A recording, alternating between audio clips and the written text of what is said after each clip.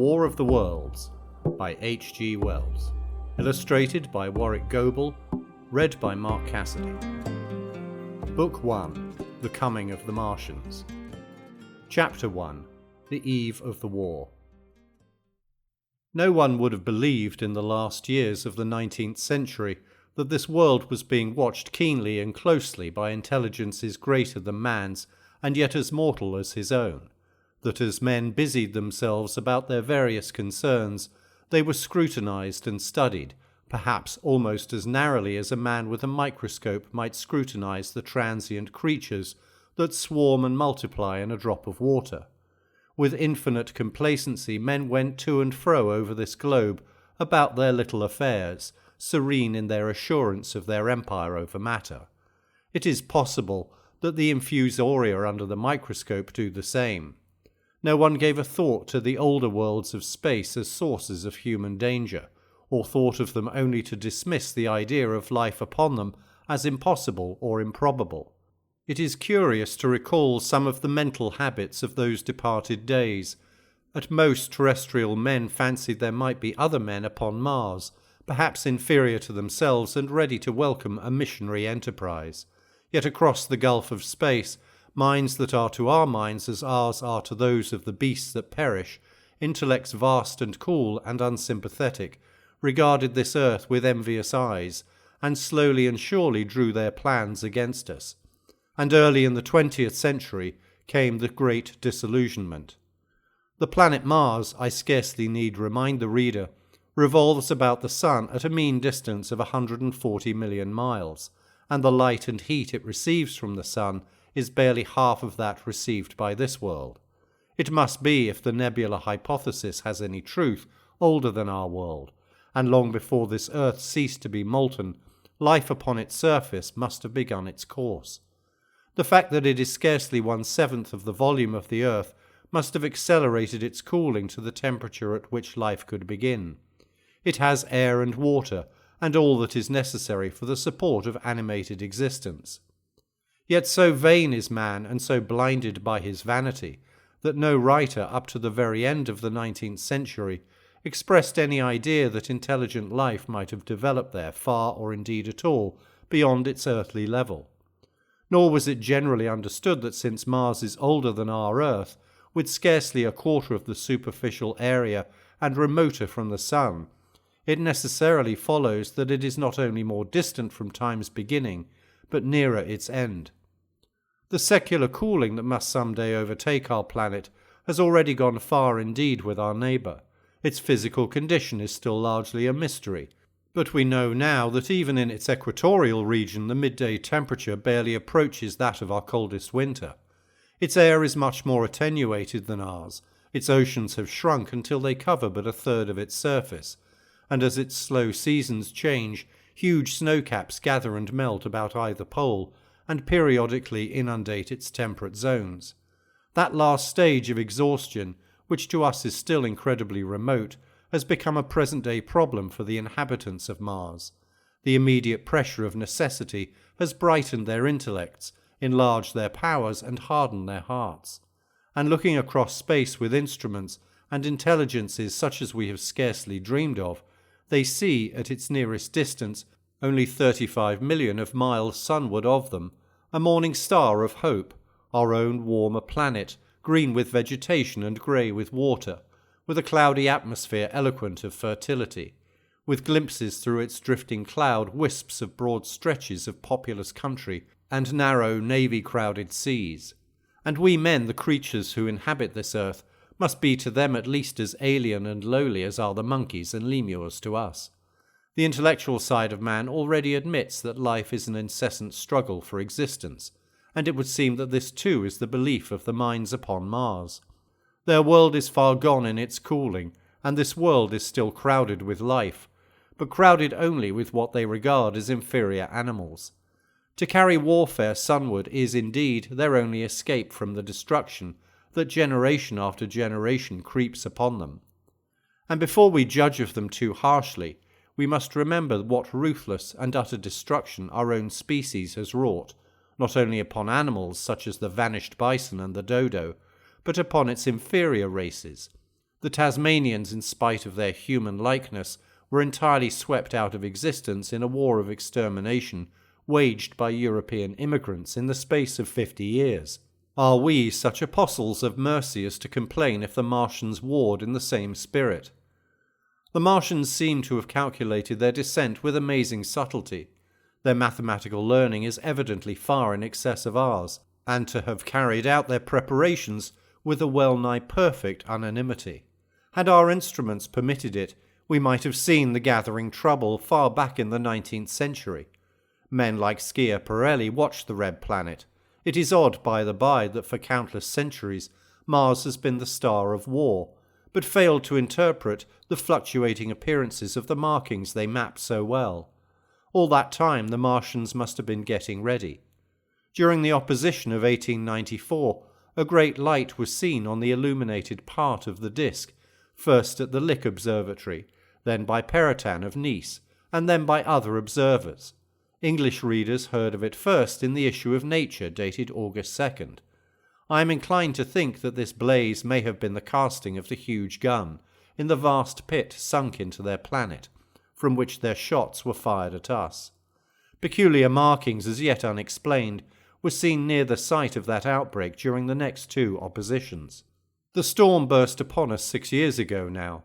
As Mars approached opposition, Lavelle of Java set the wires of the astronomical exchange palpitating with the amazing intelligence of a huge outbreak of incandescent gas upon the planet. It had occurred towards midnight of the 12th, and the spectroscope to which he had at once resorted indicated a mass of flaming gas, chiefly hydrogen, moving with an enormous velocity towards this Earth. This jet of fire had become invisible about 12:15. He compared it to a colossal puff of flame suddenly and violently squirted out of the planet, as flaming gases rushed out of a gun. A singularly appropriate phrase it proved, yet the next day there was nothing of this in the papers except a little note in the Daily Telegraph, and the world went in ignorance of one of the gravest dangers that ever threatened the human race. I might not have heard of the eruption at all had I not met Ogilvy, the well-known astronomer at Ottershaw. He was immensely excited at the news, and in the excess of his feelings invited me up to take a turn with him that night in a scrutiny of the red planet. In spite of all that has happened since, I still remember that vigil very distinctly. The black and silent observatory, the shadowed lantern throwing a feeble glow upon the floor in the corner, the steady ticking of the clockwork of the telescope, the little slit in the roof, an oblong profundity with the stardust streaked across it. Ogilvy moved about, invisible but audible. Looking through the telescope, one saw a circle of deep blue and the little round planet swimming in the field. It seemed such a little thing, so bright and small and still, faintly marked with transverse stripes and slightly flattened from the perfect round. But so little it was, so silvery warm, a pin's head of light. It was as if it quivered, but really this was the telescope vibrating with the activity of the clockwork that kept the planet in view. As I watched, the planet seemed to grow larger and smaller and to advance and recede, but that was simply that my eye was tired. 40 millions of miles it was from us, more than 40 millions of miles of void. Few people realize the immensity of vacancy in which the dust of the material universe swims. Near it in the field, I remember, were 3 faint points of light, 3 telescopic stars infinitely remote, and all around it was the unfathomable darkness of empty space. You know how that blackness looks on a frosty starlight night. In a telescope it seems far profounder, and invisible to me because it was so remote and small, flying swiftly and steadily towards me across that incredible distance. Drawing nearer every minute by so many thousands of miles came the thing they were sending us, the thing that was to bring so much struggle and calamity and death to the earth. I never dreamed of it then as I watched. No one on earth dreamed of that unerring missile. That night, too, there was another jetting out of gas from the distant planet. I saw it, a reddish flash at the edge, the slightest projection of the outline just as the chronometer struck midnight. And at that I told Ogilvy, and he took my place. The night was warm and I was thirsty, and I went stretching my legs clumsily and feeling my way in the darkness to the little table where the siphon stood, while Ogilvy exclaimed at the streamer of gas that came out towards us. That night another invisible missile started on its way to the Earth from Mars, just a second or so under 24 hours after the first one. I remember how I sat on the table there in the blackness, with patches of green and crimson swimming before my eyes. I wished I had a light to smoke by, little suspecting the meaning of the minute gleam I had seen, and all that it would presently bring me. Ogilvy watched till 1 and then gave it up, and we lit the lantern and walked over to his house. Down below in the darkness were Ottershaw and Chertsey, and all their hundreds of people sleeping in peace. He was full of speculation that night about the condition of Mars, and scoffed at the vulgar idea of its having inhabitants who were signalling us. His idea was that meteorites might be falling in a heavy shower upon the planet, or that a huge volcanic explosion was in progress.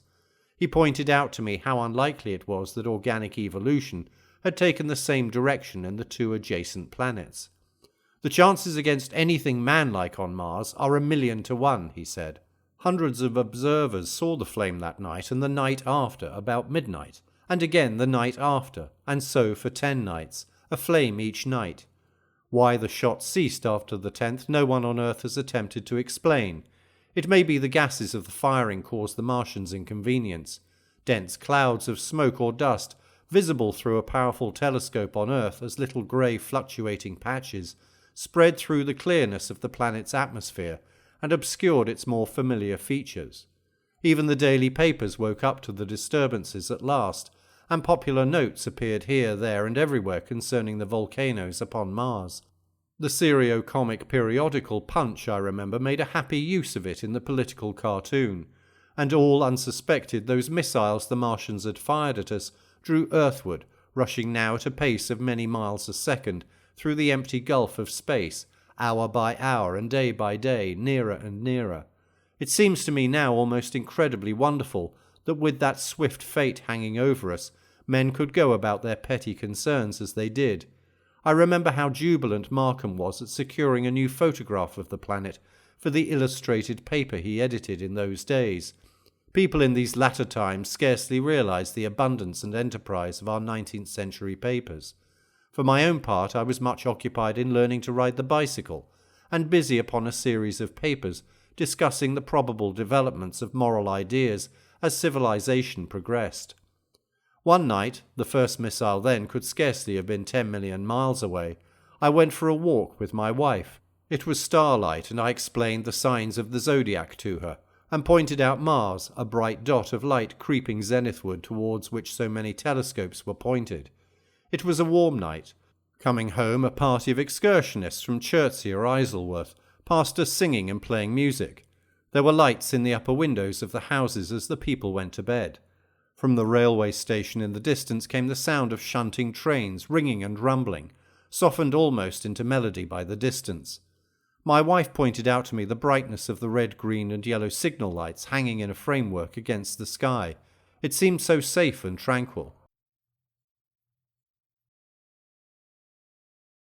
Chapter 2. The Falling Star. Then came the night of the first falling star. It was seen early in the morning, rushing over Winchester eastward, a line of flame high in the atmosphere. Hundreds must have seen it and taken it for an ordinary falling star.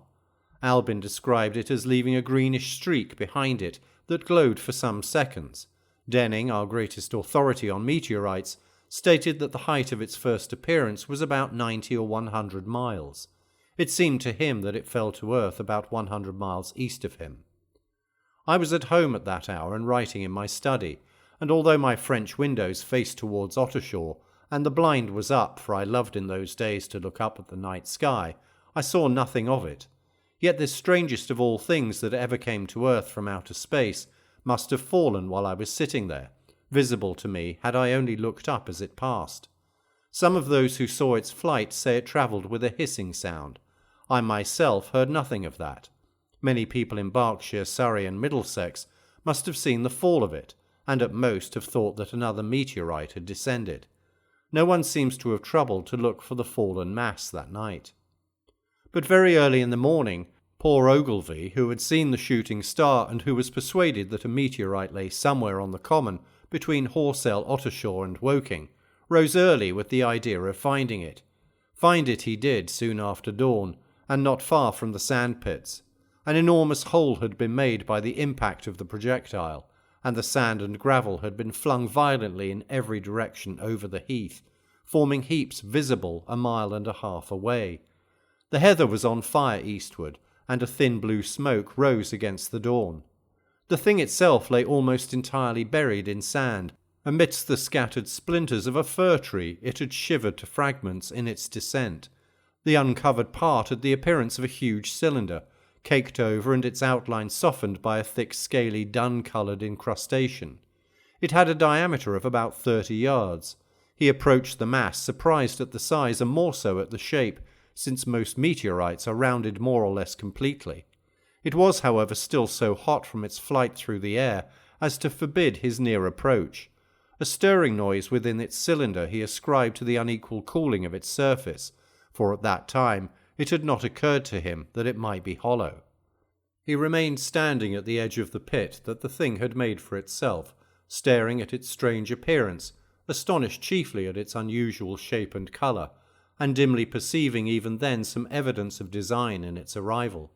The early morning was wonderfully still, and the sun, just clearing the pine trees towards Weybridge, was already warm. He did not remember hearing any birds that morning. There was certainly no breeze stirring, and the only sounds were the faint movements from within the cindery cylinder. He was all alone on the common. Then suddenly he noticed with a start that some of the grey clinker, the ashy incrustation that covered the meteorite, was falling off the circular edge of the end. It was dropping off in flakes and raining down upon the sand. A large piece suddenly came off and fell with a sharp noise that brought his heart into his mouth. For a minute he scarcely realized what this meant, and although the heat was excessive, he clambered down into the pit close to the bulk to see the thing more clearly. He fancied even then that the cooling of the body might account for this, but what disturbed that idea was the fact that the ash was falling only from the end of the cylinder.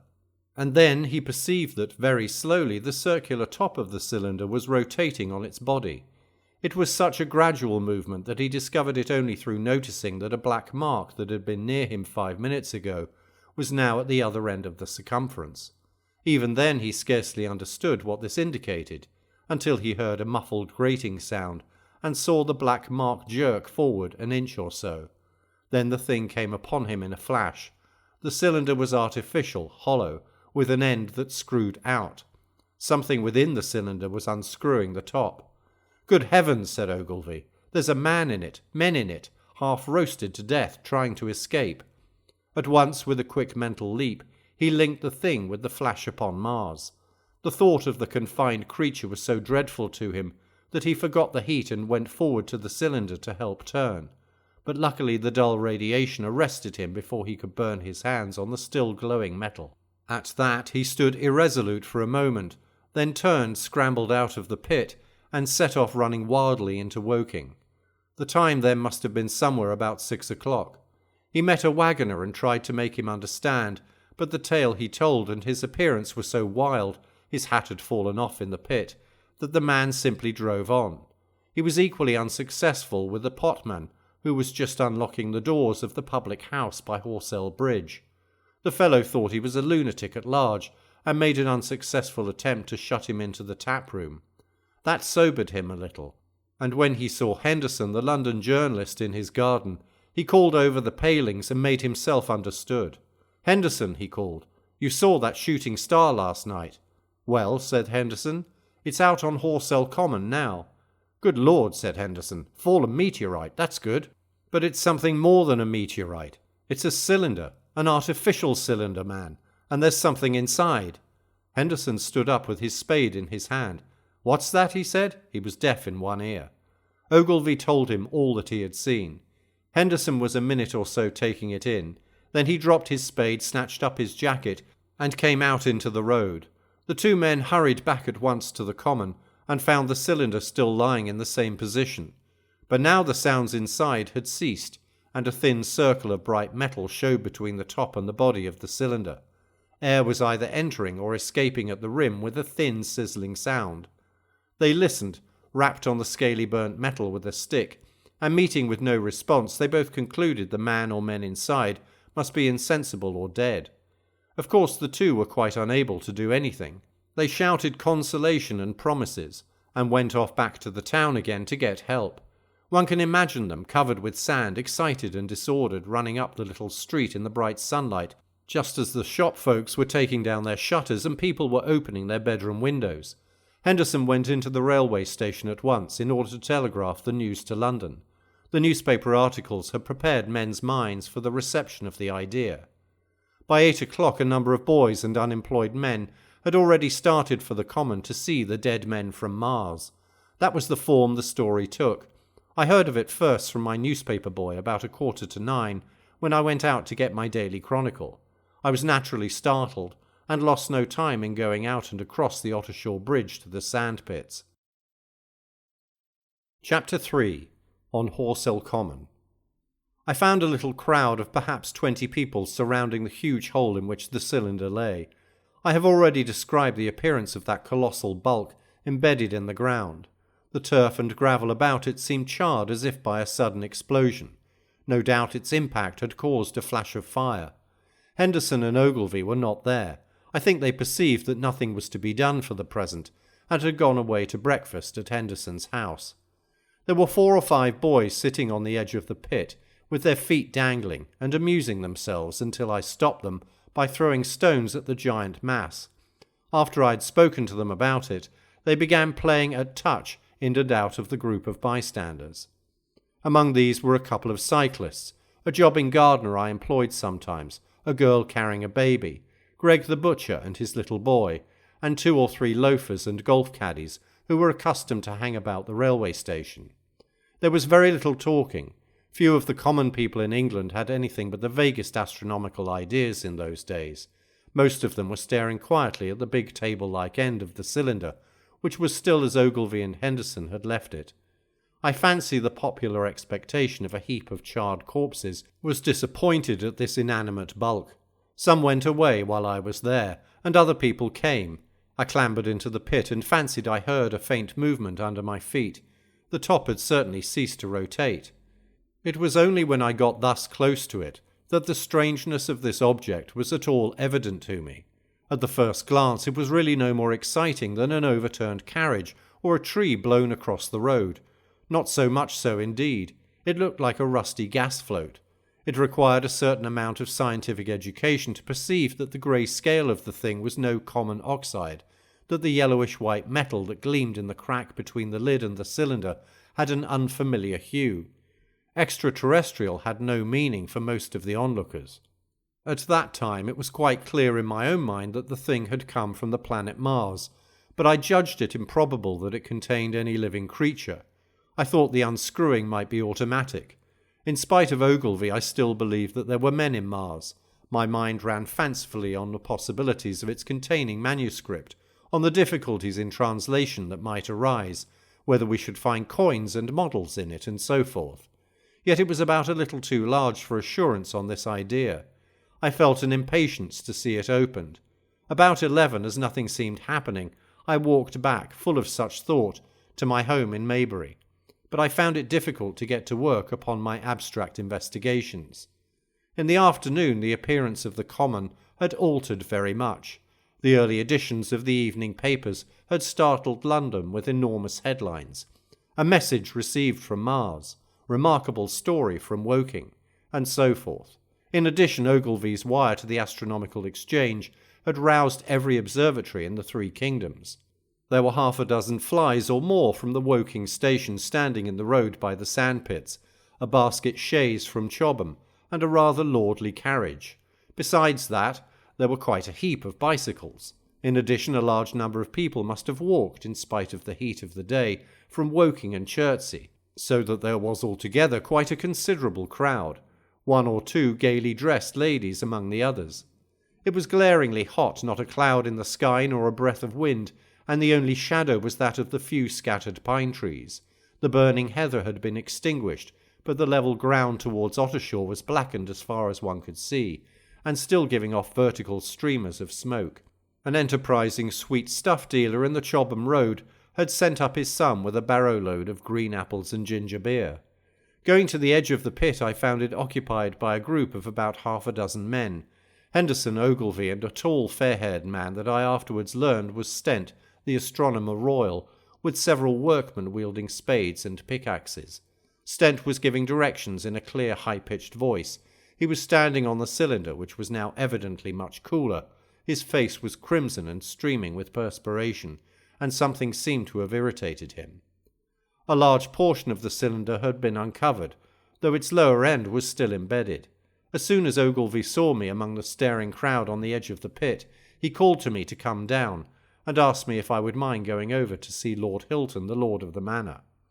The growing crowd, he said, was becoming a serious impediment to their excavations, especially the boys. They wanted a light railing put up, and help to keep the people back. He told me that a faint stirring was occasionally still audible within the case, but that the workmen had failed to unscrew the top, as it afforded no grip to them. The case appeared to be enormously thick, and it was possible that the faint sounds we heard represented a noisy tumult in the interior. I was very glad to do as he asked, and so become one of the privileged spectators within the contemplated enclosure. I failed to find Lord Hilton at his house, but I was told he was expected from London by the 6 o'clock train from Waterloo, and as it was then about 5:15, I went home, had some tea, and walked up to the station to waylay him. Chapter 4. The Cylinder Opens. When I returned to the common, the sun was setting. Scattered groups were hurrying from the direction of Woking, and 1 or 2 persons were returning. The crowd about the pit had increased, and stood out black against the lemon yellow of the sky. A couple of 100 people, perhaps. There were raised voices, and some sort of struggle appeared to be going on about the pit. Strange imaginings passed through my mind. As I drew nearer, I heard Stent's voice. "Keep back! Keep back!" A boy came running towards me. "It's a move-in," he said to me as he passed. "A screw-in and a screw-in out. I don't like it. I'm a-going home, I am." I went on to the crowd. There were really, I should think, 200 or 300 people elbowing and jostling one another, the 1 or 2 ladies there being by no means the least active. "He's fallen in the pit," cried someone. "Keep back," said several. The crowd swayed a little, and I elbowed my way through. Everyone seemed greatly excited. I heard a peculiar humming sound from the pit. "I say," said Ogilvy, "help keep these idiots back. We don't know what's in the confounded thing, you know." I saw a young man, a shop assistant in Woking, I believe he was, standing on the cylinder and trying to scramble out of the hole again. The crowd had pushed him in. The end of the cylinder was being screwed out from within. Nearly 2 feet of shining screw projected. Somebody blundered against me, and I narrowly missed being pitched onto the top of the screw. I turned, and as I did so the screw must have come out, for the lid of the cylinder fell upon the gravel with a ringing concussion. I stuck my elbow into the person behind me and turned my head towards the thing again. For a moment that circular cavity seemed perfectly black. I had the sunset in my eyes. I think everyone expected to see a man emerge, possibly something a little unlike us terrestrial men, but in all essentials a man. I know I did. But looking, I presently saw something stirring within the shadow, greyish billowy movements one above another, and then 2 luminous discs like eyes. Then something resembling a little grey snake, about the thickness of a walking stick, coiled up out of the writhing middle, and wriggled in the air towards me, and then another. A sudden chill came over me. There was a loud shriek from a woman behind. I half turned, keeping my eyes fixed upon the cylinder still, from which other tentacles were now projecting, and began pushing my way back from the edge of the pit. I saw astonishment giving place to horror on the faces of the people about me. I heard inarticulate exclamations on all sides. There was a general movement backwards. I saw the shopman struggling still on the edge of the pit. I found myself alone, and saw the people on the other side of the pit running off, Stent among them. I looked again at the cylinder, and ungovernable terror gripped me. I stood petrified and staring. A big greyish rounded bulk, the size perhaps of a bear, was rising slowly and painfully out of the cylinder. As it bulged up and caught the light, it glistened like wet leather. 2 large dark-coloured eyes were regarding me steadfastly. The mass that framed them, the head of the thing, was rounded, and had, one might say, a face. There was a mouth under the eyes, the lipless brim of which quivered and panted and dropped saliva. The whole creature heaved and pulsated convulsively. A lank tentacular appendage gripped the edge of the cylinder. another swayed in the air. Those who have never seen a living Martian can scarcely imagine the strange horror of its appearance. The peculiar V-shaped mouth with its pointed upper lip, the absence of brow ridges, the absence of a chin beneath the wedge-like lower lip, the incessant quivering of this mouth, the Gorgon group of tentacles, the tumultuous breathing of the lungs in a strange atmosphere, the evident heaviness and painfulness of movement due to the greater gravitational energy of the earth, above all the extraordinary intensity of the immense eyes, were at once vital, intense, inhuman, crippled and monstrous. There was something fungoid in the oily brown skin, something in the clumsy deliberation of the tedious movements unspeakably nasty. Even at this first encounter, this first glimpse, I was overcome with disgust and dread. Suddenly the monster vanished. It had toppled over the brim of the cylinder and fallen into the pit, with a thud like the fall of a great mass of leather. I heard it give a peculiar thick cry, and forthwith another of these creatures appeared darkly in the deep shadow of the aperture. I turned and, running madly, made for the first group of trees, perhaps 100 yards away, but I ran slantingly and stumbling, for I could not avert my face from these things. There, among young pine trees and furze bushes, I stopped, panting, and waited further developments. The common round the sandpits was dotted with people, standing like myself in a half-fascinated terror, staring at these creatures, or rather at the heaped gravel at the edge of the pit in which they lay. And then, with a renewed horror, I saw a round black object bobbing up and down on the edge of the pit. It was the head of the shopman who had fallen in, but showing as a little black object against the hot western sun. Now he got his shoulder and knee up, and again he seemed to slip back until only his head was visible. Suddenly he vanished, and I could have fancied a faint shriek had reached me. I had a momentary impulse to go back and help him that my fears overruled. Everything was then quite invisible, hidden by the deep pit and the heap of sand that the fall of the cylinder had made. Anyone coming along the road from Chobham or Woking would have been amazed at the sight, a dwindling multitude of perhaps 100 people or more, standing in a great irregular circle in ditches, behind bushes, behind gates and hedges, saying little to one another, and that in short excited shouts, and staring hard at a few heaps of sand. The barrow of Gingerbeer stood, a queer derelict black against the burning sky, and in the sandpits was a row of deserted vehicles, with their horses feeding out of nosebags or pawing the ground. Chapter 5. The Heat Ray.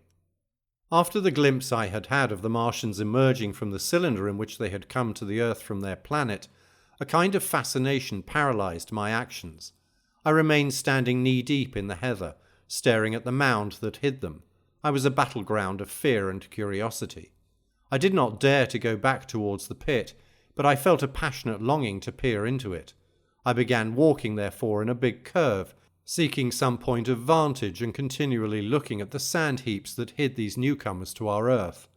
Once a leash of thin black whips, like the arms of an octopus, flashed across the sunset and was immediately withdrawn, and afterwards a thin rod rose up, joint by joint, bearing at its apex a circular disc that spun with a wobbling motion. What could be going on there? Most of the spectators had gathered in one or two groups, one a little crowd towards Woking, the other a knot of people in the direction of Chobham.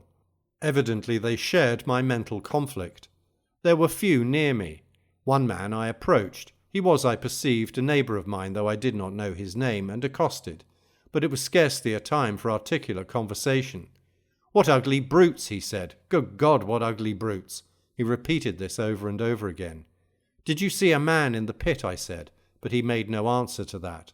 We became silent and stood watching for a time side by side, deriving, I fancy, a certain comfort in one another's company. Then I shifted my position to a little knoll that gave me the advantage of a yard or more of elevation, and when I looked for him presently, he was walking towards Woking. The sunset faded to twilight before anything further happened. The crowd far away on the left towards Woking seemed to grow, and I heard now a faint murmur from it. The little knot of people towards Chobham dispersed. There was scarcely an intimation of movement from the pit. It was this as much as anything that gave people courage, and I suppose the new arrivals from Woking also helped to restore confidence. At any rate, as the dusk came on, a slow intermittent movement upon the sandpits began, a movement that seemed to gather force as the stillness of the evening about the cylinder remained unbroken. Vertical black figures in 2s and 3s would advance, stop, watch, and advance again, spreading out as they did so in a thin, irregular crescent that promised to enclose the pit in its attenuated horns. I too, on my side, began to move towards the pit. Then I saw some cabmen and others had walked boldly into the sandpits, and heard the clatter of hoofs and the gride of wheels.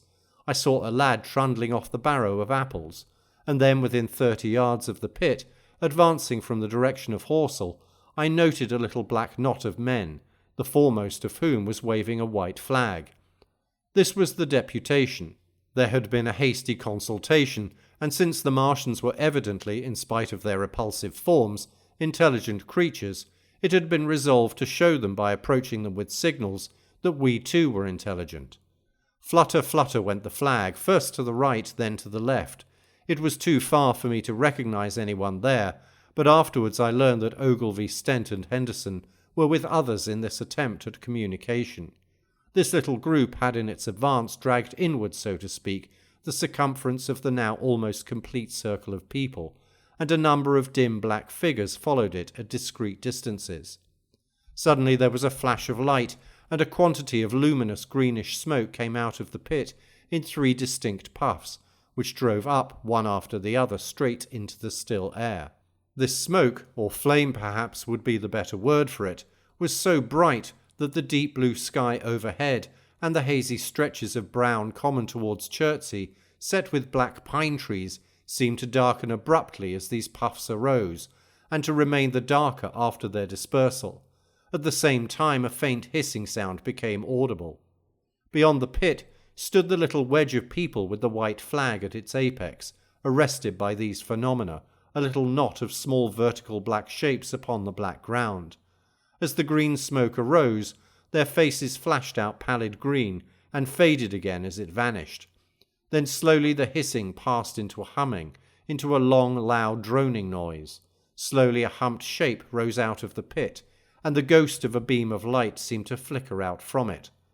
Forthwith flashes of actual flame, a bright glare leaping from one to another, sprang from the scattered group of men. It was as if some invisible jet impinged upon them, and flashed into white flame. It was as if each man was suddenly and momentarily turned to fire. Then, by the light of their own destruction, I saw them staggering and falling, and their supporters turning to run. I stood staring, not as yet realizing that this was death leaping from man to man in that little distant crowd. All I felt was that it was something very strange, an almost noiseless and blinding flash of light, and a man fell headlong and lay still. And as the unseen shaft of heat passed over them, pine trees burst into fire, and every dry furze bush became with one dull thud a mass of flames. And far away towards Knaphill I saw the flashes of trees and hedges and wooden buildings suddenly set alight. It was sweeping round swiftly and steadily, this flaming death, this invisible, inevitable sword of heat. I perceived it coming towards me by the flashing bushes it touched, and was too astounded and stupefied to stir. I heard the crackle of fire in the sandpits and the sudden squeal of a horse that was as suddenly stilled. Then it was as if an invisible yet intensely heated finger were drawn through the heather between me and the Martians, and all along a curving line beyond the sandpits the dark ground smoked and crackled. Something fell with a crash far away to the left, where the road from Woking station opens out on the common. Forthwith the hissing and humming ceased, and the black dome-like object sank slowly out of sight into the pit. All this had happened with such swiftness that I had stood motionless, dumbfounded and dazzled by the flashes of light. Had that death swept through a full circle, it must inevitably have slain me in my surprise. But it passed and spared me, and left the night about me suddenly dark and unfamiliar. The undulating common seemed now dark almost to blackness, except where its roadways lay grey and pale under the deep blue sky of the early night. It was dark and suddenly void of men. Overhead the stars were mustering, and in the west the sky was still a pale, bright, almost greenish blue. The tops of the pine trees and the roofs of Horsell came out sharp and black against the western afterglow. The Martians and their appliances were altogether invisible, save for that thin mast upon which their restless mirror wobbled. Patches of bush and isolated trees here and there smoked and glowed still, and the houses towards Woking Station were sending up spires of flame into the stillness of the evening air. Nothing was changed, save for that and a terrible astonishment.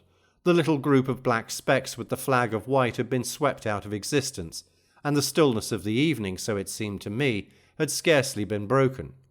It came to me that I was upon this dark common, helpless, unprotected, and alone. Suddenly, like a thing falling upon me from without, came fear. With an effort I turned and began a stumbling run through the heather. The fear I felt was no rational fear, but a panic terror, not only of the Martians, but of the dusk and stillness all about me. Such an extraordinary effect in unmanning me it had, that I ran weeping silently as a child might do. Once I had turned, I did not dare look back. I remember I felt an extraordinary persuasion that I was being played with, that presently, when I was upon the very verge of safety, this mysterious death, as swift as the passage of light, would leap after me from the pit about the cylinder and strike me down. Chapter 6. The Heat Ray in the Chobham Road. It is still a matter of wonder how the Martians are able to slay men so swiftly and so silently. Many think that in some way they are able to generate an intense heat in a chamber of practically absolute non-conductivity. This intense heat they project in a parallel beam against any object they choose by means of a polished parabolic mirror of unknown composition, much as the parabolic mirror of a lighthouse projects a beam of light. But no one has absolutely proved these details. However it is done, it is certain that a beam of heat is the essence of the matter. Heat and invisible instead of visible light. Whatever is combustible flashes into flame at its touch. Lead runs like water. It softens iron, cracks and melts glass, and when it falls upon water, incontinently that explodes into steam. That night nearly 40 people lay under the starlight about the pit, charred and distorted beyond recognition, and all night long the common from Horsell to Weybridge was deserted and brightly ablaze. The news of the massacre probably reached Chobham, Woking and Ottershaw about the same time. In Woking the shops had closed when the tragedy happened, and a number of people, shop people and so forth, attracted by the stories they had heard, were walking over the Horsell Bridge and along the road between the hedges that runs out at last upon the common.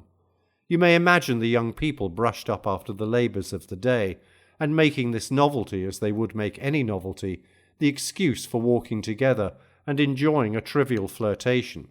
You may figure to yourself the hum of voices along the road in the gloaming.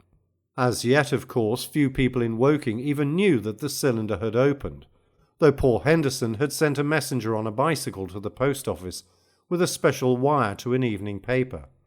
As these folks came out by twos and threes upon the open, they found little knots of people talking excitedly and peering at the spinning mirror over the sandpits, and the newcomers were, no doubt, soon infected by the excitement of the occasion. By 8:30, when the deputation was destroyed, there may have been a crowd of 300 people or more at this place, besides those who had left the road to approach the Martians nearer. There were 3 policemen too, one of whom was mounted, doing their best under instructions from Stent to keep the people back and deter them from approaching the cylinder. There was some booing from those more thoughtless and excitable souls to whom a crowd is always an occasion for noise and horseplay. Stent and Ogilvy, anticipating some possibilities of a collision, had telegraphed from Horsell to the barracks as soon as the Martians emerged, for the help of a company of soldiers to protect these strange creatures from violence. After that they returned to lead that ill-fated advance. The description of their death as it was seen by the crowd tallies very closely with my own impressions: the 3 puffs of green smoke, the deep humming note, and the flashes of flame. But that crowd of people had a far narrower escape than mine. Only the fact that a hummock of heathery sand intercepted the lower part of the heat ray saved them. Had the elevation of the parabolic mirror been a few yards higher, none could have lived to tell the tale.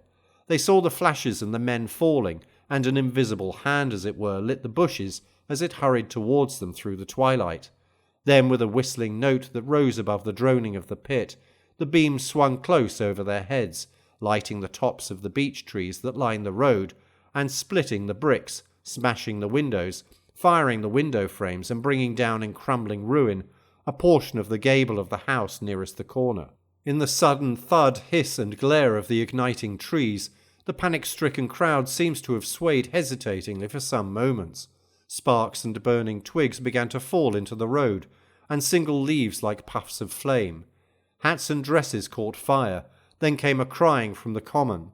There were shrieks and shouts, and suddenly a mounted policeman came galloping through the confusion, with his hands clasped over his head, screaming. "They're coming!" a woman shrieked, and incontinently everyone was turning and pushing at those behind in order to clear their way to Woking again. They must have bolted as blindly as a flock of sheep. Where the road grows narrow and black between the high banks, the crowd jammed, and a desperate struggle occurred. All that crowd did not escape. 3 persons at least, 2 women and a little boy, were crushed and trampled there, and left to die amid the terror and the darkness. Chapter 7. How I reached home. For my own part, I remember nothing of my flight except the stress of blundering against trees and stumbling through the heather. All about me gathered the invisible terrors of the Martians. That pitiless sword of heat seemed whirling to and fro, flourishing overhead before it descended and smote me out of life. I came into the road between the crossroads and Horsell, and ran along this to the crossroads. At last I could go no further. I was exhausted with the violence of my emotion and of my flight, and I staggered and fell by the wayside. That was near the bridge that crosses the canal by the gasworks. I fell and lay still. I must have remained there some time. I sat up, strangely perplexed. For a moment, perhaps, I could not clearly understand how I came there. My terror had fallen from me like a garment. My hat had gone, and my collar had burst away from its fastener. A few minutes before, there had only been 3 real things before me: the immensity of the night and space and nature, my own feebleness and anguish, and the near approach of death. Now it was as if something turned over, and the point of view altered abruptly. There was no sensible transition from one state of mind to the other. I was immediately the self of every day again, a decent, ordinary citizen. The silent common, the impulse of my flight, the starting flames, were as if they had been in a dream. I asked myself, had these latter things indeed happened? I could not credit it. I rose and walked unsteadily up the steep incline of the bridge. My mind was blank wonder. My muscles and nerves seemed drained of their strength. I dare say I staggered drunkenly. A head rose over the arch, and the figure of a workman carrying a basket appeared. Beside him ran a little boy. He passed me, wishing me good night. I was minded to speak to him, but did not.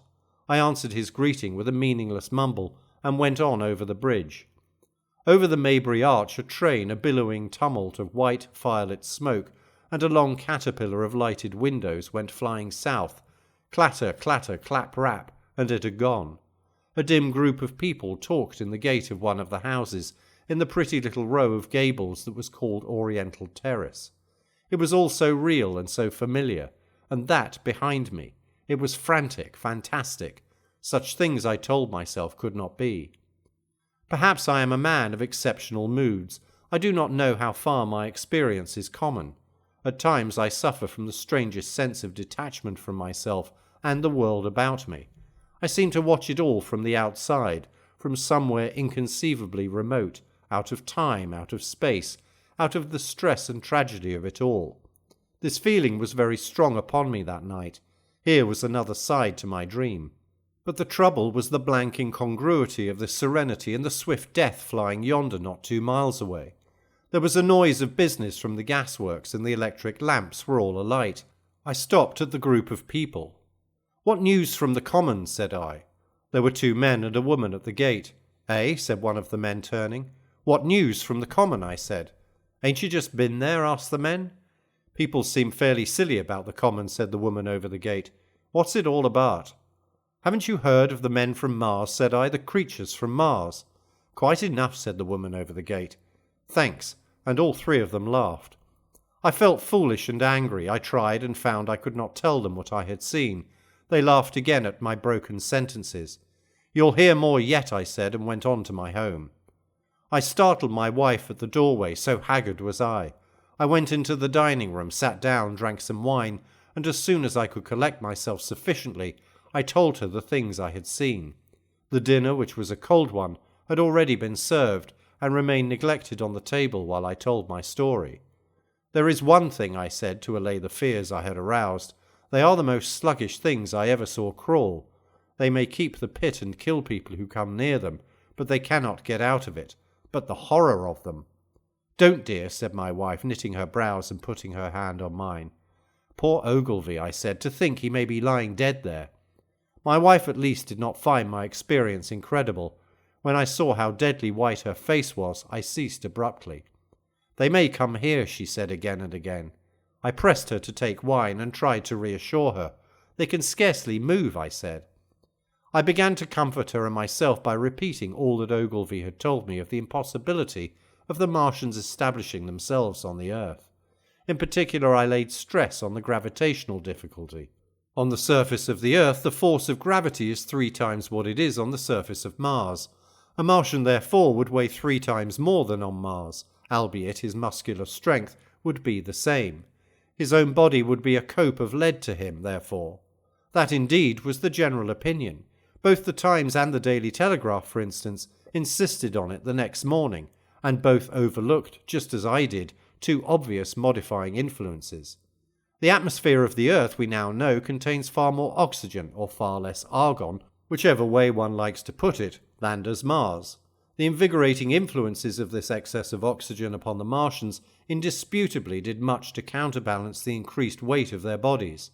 And, in the second place, we all overlooked the fact that such mechanical intelligence as the Martian possessed was quite able to dispense with muscular exertion at a pinch. But I did not consider these points at the time, and so my reasoning was dead against the chances of the invaders. With wine and food, the confidence of my own table, and the necessity of reassuring my wife, I grew by insensible degrees courageous and secure. "They have done a foolish thing," said I, fingering my wine-glass. "They are dangerous because no doubt they are mad with terror. Perhaps they expected to find no living things, certainly no intelligent living things." "A shell in the pit," said I, "if the worst comes to the worst, will kill them all." The intense excitement of the events had no doubt left my perceptive powers in a state of erethism. I remember that dinner table with extraordinary vividness even now. My dear wife's sweet, anxious face peering at me from under the pink lampshade, the white cloth with its silver and glass table furniture, for in those days even philosophical writers had many little luxuries. The crimson-purple wine in my glass are photographically distinct. At the end of it, I sat, tempering nuts with a cigarette, regretting Ogilvy's rashness and denouncing the short-sighted timidity of the Martians. So some respectable dodo in the Mauritius might have lauded it in his nest, and discussed the arrival of that shipful of pitiless sailors in want of animal food. "We will peck them to death tomorrow, my dear." I did not know it, but that was the last civilized dinner I was to eat for very many strange and terrible days. Chapter 8. Friday Night. The most extraordinary thing to my mind of all the strange and wonderful things that happened upon that Friday was the dovetailing of the commonplace habits of our social order with the first beginnings of the series of events that was to topple that social order headlong. If on Friday night you had taken a pair of compasses and drawn a circle with a radius of 5 miles round the Woking sandpits, I doubt if you would have had one human being outside it, unless it were some relation of Stent, or of the 3 or 4 cyclists or London people lying dead on the common, whose emotions or habits were at all affected by the newcomers. Many people had heard of the cylinder, of course, and talked about it in their leisure, but it certainly did not make the sensation that an ultimatum to Germany would have done. In London that night, poor Henderson's telegram, describing the gradual unscrewing of the shot, was judged to be a canard, and his evening paper, after wiring for authentication from him and receiving no reply, "The man was killed," decided not to print a special edition. Even within the 5-mile circle, the great majority of people were inert. I have already described the behaviour of the men and women to whom I spoke. All over the district people were dining and supping. Working men were gardening after the labours of the day. Children were being put to bed. Young people were wandering through the lanes, love-making. Students sat over their books. Maybe there was a murmur in the village streets, a novel and dominant topic in the public houses, and here and there a messenger, or even an eyewitness of the later occurrences, caused a whirl of excitement, a shouting, and a running to and fro. But for the most part the daily routine of working, eating, drinking, sleeping went on as it had done for countless years, as though no planet Mars existed in the sky. Even at Woking Station and Horsell and Chobham that was the case. In Woking Junction until a late hour, trains were stopping and going on, others were shunting on the sidings, passengers were alighting and waiting, and everything was proceeding in the most ordinary way. A boy from the town, trenching on Smith's Monopoly, was selling papers with the afternoon's news. The ringing impact of trucks, the sharp whistle of the engines from the junction, mingled with their shouts of men from Mars. Excited men came into the station about 9 o'clock with incredible tidings, and caused no more disturbance than drunkards might have done. People rattling Londonwards peered into the darkness outside the carriage windows, and saw only a rare flickering, vanishing spark dance up from the direction of Horsell, a red glow and a thin veil of smoke driving across the stars, and thought that nothing more serious than a heath fire was happening. It was only round the edge of the common that any disturbance was perceptible. There were 6 villas burning on the Woking border. There were lights in all the houses on the common side of the 3 villages, and the people there kept awake till dawn. A curious crowd lingered restlessly, people coming and going, but the crowd remaining, both on the Chobham and Horsell bridges. 1 or 2 adventurous souls, it was afterwards found, went into the darkness and crawled quite near the Martians, but they never returned, for now and again a light ray like the beam of a warship's searchlight swept the common, and the heat ray was ready to follow. Save for such, that big area of common was silent and desolate, and the charred bodies lay about on it all night under the stars, and all the next day. A noise of hammering from the pit was heard by many people. So you have the state of things on Friday night. In the centre, sticking into the skin of our old planet Earth like a poisoned dart, was this cylinder, but the poison was scarcely working yet. Around it was a patch of silent common, smouldering in places and with a few dark, dimly seen objects lying in contorted attitudes here and there. Here and there was a burning bush or tree, beyond was a fringe of excitement, and farther than that fringe the inflammation had not crept as yet. In the rest of the world the stream of life still flowed as it had flowed for immemorial years. The fever of war that would presently clog vein and artery, deaden nerve and destroy brain, had still to develop. All night long the Martians were hammering and stirring, sleepless, indefatigable, at work upon the machines they were making ready, and ever and again a puff of greenish-white smoke whirled up to the starlit sky. About 11 a company of soldiers came through Horsell, and deployed along the edge of the common to form a cordon. Later a second company marched through Chobham to deploy on the north side of the common. Several officers from the Inkerman barracks had been on the common earlier in the day, and one, Major Eden, was reported to be missing. The colonel of the regiment came to the Chobham bridge and was busy questioning the crowd at midnight. The military authorities were certainly alive to the seriousness of the business. About 11, the next morning's papers were able to say a squadron of hussars, 2 Maxims, and about 400 men of the Cardigan regiment started from Aldershot. A few seconds after midnight, the crowd in the Chertsey Road, Woking, saw a star fall from heaven into the pine woods to the northwest. It had a greenish colour and caused a silent brightness like summer lightning. This was the second cylinder. Chapter 9. The Fighting Begins. Saturday lives in my memory as a day of suspense. It was a day of lassitude too, hot and close, with, I am told, a rapidly fluctuating barometer. I had slept but little, though my wife had succeeded in sleeping, and I rose early. I went into my garden before breakfast and stood listening, but towards the common there was nothing stirring but a lark. The milkman came as usual. I heard the rattle of his chariot, and I went round to the side gate to ask the latest news. He told me that during the night the Martians had been surrounded by troops, and that guns were expected. Then, a familiar reassuring note, I heard a train running towards Woking. "They aren't to be killed," said the milkman, "if that can possibly be avoided."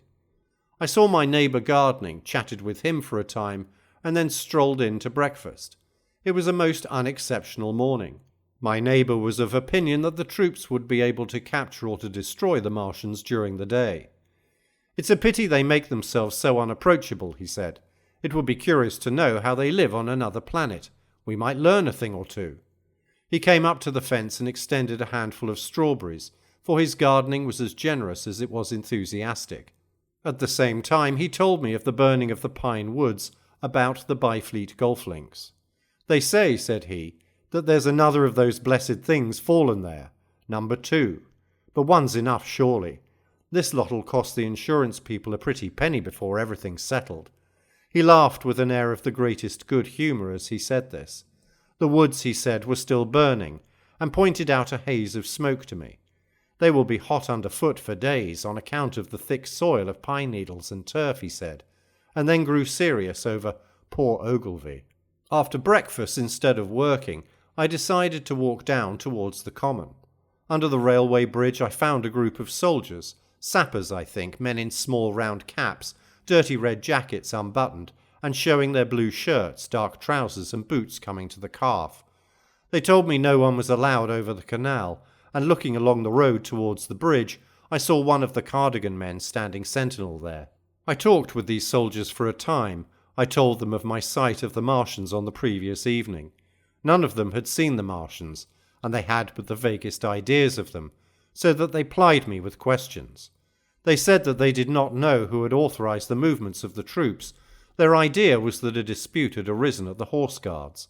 The ordinary sapper is a great deal better educated than the common soldier, and they discussed the peculiar conditions of the possible fight with some acuteness. I described the heat ray to them, and they began to argue among themselves. "Crawl up under cover and rush 'em, say I," said one. "Get out," said another. "What's cover against this here heat? Sticks to cook you. What we got to do is to go as near as the ground'll let us, and then drive a trench."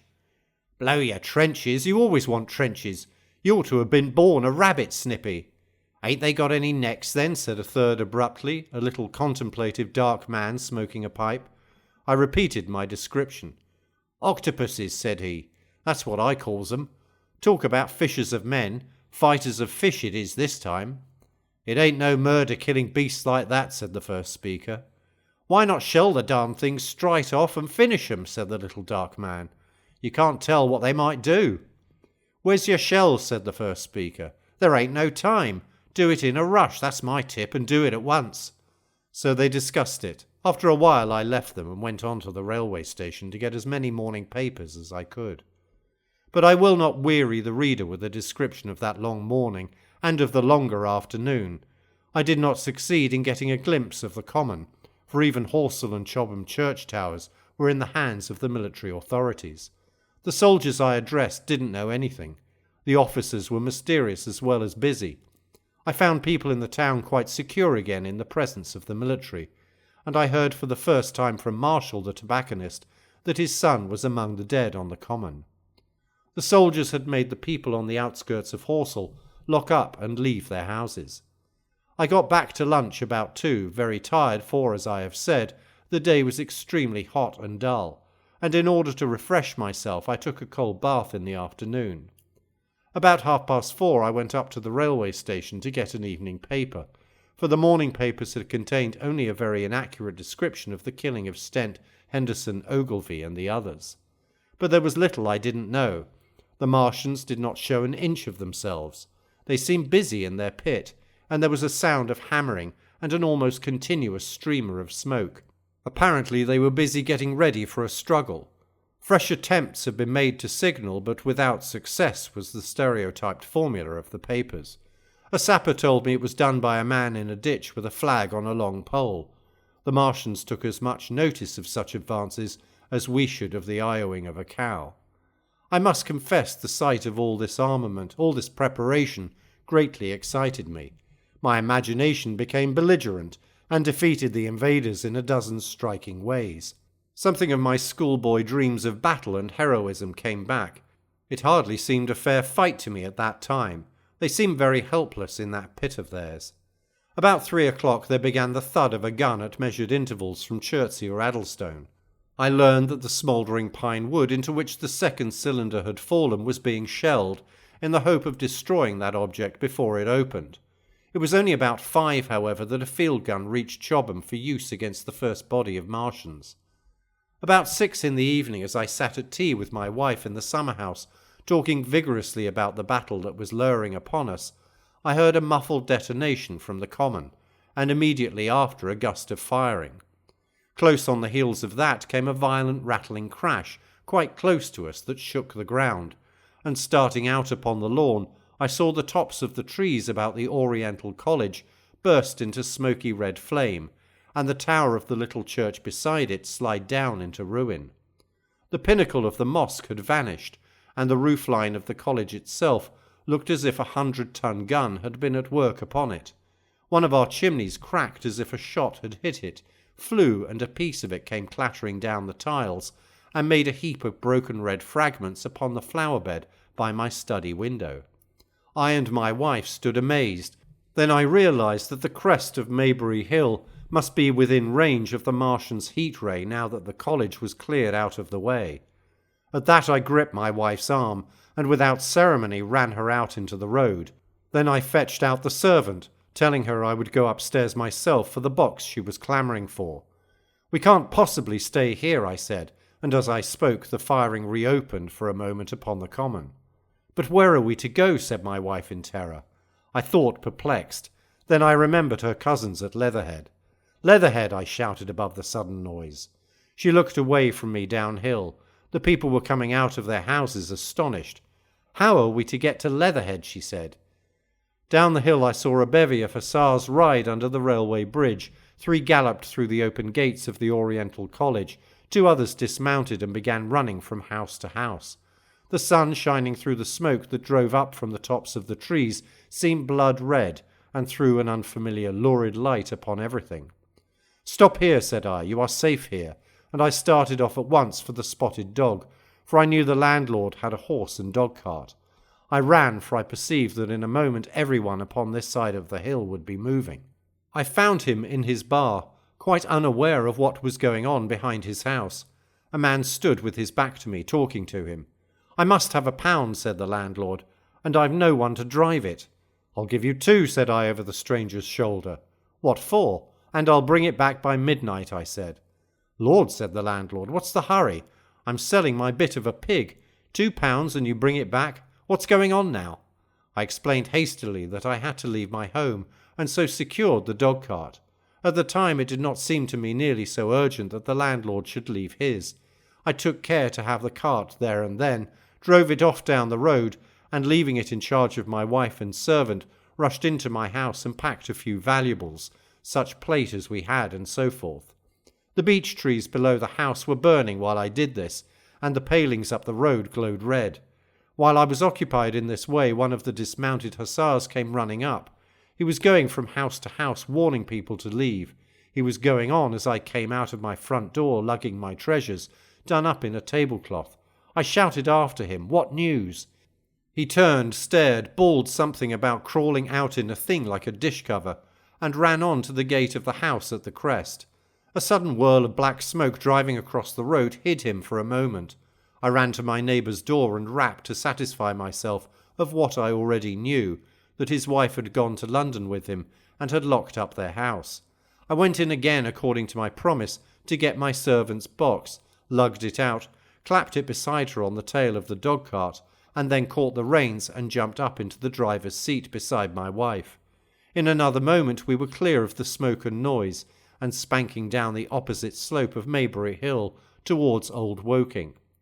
In front was a quiet sunny landscape, a wheat field ahead on either side of the road, and the Maybury Inn with its swinging sign. I saw the doctor's cart ahead of me. At the bottom of the hill I turned my head to look at the hillside I was leaving. Thick streamers of black smoke, shot with the threads of red fire, were driving up into the still air, and throwing dark shadows upon the green treetops eastward. The smoke already extended far away to the east and west, to the Byfleet pine woods eastward, and to Woking on the west. The road was dotted with people running towards us, and very faint now, but very distinct through the hot, quiet air. One heard the whir of a machine gun that was presently stilled, and an intermittent cracking of rifles. Apparently the Martians were setting fire to everything within range of their heat ray. I am not an expert driver, and I had immediately to turn my attention to the horse. When I looked back again, the second hill had hidden the black smoke. I slashed the horse with the whip, and gave him a loose rein until Woking and Send lay between us in that quivering tumult. I overtook and passed the doctor between Woking and Send. Chapter 10. In the Storm. Leatherhead is about 12 miles from Maybury Hill. The scent of hay was in the air through the lush meadows beyond Pireford, and the hedges on either side were sweet and gay with multitudes of dog roses. The heavy firing that had broken out while we were driving down Maybury Hill ceased as abruptly as it began, leaving the evening very peaceful and still. We got to Leatherhead without misadventure about 9 o'clock, and the horse had an hour's rest while I took supper with my cousins and commended my wife to their care. My wife was curiously silent throughout the drive and seemed oppressed with forebodings of evil.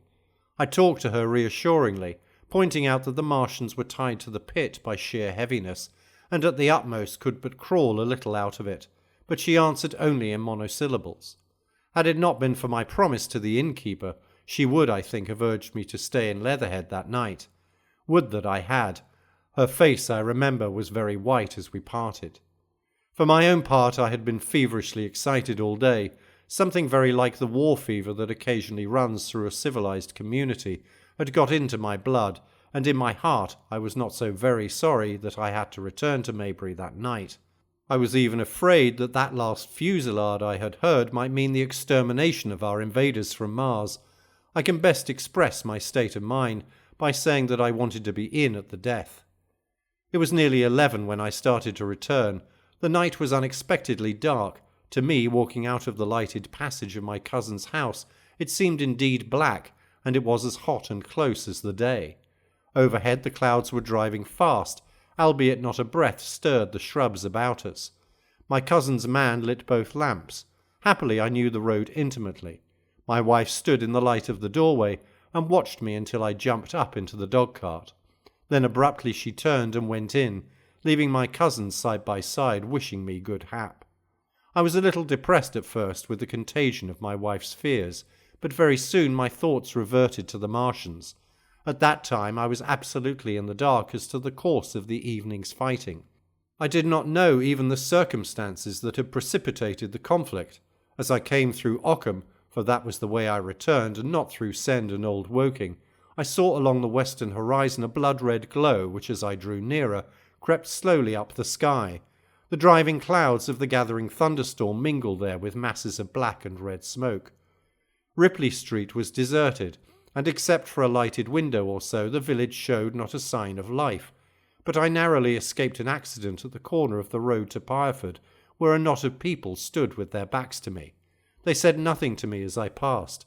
I do not know what they knew of the things happening beyond the hill, nor do I know if the silent houses I passed on my way were sleeping securely, or deserted and empty, or harassed and watching against the terror of the night. From Ripley until I came through Pireford I was in the valley of the Wey, and the red glare was hidden from me. As I ascended the little hill beyond Pireford Church, the glare came into view again, and the trees about me shivered with the first intimation of the storm that was upon me. Then I heard midnight pealing out from Pireford Church behind me, and then came the silhouette of Maybury Hill, with its treetops and roofs black and sharp against the red. Even as I beheld this, a lurid green glare lit the road about me and showed the distant woods towards Addlestone. I felt a tug at the reins. I saw that the driving clouds had been pierced as it were by a thread of green fire, suddenly lighting their confusion, and falling into the field to my left. It was the third falling star. Close on its apparition, and blindingly violet by contrast, danced out the first lightning of the gathering storm, and the thunder burst like a rocket overhead. The horse took the bit between his teeth and bolted. A moderate incline runs towards the foot of Maybury Hill, and down this we clattered. Once the lightning had begun, it went on in as rapid a succession of flashes as I have ever seen, the thunderclaps treading one on the heels of another, and with a strange crackling accompaniment, sounded more like the working of a gigantic electric machine than the usual detonating reverberations. The flickering light was blinding and confusing, and a thin hail smote gustily at my face as I drove down the slope. At first I regarded little but the road before me, and then abruptly my attention was arrested by something that was moving rapidly down the opposite slope of Maybury Hill. At first I took it for the wet roof of a house, but one flash following another showed it to be in swift rolling movement. It was an elusive vision, a moment of bewildering darkness, and then, in a flash-like daylight, the red masses of the orphanage near the crest of the hill, the green tops of the pine trees, and this problematical object came out clear and sharp and bright. And this thing I saw, how can I describe it? A monstrous tripod higher than many houses, striding over the young pine trees and smashing them aside in its career. A walking engine of glittering metal, striding now across the heather, articulate ropes of steel dangling from it, and the clattering tumult of its passage mingling with the riot of the thunder. A flash, and it came out vividly, heeling over one way with 2 feet in the air, to vanish and reappear almost instantly as it seemed with the next flash 100 yards nearer. Can you imagine a milking stool tilted and bowled violently along the ground? That was the impression those instant flashes gave, but instead of a milking stool, imagine it a great body of machinery on a tripod stand. Then suddenly the trees in the pine wood ahead of me were parted, as brittle reeds are parted by a man thrusting through them. They were snapped off and driven headlong, and a second huge tripod appeared, rushing as it seemed headlong towards me. And I was galloping hard to meet it. At the sight of the second monster my nerve went altogether. Not stopping to look again, I wrenched the horse's head hard round to the right, and in another moment the dog-cart had heeled over upon the horse. The shaft smashed noisily, and I was flung sideways and fell heavily into a shallow pool of water. I crawled out almost immediately and crouched, my feet still in the water, under a clump of firs.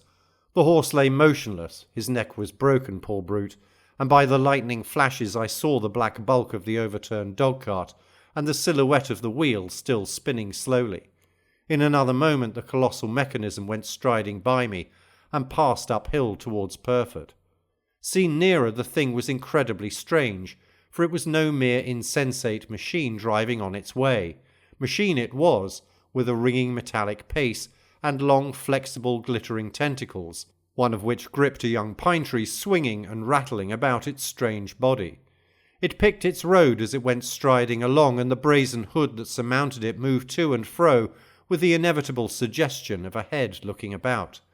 Behind the main body was a huge mass of white metal, like a gigantic fisherman's basket, and puffs of green smoke squirted out from the joints of the limbs as the monster swept by me, and in an instant it was gone.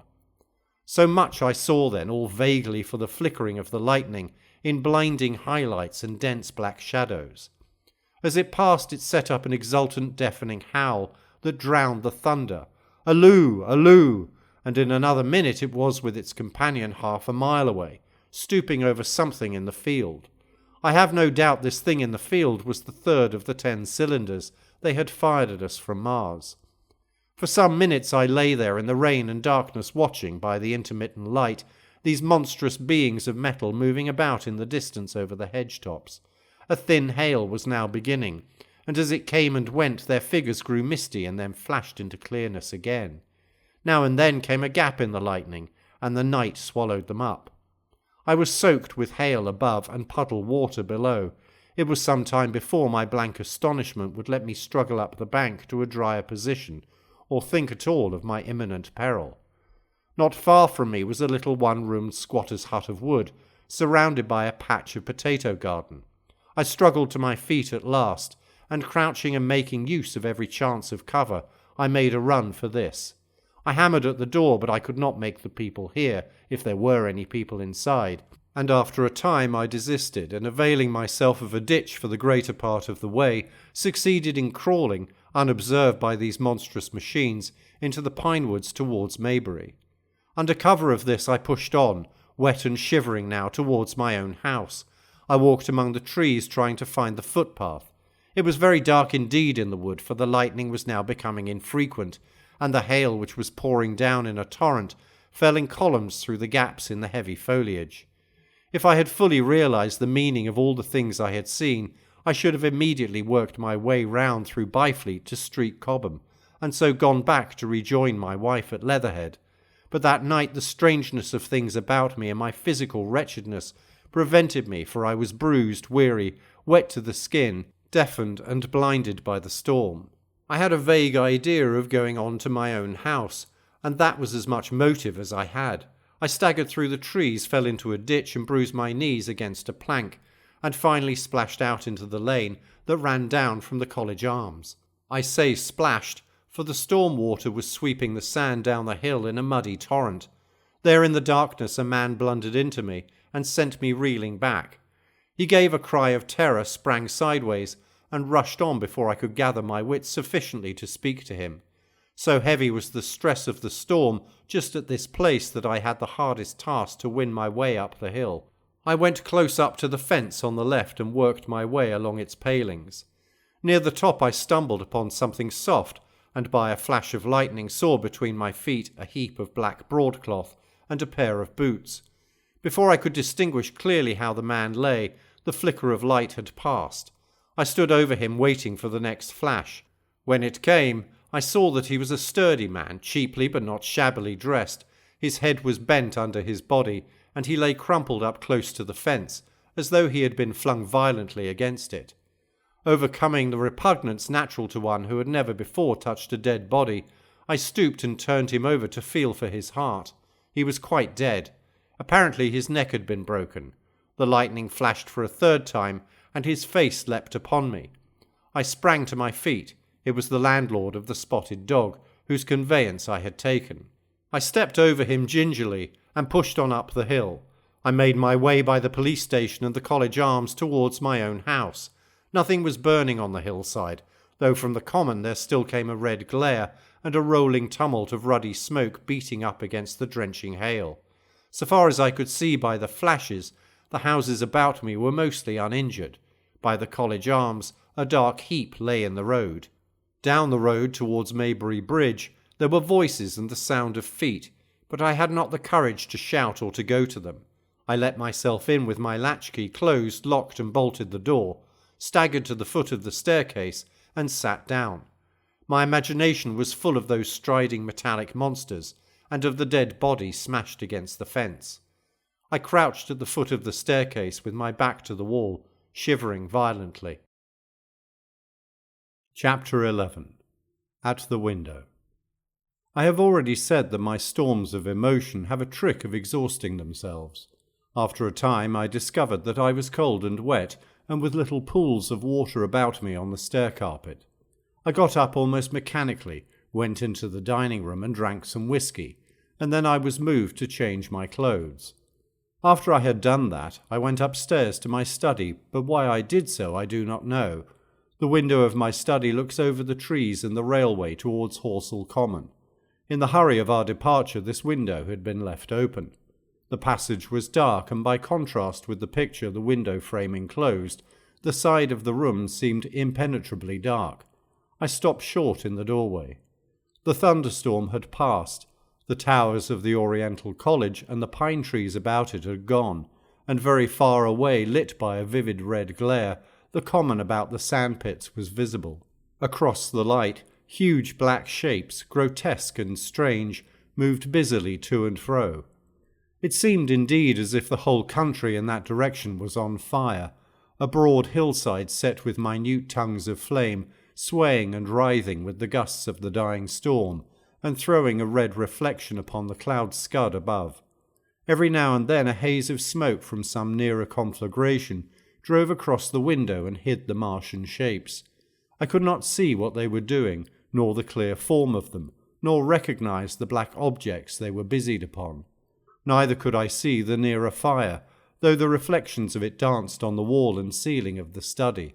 A sharp, resinous tang of burning was in the air. I closed the door noiselessly and crept towards the window. As I did so, the view opened out until on the one hand it reached to the houses about Woking Station, and on the other to the charred and blackened pine woods of Byfleet. There was a light down below the hill on the railway near the arch, and several of the houses along the Maybury Road and the streets near the station were glowing ruins. The light upon the railway puzzled me at first. There were a black heap and a vivid glare, and to the right of that a row of yellow oblongs.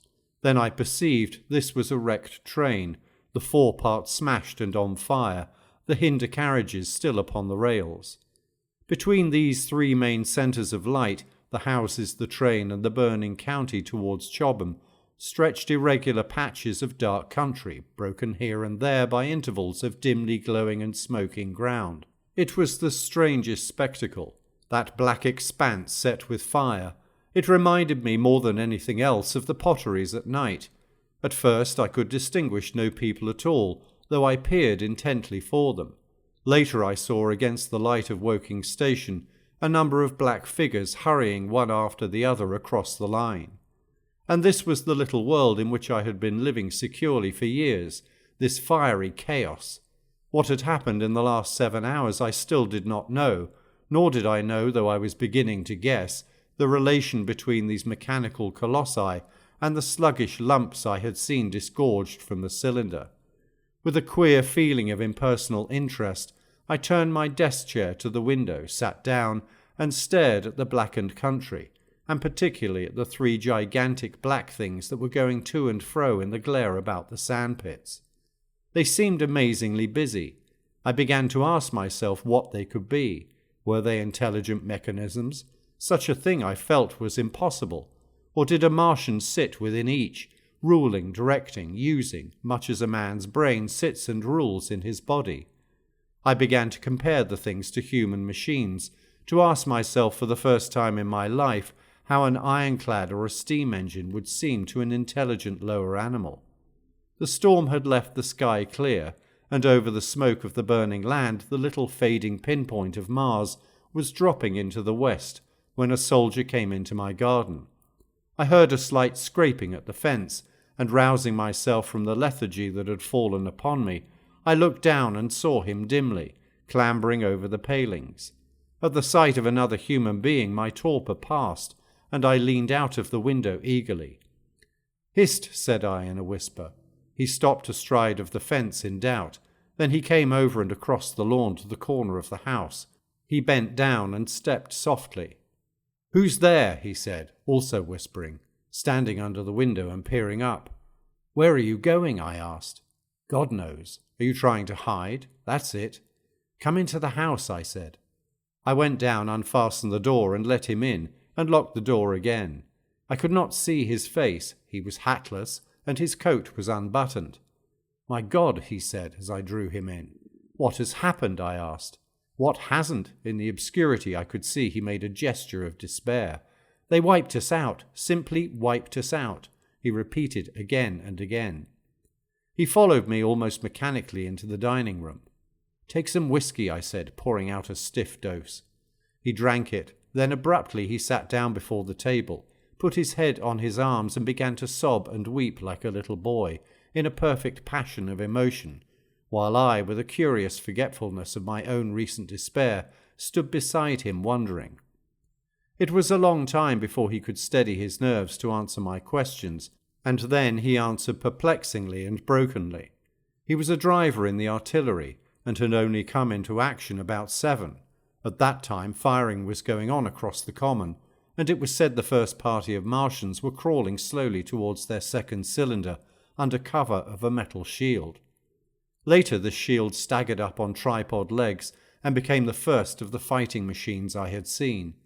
The gun he drove had been unlimbered near Horsell in order to command the sandpits, and its arrival it was that had precipitated the action. As the limber gunners went to the rear, his horse trod in a rabbit hole and came down, throwing him into a depression on the ground. At the same moment the gun exploded behind him, the ammunition blew up, there was fire all about him, and he found himself lying under a heap of charred dead men and dead horses. "I lay still," he said, "scared out of my wits with the forequarter of a horse atop of me. We'd been wiped out, and the smell, good God, like burnt meat. I was hurt across the back by the fall of the horse, and there I had to lie until I felt better. Just like parade it had been a minute before, then stumble, bang, swish. "Wiped out," he said. He had hid under the dead horse for a long time, peeping out furtively across the common. The Cardigan men had tried a rush in skirmishing order at the pit, simply to be swept out of existence. Then the monster had risen to its feet and had begun to walk leisurely to and fro across the common, among the few fugitives, with its head like hood, turning about exactly like the head of a cowled human being. A kind of arm carried a complicated metallic case, about which green flashes scintillated, and out of the funnel of this there smoked the heat ray. In a few minutes there was, so far as the soldier could see, not a living thing left upon the common, and every bush and tree upon it that was not already a blackened skeleton was burning. The hussars had been on the road beyond the curvature of the ground, and he saw nothing of them. He heard the Maxims rattle for a time and then become still. The giant saved Woking station and its cluster of houses until the last. Then in a moment the heat ray was brought to bear, and the town became a heap of fiery ruins. Then the thing shut off the heat ray, and turning its back upon the artilleryman, began to waddle away towards the smouldering pine woods that sheltered the second cylinder. As it did so, a second glittering titan built itself up out of the pit. The second monster followed the first, and at that the artilleryman began to crawl very cautiously across the hot heather ash towards Horsell. He managed to get alive into the ditch by the side of the road, and so escaped to Woking. There his story became ejaculatory. The place was impassable. It seems there were a few people alive there, frantic for the most part, and many burned and scalded. He was turned aside by the fire, and hid among some almost scorching heaps of broken wall, as one of the Martian giants returned. He saw this one pursue a man, catch him up in one of its steely tentacles, and knock his head against the trunk of a pine tree. At last, after nightfall, the artilleryman made a rush for it, and got over the railway embankment. Since then he had been skulking along towards Maybury in the hope of getting out of danger Londonward. People were hiding in trenches and cellars, and many of the survivors had made off towards Woking village and Send. He had been consumed with thirst until he found one of the water mains near the railway arch smashed, and the water bubbling out like a spring upon the road. That was the story I got from him bit by bit. He grew calmer telling me and trying to make me see the things he had seen. He had eaten no food since midday, he told me early in his narrative, and I found some mutton and bread in the pantry and brought it into the room. We lit no lamp for fear of attracting the Martians, and ever and again our hands would touch upon bread or meat. As he talked, things about us came darkly out of the darkness, and the trampled bushes and broken rose trees outside the window grew distinct. It would seem that a number of men or animals had rushed across the lawn. I began to see his face blackened and haggard, as no doubt mine was also. When we had finished eating, we went softly upstairs to my study, and I looked again out of the open window. In one night the valley had become a valley of ashes. The fires had dwindled now. Where flames had been, there were now streamers of smoke, but the countless ruins of shattered and gutted houses and blasted and blackened trees that the night had hidden stood out now gaunt and terrible in the pitiless light of dawn. Yet here and there some object I had had the luck to escape, a white railway signal here, the end of a greenhouse there, white and fresh amid the wreckage. Never before in the history of warfare had destruction been so indiscriminate and so universal. And shining within the growing light of the east, 3 of the metallic giants stood about the pit, their cowls rotating as though they were surveying the desolation they had made. It seemed to me that the pit had been enlarged, and ever and again puffs of vivid green vapour streamed up and out of it towards the brightening dawn, streamed up, whirled, broke, and vanished. Beyond were the pillars of fire about Chobham. They became pillars of bloodshot smoke at the first touch of day. Chapter 12. What I saw of the destruction of Weybridge and Shepperton. As the dawn grew brighter, we withdrew from the window from which we had watched the Martians, and went very quietly downstairs. The artilleryman agreed with me that the house was no place to stay in. He proposed, he said, to make his way Londonward, and thence rejoin his battery, number 12 of the Horse Artillery. My plan was to return at once to Leatherhead, and so greatly had the strength of the Martians impressed me that I had determined to take my wife to Newhaven and go with her out of the country forthwith. For I already perceived clearly that the country about London must inevitably be the scene of a disastrous struggle before such creatures as these could be destroyed. Between us and Leatherhead, however, lay the third cylinder, with its guarding giants. Had I been alone, I think I should have taken my chance and struck across country, but the artilleryman dissuaded me. It's no kindness to the right sort of wife, he said, to make her a widow, and in the end I agreed to go with him under cover of the woods northward as far as Street Chobham before I parted with him. Thence I would make a big detour by Epsom to reach Leatherhead. I should have started at once, but my companion had been in active service, and he knew better than that. He made me ransack the house for a flask which he filled with whisky, and we lined every available pocket with packets of biscuits and slices of meat. Then we crept out of the house and ran as quickly as we could down the ill-made road by which I had come overnight. The houses seemed deserted. In the road lay a group of 3 charred bodies close together, struck dead by the heat ray, and here and there were things that people had dropped, a clock, a slipper, a silver spoon, and the like poor valuables. At the corner turning up towards the post office, a little cart filled with boxes and furniture, and horseless heeled over on a broken wheel. A cash box had been hastily smashed open and thrown under the debris. Except the lodge at the orphanage, which was still on fire, none of the houses had suffered very greatly here. The heat ray had shaved the chimney tops and passed. Yet, save ourselves, there did not seem to be a living soul on Maybury Hill. The majority of the inhabitants had escaped, I suppose, by way of the old Woking road, the road I had taken when I drove to Leatherhead, or they had hidden. We went down the lane by the body of the man in black, sodden now from the overnight hail, and broke into the woods at the foot of the hill. We pushed through these towards the railway without meeting a soul. The woods across the line were but the scarred and blackened ruins of woods.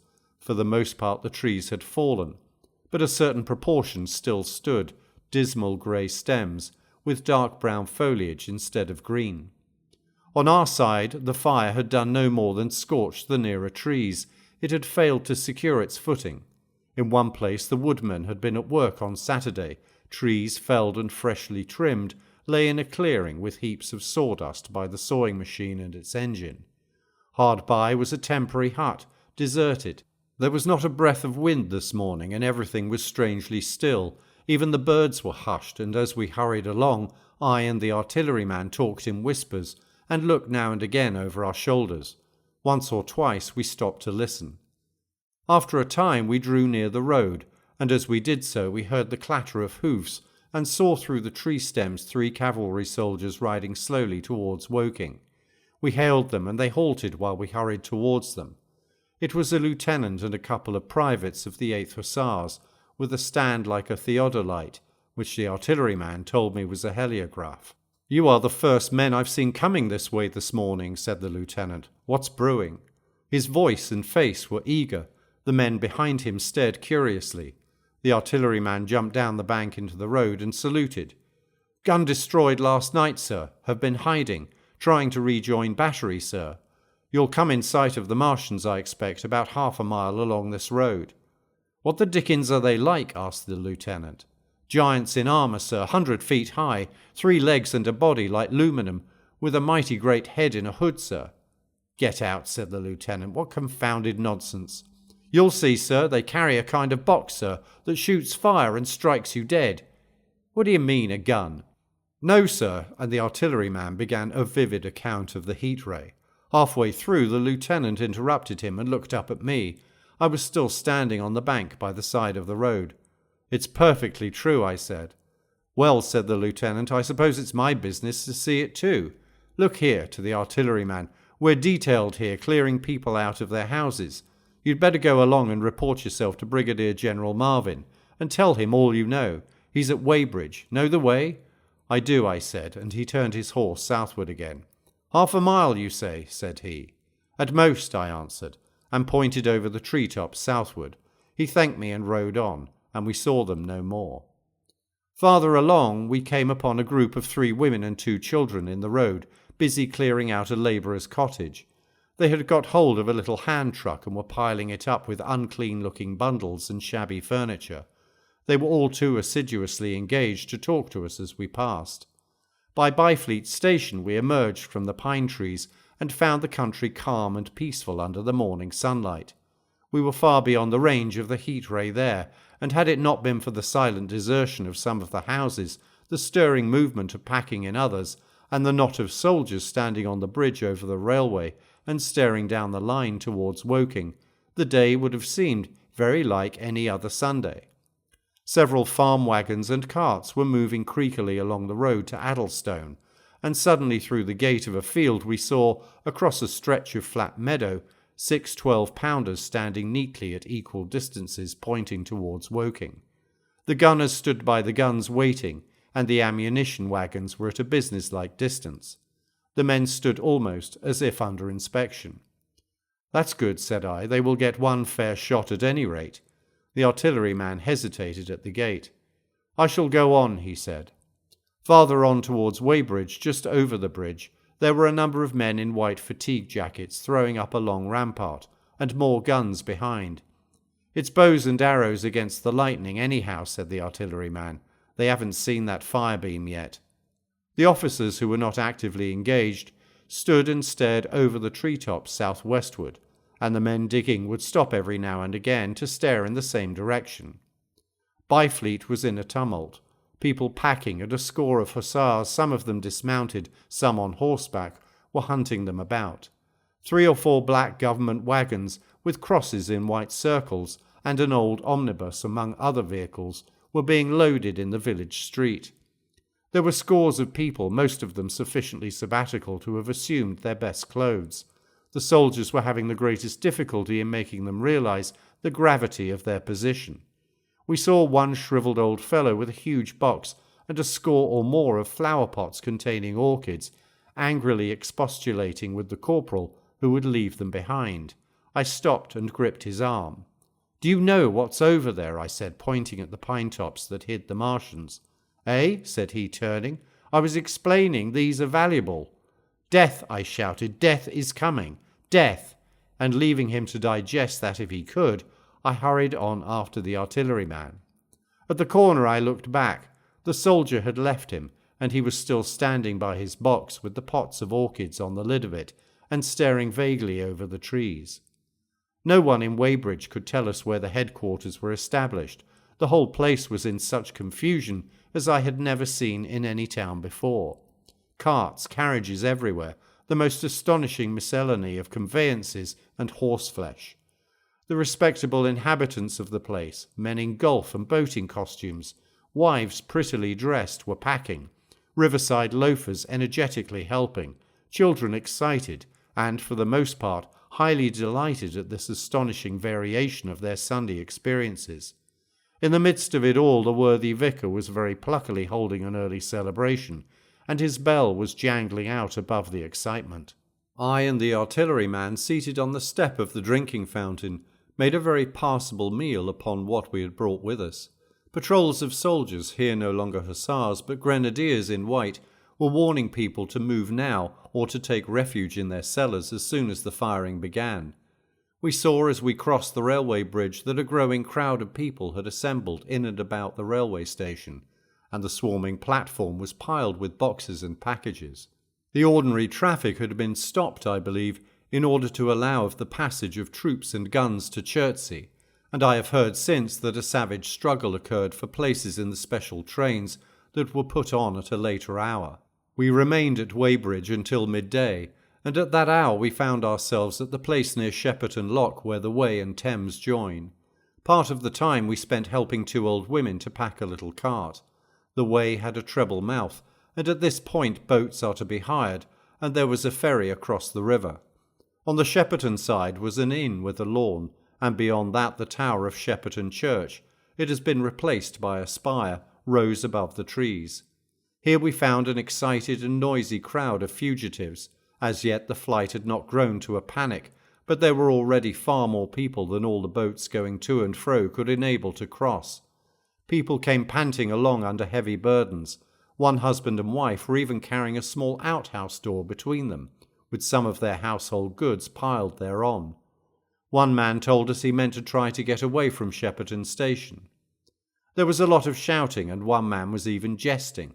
The idea people seemed to have here was that the Martians were simply formidable human beings who might attack and sack the town, to be certainly destroyed in the end.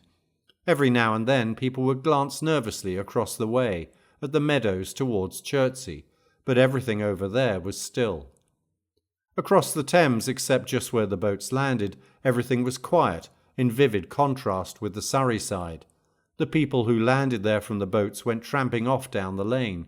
The big ferry boat had just made a journey. 3 or 4 soldiers stood on the lawn of the inn, staring and jesting at the fugitives without offering to help. The inn was closed, as it was now within prohibited hours. "What's that?" cried a boatman. "And shut up, you fool," said a man near me to a yelping dog. Then the sound came again, this time from the direction of Chertsey, a muffled thud, the sound of a gun. The fighting was beginning. Almost immediately unseen batteries across the river to our right, unseen because of the trees, took up the chorus, firing heavily one after the other. A woman screamed. Everyone stood arrested by the sudden stir of battle, near us and yet invisible to us. Nothing was to be seen save flat meadows, cows feeding unconcernedly for the most part, and silvery pollard willows motionless in the warm sunlight. "The soldiers'll stop 'em," said a woman beside me doubtfully. A haziness rose over the treetops. Then suddenly we saw a rush of smoke far away up the river, a puff of smoke that jerked up into the air and hung, and forthwith the ground heaved underfoot, and a heavy explosion shook the air, smashing 2 or 3 windows in the houses near, and leaving us astonished. "Here they are," shouted a man in a blue jersey. "Yonder, d'ye see them? Yonder!" Quickly, one after the other, 1, 2, 3, 4 of the armoured Martians appeared, far away over the little trees across the flat meadows that stretched towards Chertsey, and striding hurriedly towards the river. Little cowled figures they seemed at first, going with the rolling motion, and as fast as flying birds. Then, advancing obliquely towards us, came a 5th. Their armoured bodies glittered in the sun as they swept swiftly forward upon the guns, growing rapidly larger as they drew nearer. One on the extreme left, the remotest that is, flourished a huge case high in the air, and the ghostly terrible heat ray I had already seen on Friday night smote towards Chertsey and struck the town. At sight of these strange, swift and terrible creatures, the crowd near the water's edge seemed to me to be for a moment horror-struck.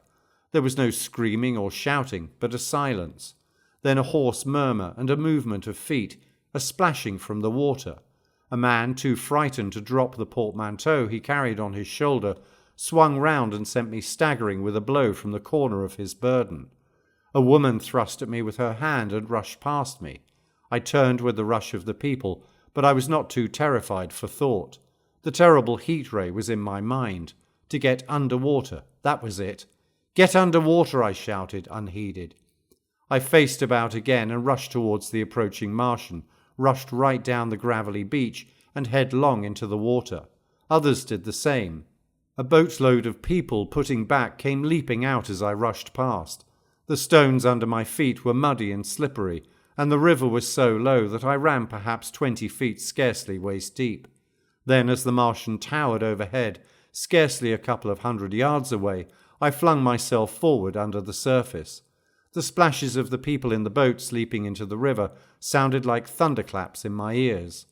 People were landing hastily on both sides of the river, but the Martian machine took no more notice for the moment of the people running this way and that than a man would of the confusion of ants in a nest against which his foot is kicked.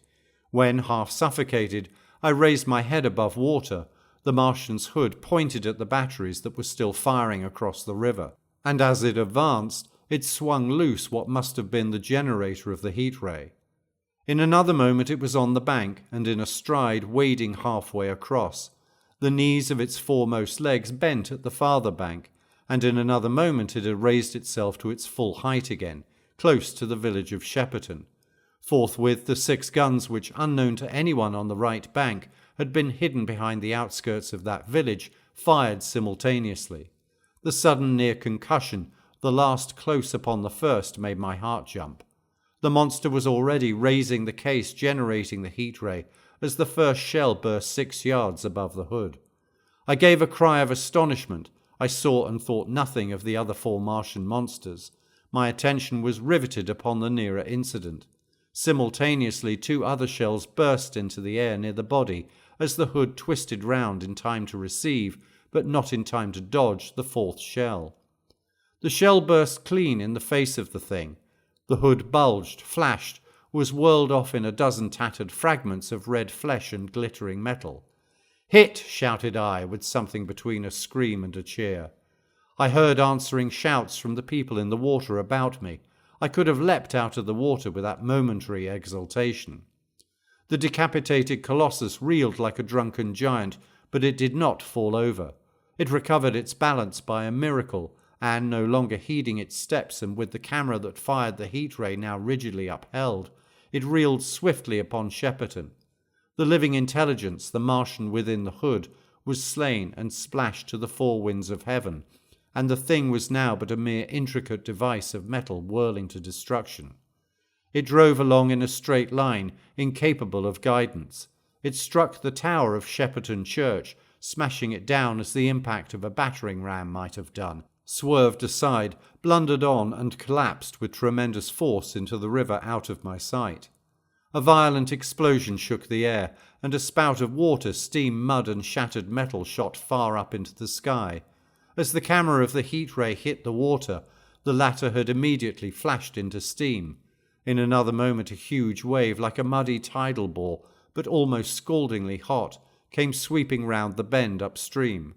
I saw people struggling shorewards, and heard their screaming and shouting faintly above the seething and roar of the Martian's collapse. For a moment I heeded nothing of the heat, forgot the patent need of self-preservation. I splashed through the tumultuous water, pushing aside a man in black to do so, until I could see round the bend. 6 deserted boats pitched aimlessly upon the confusion of the waves.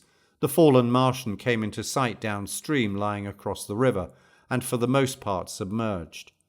Thick clouds of steam were pouring off the wreckage, and through the tumultuously whirling wisps I could see, intermittently and vaguely, the gigantic limbs churning the water and flinging a splash and spray of mud and froth into the air. The tentacles swayed and struck like living arms, and, save for the helpless purposelessness of these movements, it was as if some wounded thing were struggling for its life amid the waves. Enormous quantities of a ruddy brown fluid were spurting up in noisy jets out of the machine. My attention was diverted from this death flurry by a furious yelling, like that of the thing called a siren in our manufacturing towns. A man, knee-deep near the towing path, shouted inaudibly to me and pointed. Looking back, I saw the other Martians advancing with gigantic strides down the riverbank from the direction of Chertsey. The Shepperton guns spoke this time unavailingly. At that I ducked at once under water, and holding my breath until movement was an agony, blundered painfully ahead under the surface as long as I could. The water was in a tumult about me and rapidly growing hotter. When for a moment I raised my head to take breath and throw the hair and water from my eyes, the steam was rising in a whirling white fog that at first hid the Martians altogether. The noise was deafening. Then I saw them dimly, colossal figures of grey, magnified by the mist. They had passed by me, and 2 were stooping over the frothing, tumultuous ruins of their comrade. The 3rd and 4th stood beside him in the water, one perhaps 200 yards from me, the other towards Laleham. The generators of the heat rays waved high, and the hissing beams smoked down this way and that. The air was full of sound, a deafening and confusing conflict of noises, the clangorous din of the Martians, the crash of falling houses, the thud of trees, fences, sheds flashing into flame, and the crackling and roaring of fire.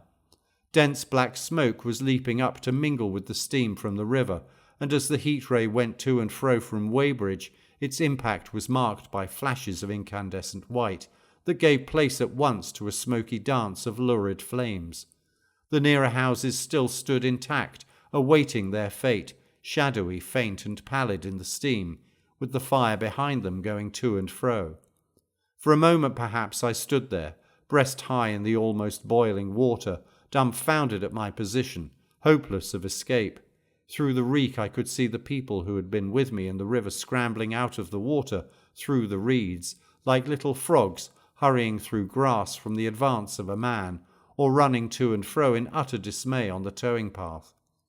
Then suddenly the white flashes of the heat ray came leaping towards me. The houses caved in as they dissolved at its touch, and darted out flames. The trees changed to fire with a roar. The ray flickered up and down the towing path, licking off the people who ran this way and that, and came down to the water's edge, not 50 yards from where I stood. It swept across the river to Shepperton, and the water in its track rose in a boiling wheel, crested with steam. I turned shoreward. In another moment the huge wave, well nigh at the boiling point, had rushed upon me. I screamed aloud and scalded, half-blinded, agonized, I staggered through the leaping, hissing water towards the shore. Had my foot stumbled, it would have been the end. I fell helplessly in full sight of the Martians upon the broad, bare, gravelly spit that runs down to mark the angle of the Wey and Thames. I expected nothing but death. I have a dim memory of the foot of a Martian coming down within a score of yards of my head, driving straight into the loose gravel, whirling it this way and that and lifting again, of a long suspense, and then of the four carrying the debris of their comrade between them, now clear and then presently faint through a veil of smoke, receding interminably, as it seemed to me, across a vast space of river and meadow. And then, very slowly, I realized that by a miracle I had escaped. Chapter 13. How I fell in with the Curate.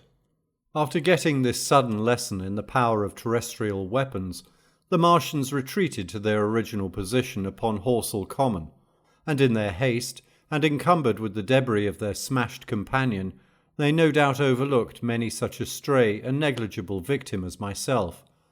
Had they left their comrade and pushed on forthwith, there was nothing at that time between them and London but batteries of 12-pounder guns, and they would certainly have reached the capital in advance of the tidings of their approach.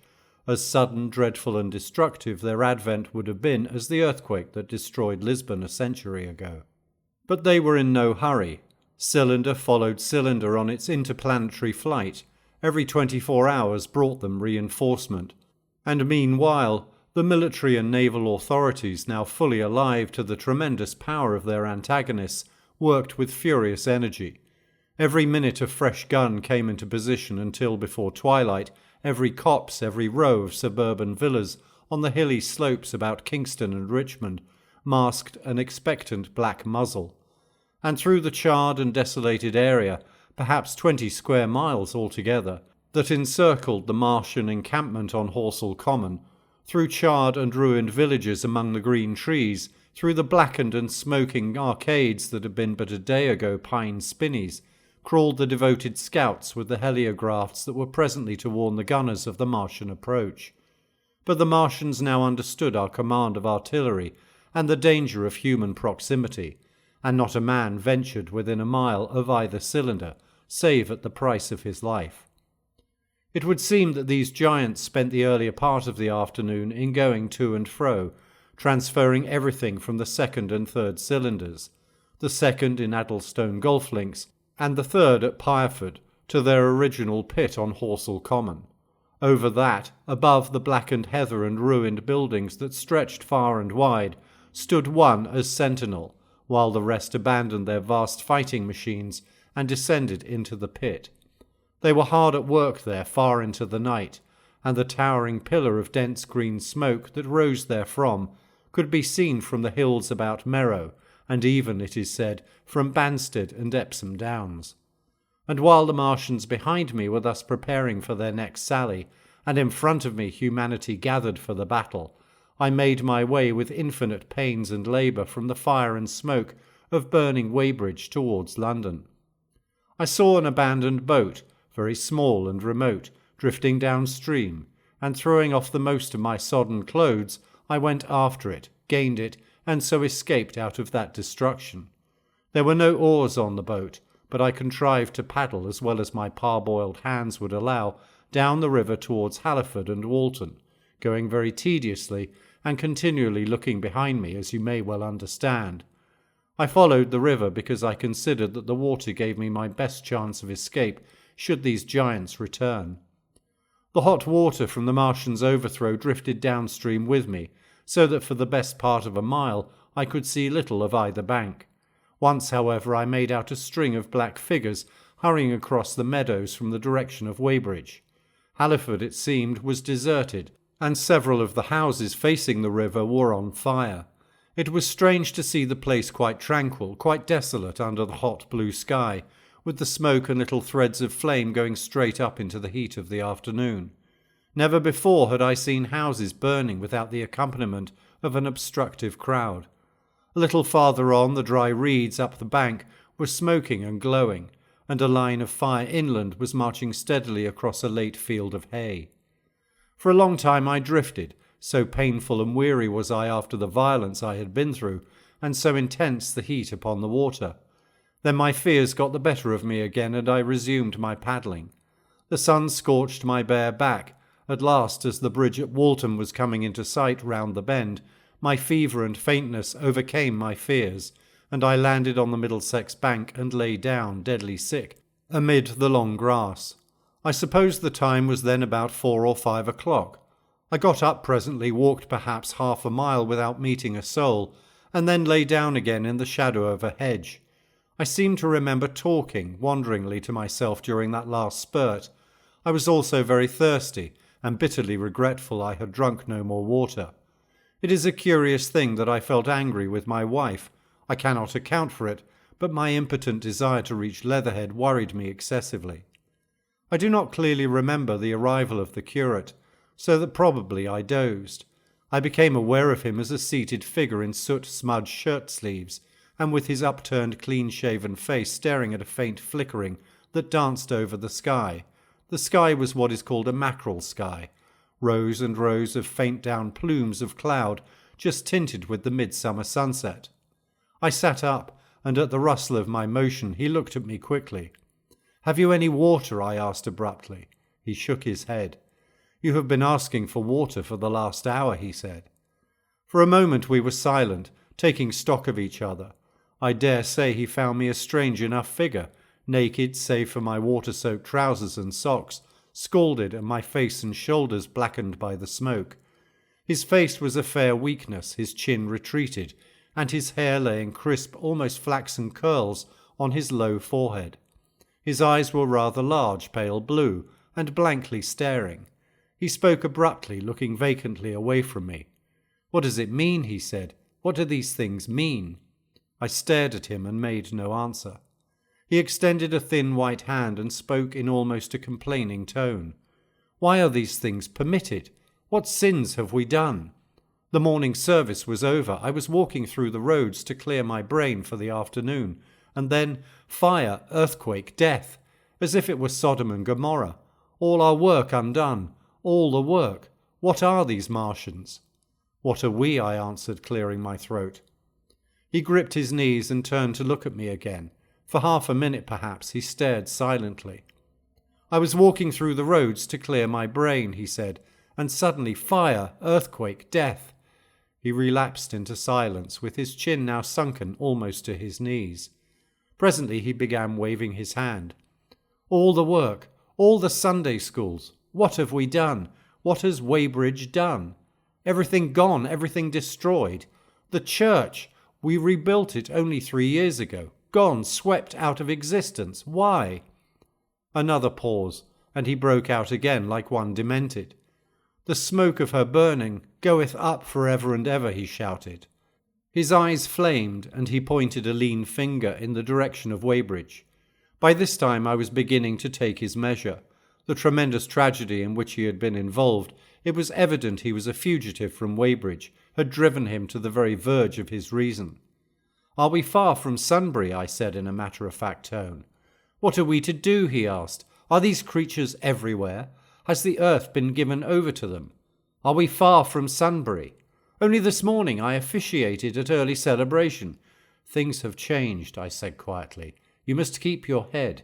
There is still hope." "Hope?" "Yes, plentiful hope, for all this destruction."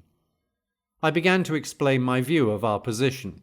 He listened at first, but as I went on, the interest dawning in his eyes gave place to their former stare, and his regard wandered from me.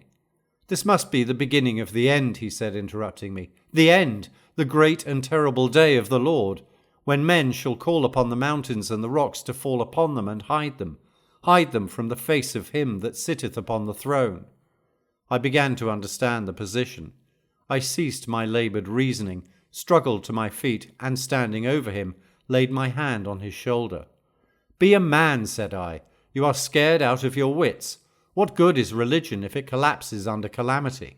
Think of what earthquakes and floods, wars and volcanoes have done before to men. Did you think God had exempted Weybridge? He is not an insurance agent." For a time he sat in blank silence. "But how can we escape?" he asked suddenly. "They are invulnerable. They are pitiless."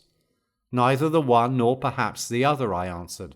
"And the mightier they are, the more sane and wary should we be. One of them was killed yonder not 3 hours ago." "Killed?" he said, staring about him. "How can God's ministers be killed?" "I saw it happen," I proceeded to tell him. "We have chanced to come in for the thick of it," said I, "and that is all."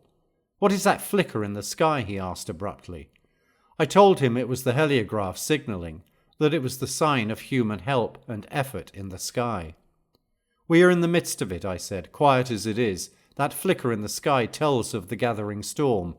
Yonder, I take it, are the Martians, and Londonward, where those hills rise about Richmond and Kingston, and the trees give cover, earthworks are being thrown up and guns are being placed. Presently the Martians will be coming this way again." And even as I spoke, he sprang to his feet and stopped me by a gesture. "Listen," he said.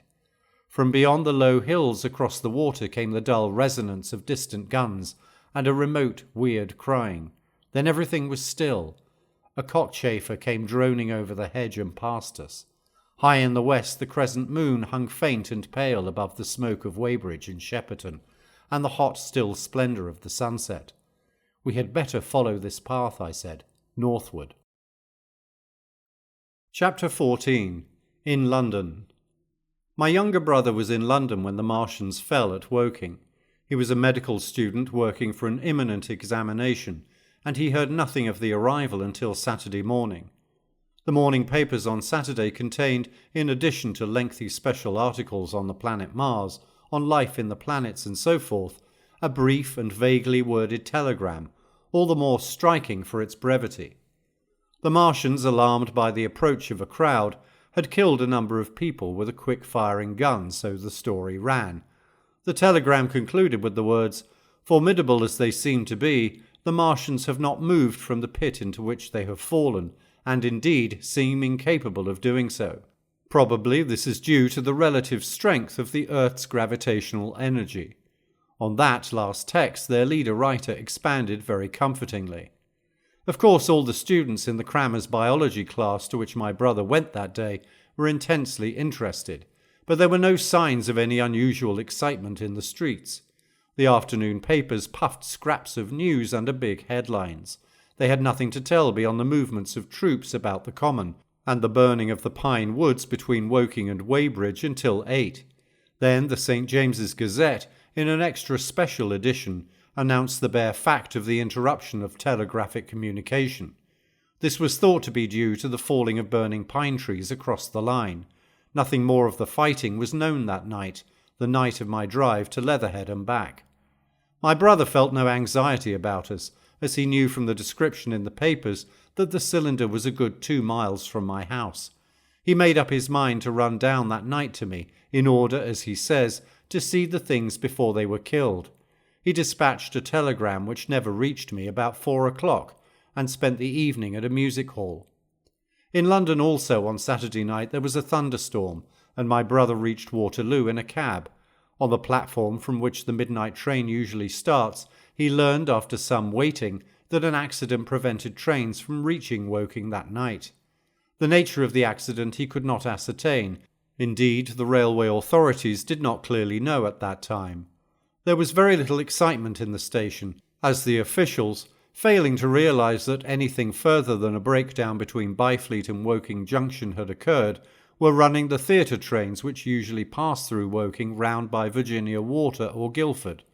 They were busy making the necessary arrangements to alter the route of the Southampton and Portsmouth Sunday League excursions.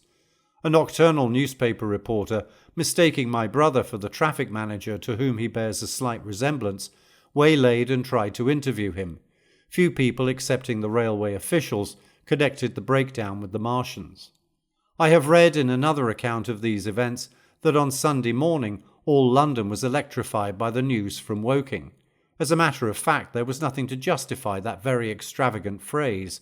Plenty of Londoners did not hear of the Martians until the panic of Monday morning. Those who did took some time to realise all that the hastily worded telegrams in the Sunday papers conveyed. The majority of people in London do not read Sunday papers. The habit of personal security, moreover, is so deeply fixed in the Londoner's mind, and startling intelligence so much a matter of course in the papers, that they could read without any personal tremors. About 7 o'clock last night, the Martians came out of the cylinder, and, moving about under an armour of metallic shields, have completely wrecked Woking Station with the adjacent houses, and massacred an entire battalion of the Cardigan Regiment. No details are known. Maxims have been absolutely useless against their armour. The field guns have been disabled by them. Flying hussars have been galloping into Chertsey. The Martians appear to be moving slowly towards Chertsey or Windsor. Great anxiety prevails in West Surrey, and earthworks are being thrown up to check the advance Londonward. That was how the Sunday Sun put it, and a clever and remarkably prompt handbook article in the Referee compared the affair to a menagerie suddenly let loose in a village. No one in London knew positively of the nature of the armoured Martians, and there was still a fixed idea that these monsters must be sluggish, crawling, creeping painfully. Such expressions occurred in almost all the earlier reports.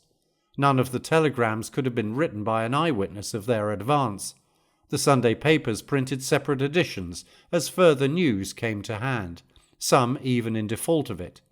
But there was practically nothing more to tell people until late in the afternoon, when the authorities gave the press agencies the news in their possession. It was stated that the people of Walton and Weybridge and all the district were pouring along the roads Londonward, and that was all. My brother went to church at the Foundling Hospital in the morning, still in ignorance of what had happened on the previous night. There he heard allusions made to the invasion, and a special prayer for peace. Coming out, he bought a Referee. He became alarmed at the news in this, and went again to Waterloo Station to find out if communication were restored. The omnibuses, carriages, cyclists, and innumerable people walking in their best clothes seemed scarcely affected by the strange intelligence that the news vendors were disseminating. People were interested, or if alarmed only on account of the local residents. At the station he heard for the first time that the Windsor and Chertsey lines were now interrupted. The porters told him that several remarkable telegrams had been received in the morning from Byfleet and Chertsey stations, but that these had abruptly ceased. My brother could get very little precise detail out of them. "There's fighting going on about Weybridge," was the extent of their information. The train service was now very much disorganised. Quite a number of people who had been expecting friends from places on the south-western network were standing about the station. One grey-headed old gentleman came up and abused the south-western company bitterly to my brother. "It wants showing up," he said. 1 or 2 trains came in from Richmond, Putney and Kingston, containing people who had gone out for a day's boating and found the locks closed and a feeling of panic in the air. A man in a blue and white blazer addressed my brother, full of strange tidings. "There's hosts of people driving into Kingston in traps and carts and things, with boxes of valuables and all that," he said. "They come from Molesey and Weybridge and Walton, and they say there's been guns heard at Chertsey, heavy firing, and that mounted soldiers have told them to get off at once because the Martians are coming. We heard guns firing at Hampton Court Station, but we thought it was thunder. What the dickens does it all mean? The Martians can't get out of their pit, can they?" My brother could not tell him. Afterwards he found that the vague feeling of alarm had spread to the clients of the Underground Railway, and that the Sunday excursionists began to return from all over the south-western lung, Barnes, Wimbledon, Richmond Park, Kew, and so forth, at unnaturally early hours. but not a soul had anything more than vague hearsay to tell of. Everyone connected with the terminus seemed ill-tempered. About 5 o'clock, the gathering crowd in the station was immensely excited by the opening of the line of communication, which is almost invariably closed between the southeastern and the southwestern stations, and the passage of carriage trucks bearing huge guns and carriages crammed with soldiers. These were the guns that were brought up from Woolwich and Chatham to cover Kingston. There was an exchange of pleasantries. "You'll get eaten," "We're the beast tamers," and so forth. A little while after that a squad of police came into the station and began to clear the public off the platforms, and my brother went out into the street again. The church bells were ringing for evensong, and a squad of Salvation Army lassies came singing down Waterloo Road. On the bridge a number of loafers were watching a curious brown scum that came drifting down the stream in patches. The sun was just setting, and the clock tower and the Houses of Parliament rose against one of the most peaceful skies it is possible to imagine, a sky of gold barred with long transverse stripes of reddish-purple cloud. There was talk of a floating body. One of the men there, a reservist he said he was, told my brother he had seen the heliograph flickering in the west. In Wellington Street my brother met a couple of sturdy roughs who had just been rushed out of Fleet Street with still wet newspapers and staring placards. "Dreadful catastrophe," they bawled one to the other down Wellington Street. "Fighting at Weybridge. Full description. Repulse of the Martians. London in danger." He had to give 3d for a copy of that paper. Then it was, and then only, that he realized something of the full power and terror of these monsters. He learned that they were not merely a handful of small sluggish creatures, but that they were minds swaying vast mechanical bodies, and that they could move swiftly and smite with such power that even the mightiest guns could not stand against them. They were described as vast spider-like machines, nearly 100 feet high, capable of the speed of an express train, and able to shoot out a beam of intense heat. Masked batteries, chiefly of field guns, had been planted in the country about Horsell Common, and especially between the Woking district and London. 5 of the machines had been seen moving towards the Thames, and one, by a happy chance, had been destroyed. In the other cases the shells had missed, and the batteries had been at once annihilated by the heat rays. Heavy losses of soldiers were mentioned, but the tone of the dispatch was optimistic. The Martians had been repulsed. They were not invulnerable. They had retreated to their triangle of cylinders again in the circle about Woking. Signallers with heliographs were pushing forward upon them from all sides. Guns were in rapid transit from Windsor, Portsmouth, Aldershot, Woolwich, even from the north, among others long-wire guns of 95 tons from Woolwich. Altogether 116 were in position or being hastily placed, chiefly covering London. Never before in England had there been such a vast or rapid concentration of military material. Any further cylinders that fell, it was hoped, could be destroyed at once by high explosives, which were being rapidly manufactured and distributed. No doubt, ran the report, the situation was of the strangest and gravest description, but the public was exhorted to avoid and discourage panic.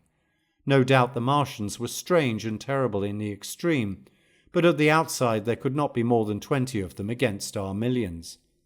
The authorities had reason to suppose, from the size of the cylinders, that at the outside there could not be more than 5 in each cylinder, 15 altogether, and one at least was disposed of, perhaps more. The public would be fairly warned of the approach of danger, and elaborate measures were being taken for the protection of the people in the threatened southwestern suburbs. And so, with reiterated assurances of the safety of London and the ability of the authorities to cope with the difficulty, this quasi-proclamation closed. This was printed in enormous type on paper so fresh that it was still wet, and there had been no time to add a word of comment. It was curious, my brother said, to see how ruthlessly the usual contents of the paper had been hacked and taken out to give this place. All down Wellington Street, people could be seen fluttering out the pink sheets and reading, and the Strand was suddenly noisy with the voices of an army of hawkers following these pioneers. Men came scrambling off buses to secure copies. Certainly this news excited people intensely, whatever their previous apathy. The shutters of a map shop in the Strand were being taken down, my brother said, and a man in his Sunday raiment, lemon-yellow gloves even, was visible inside the window hastily fastening maps of Surrey to the glass. Going along the Strand to Trafalgar Square, the paper in his hand, my brother saw some of the fugitives from West Surrey. There was a man with his wife and 2 boys, and some articles of furniture in a cart, such as greengrocers use. He was driving from the direction of Westminster Bridge, and close behind him came a hay wagon with 5 or 6 respectable-looking people in it, and some boxes and bundles. The faces of these people were haggard, and their entire appearance contrasted conspicuously with the Sabbath-best appearance of the people on the omnibuses. People in fashionable clothing peeped at them out of cabs. They stopped at the square as if undecided which way to take, and finally turned eastward along the Strand. Some way behind these came a man in workday clothes, riding one of those old-fashioned tricycles with a small front wheel. He was dirty and white in the face. My brother turned down towards Victoria, and met a number of such people. He had a vague idea that he might see something of me. He noticed an unusual number of police regulating the traffic. Some of the refugees were exchanging news with the people on the omnibuses. One was professing to have seen the Martians. Boilers on stilts, I tell you, striding along like men. Most of them were excited and animated by their strange appearance. Beyond Victoria, the public houses were doing a lively trade with these arrivals. At all the street corners, groups of people were reading papers, talking excitedly, or staring at these unusual Sunday visitors. They seemed to increase as night drew on, until at last the roads, my brother said, were like Epsom High Street on a Derby day. My brother addressed several of these fugitives and got unsatisfactory answers from most. None of them could tell him any news of Woking except one man, who assured him that Woking had been entirely destroyed on the previous night. "I come from Byfleet," he said. "A man on a bicycle came through the place in the early morning and ran from door to door, warning us to come away. Then came soldiers. We went out to look, and there were clouds of smoke to the south, nothing but smoke, and not a soul coming that way. Then we heard the guns at Chertsey, and folks coming from Weybridge, so I've locked up my house and come on." At that time there was a strong feeling in the streets that the authorities were to blame for their incapacity to dispose of the invaders without all this inconvenience. About 8 o'clock a noise of heavy firing was distinctly audible all over the south of London. My brother could not hear it for the traffic in the main thoroughfares, but by striking through the quiet back streets to the river, he was able to distinguish it quite plainly. He walked from Westminster to his apartments near Regent's Park about 2. He was now very anxious on my account, and disturbed at the evident magnitude of the trouble. His mind was inclined to run, even as mine had run on Saturday on military details. He thought of all those silent, expectant guns, of the suddenly nomadic countryside. He tried to imagine boilers on stilts 100 feet high.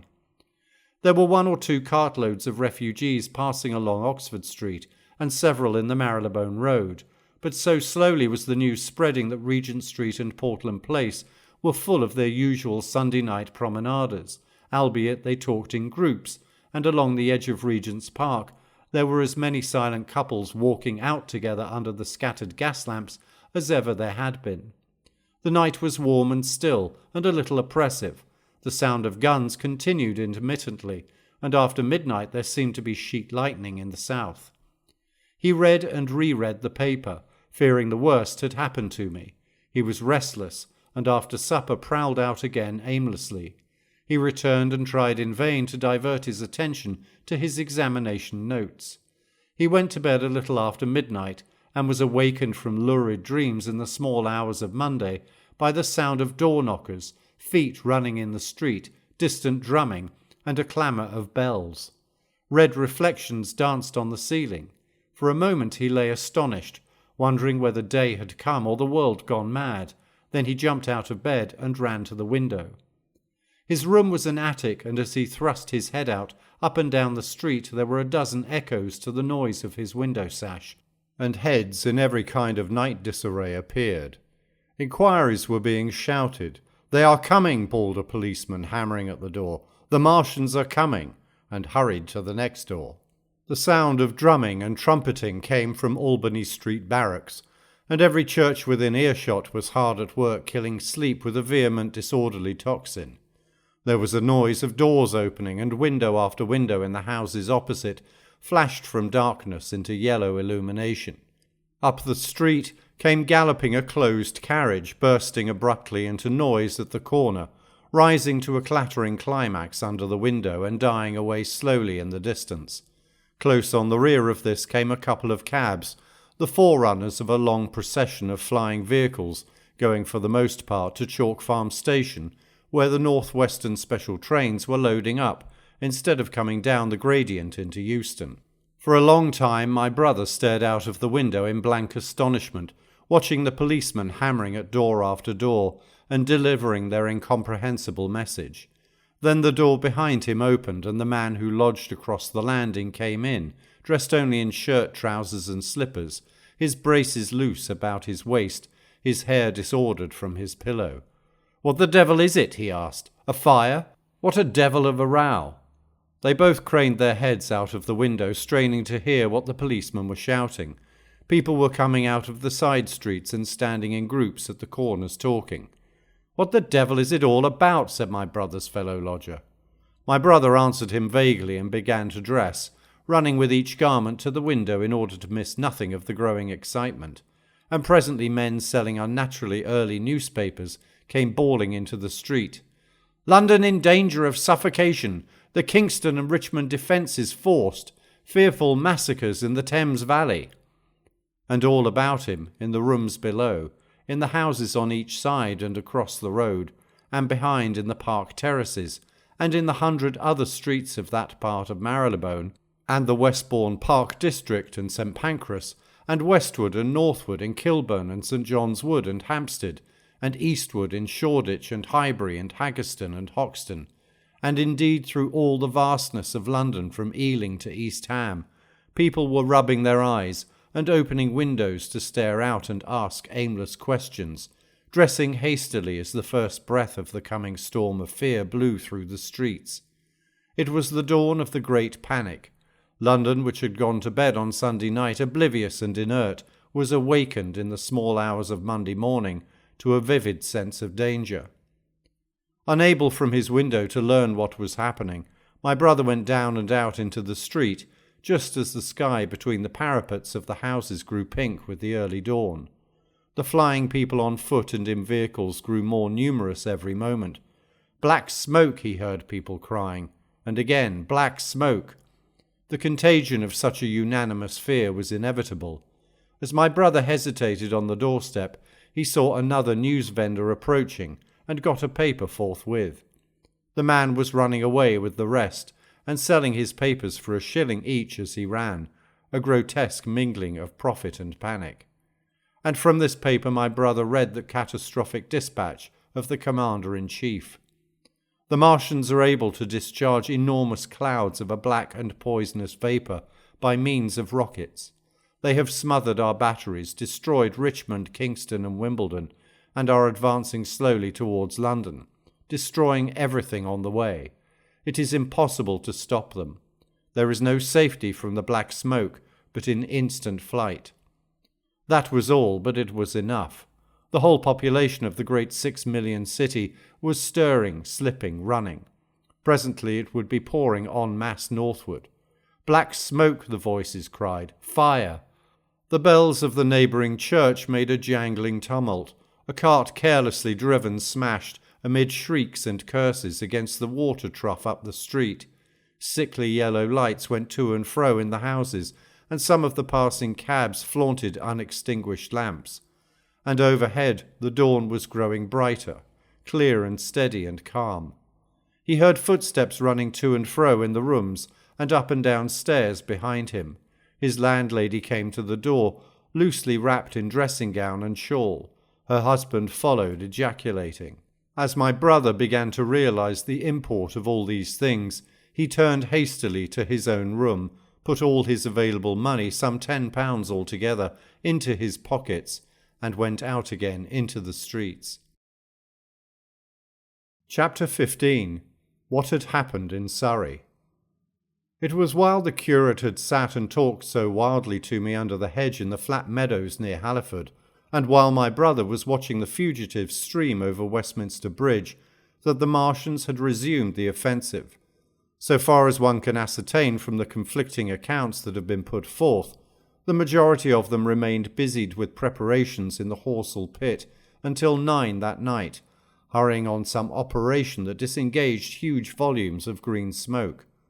But 3 certainly came out about 8 o'clock, and, advancing slowly and cautiously, made their way through Byfleet and Pireford towards Ripley and Weybridge, and so came in sight of the expectant batteries against the setting sun. These Martians did not advance in a body, but in a line, each perhaps 1.5 miles from his nearest fellow. They communicated with one another by means of siren-like howls, running up and down the scale from one note to another.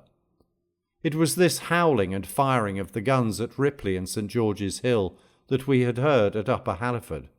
The Ripley gunners, unseasoned artillery volunteers, who ought never to have been placed in such a position, fired one wild, premature, ineffectual volley, and bolted on horse and foot through the deserted village, while the Martian, without using his heat ray, walked serenely over their guns, stepped gingerly among them, passed in front of them, and so came unexpectedly upon the guns at Painshill Park, which he destroyed.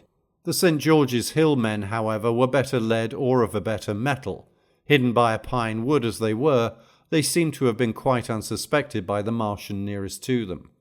They laid their guns as deliberately as if they had been on parade, and fired at about 1,000 yards range.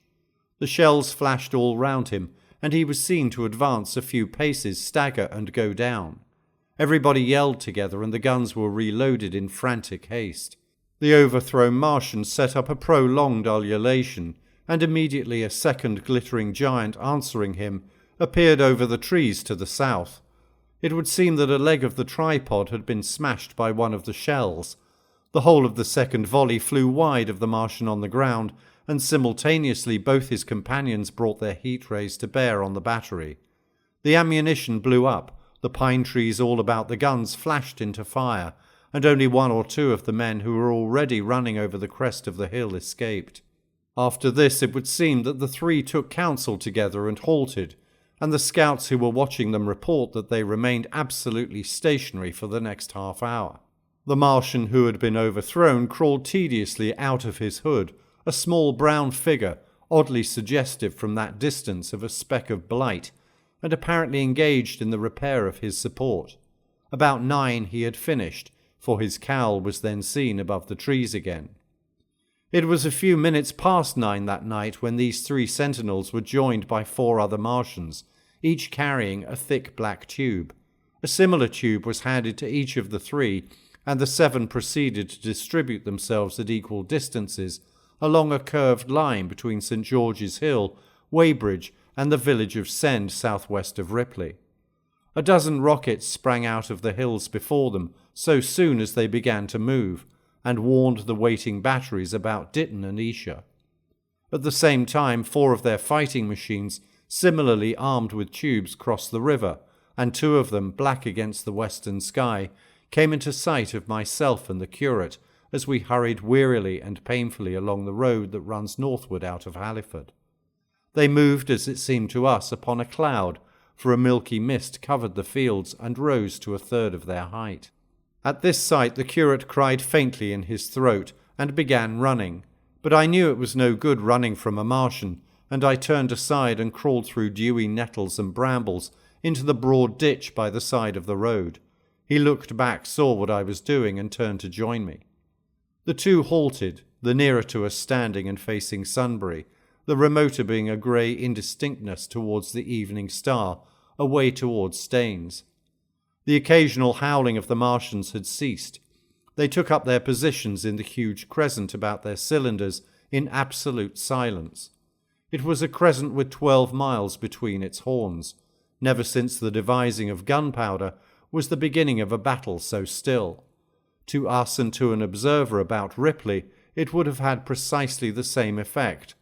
The Martians seemed in solitary possession of the darkling night, lit only as it was by the slender moon, the stars, the afterglow of the daylight, and the ruddy glare from St. George's Hill and the woods of Painshill.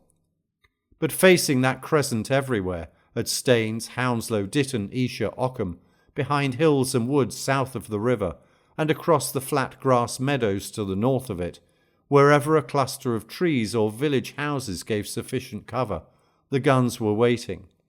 The signal rockets burst and rained their sparks through the night and vanished, and the spirit of all those watching batteries rose to a tense expectation.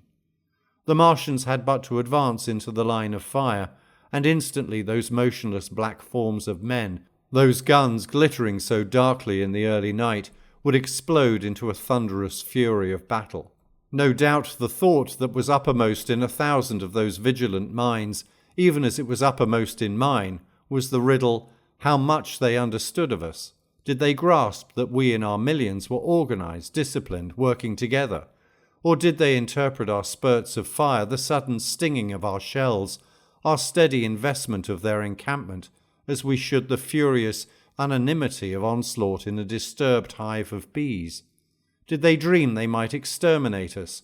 At that time no one knew what food they needed. 100 such questions struggled together in my mind as I watched that vast sentinel shape. And in the back of my mind was the sense of all the huge unknown and hidden forces Londonward. Had they prepared pitfalls? Were the powder mills at Hounslow ready as a snare? Would the Londoners have the heart and courage to make a greater Moscow of their mighty province of houses? Then, after an interminable time, as it seemed to us, crouching and peering through the hedge, came a sound like the distant concussion of a gun. Another, nearer, and then another. And then the Martian beside us raised his tube on high and discharged it, gunwise, with a heavy report that made the ground heave. The one towards Staines answered him. There was no flash, no smoke, simply that loaded detonation. I was so excited by these heavy minute guns following one another that I so far forgot my personal safety and my scalded hands as to clamber up into the hedge and stare towards Sunbury. As I did so, a second report followed, and a big projectile hurtled overhead towards Hounslow. I expected at least to see smoke or fire, or some such evidence of its work, but all I saw was the deep blue sky above, with one solitary star, and the white mist spreading wide and low beneath.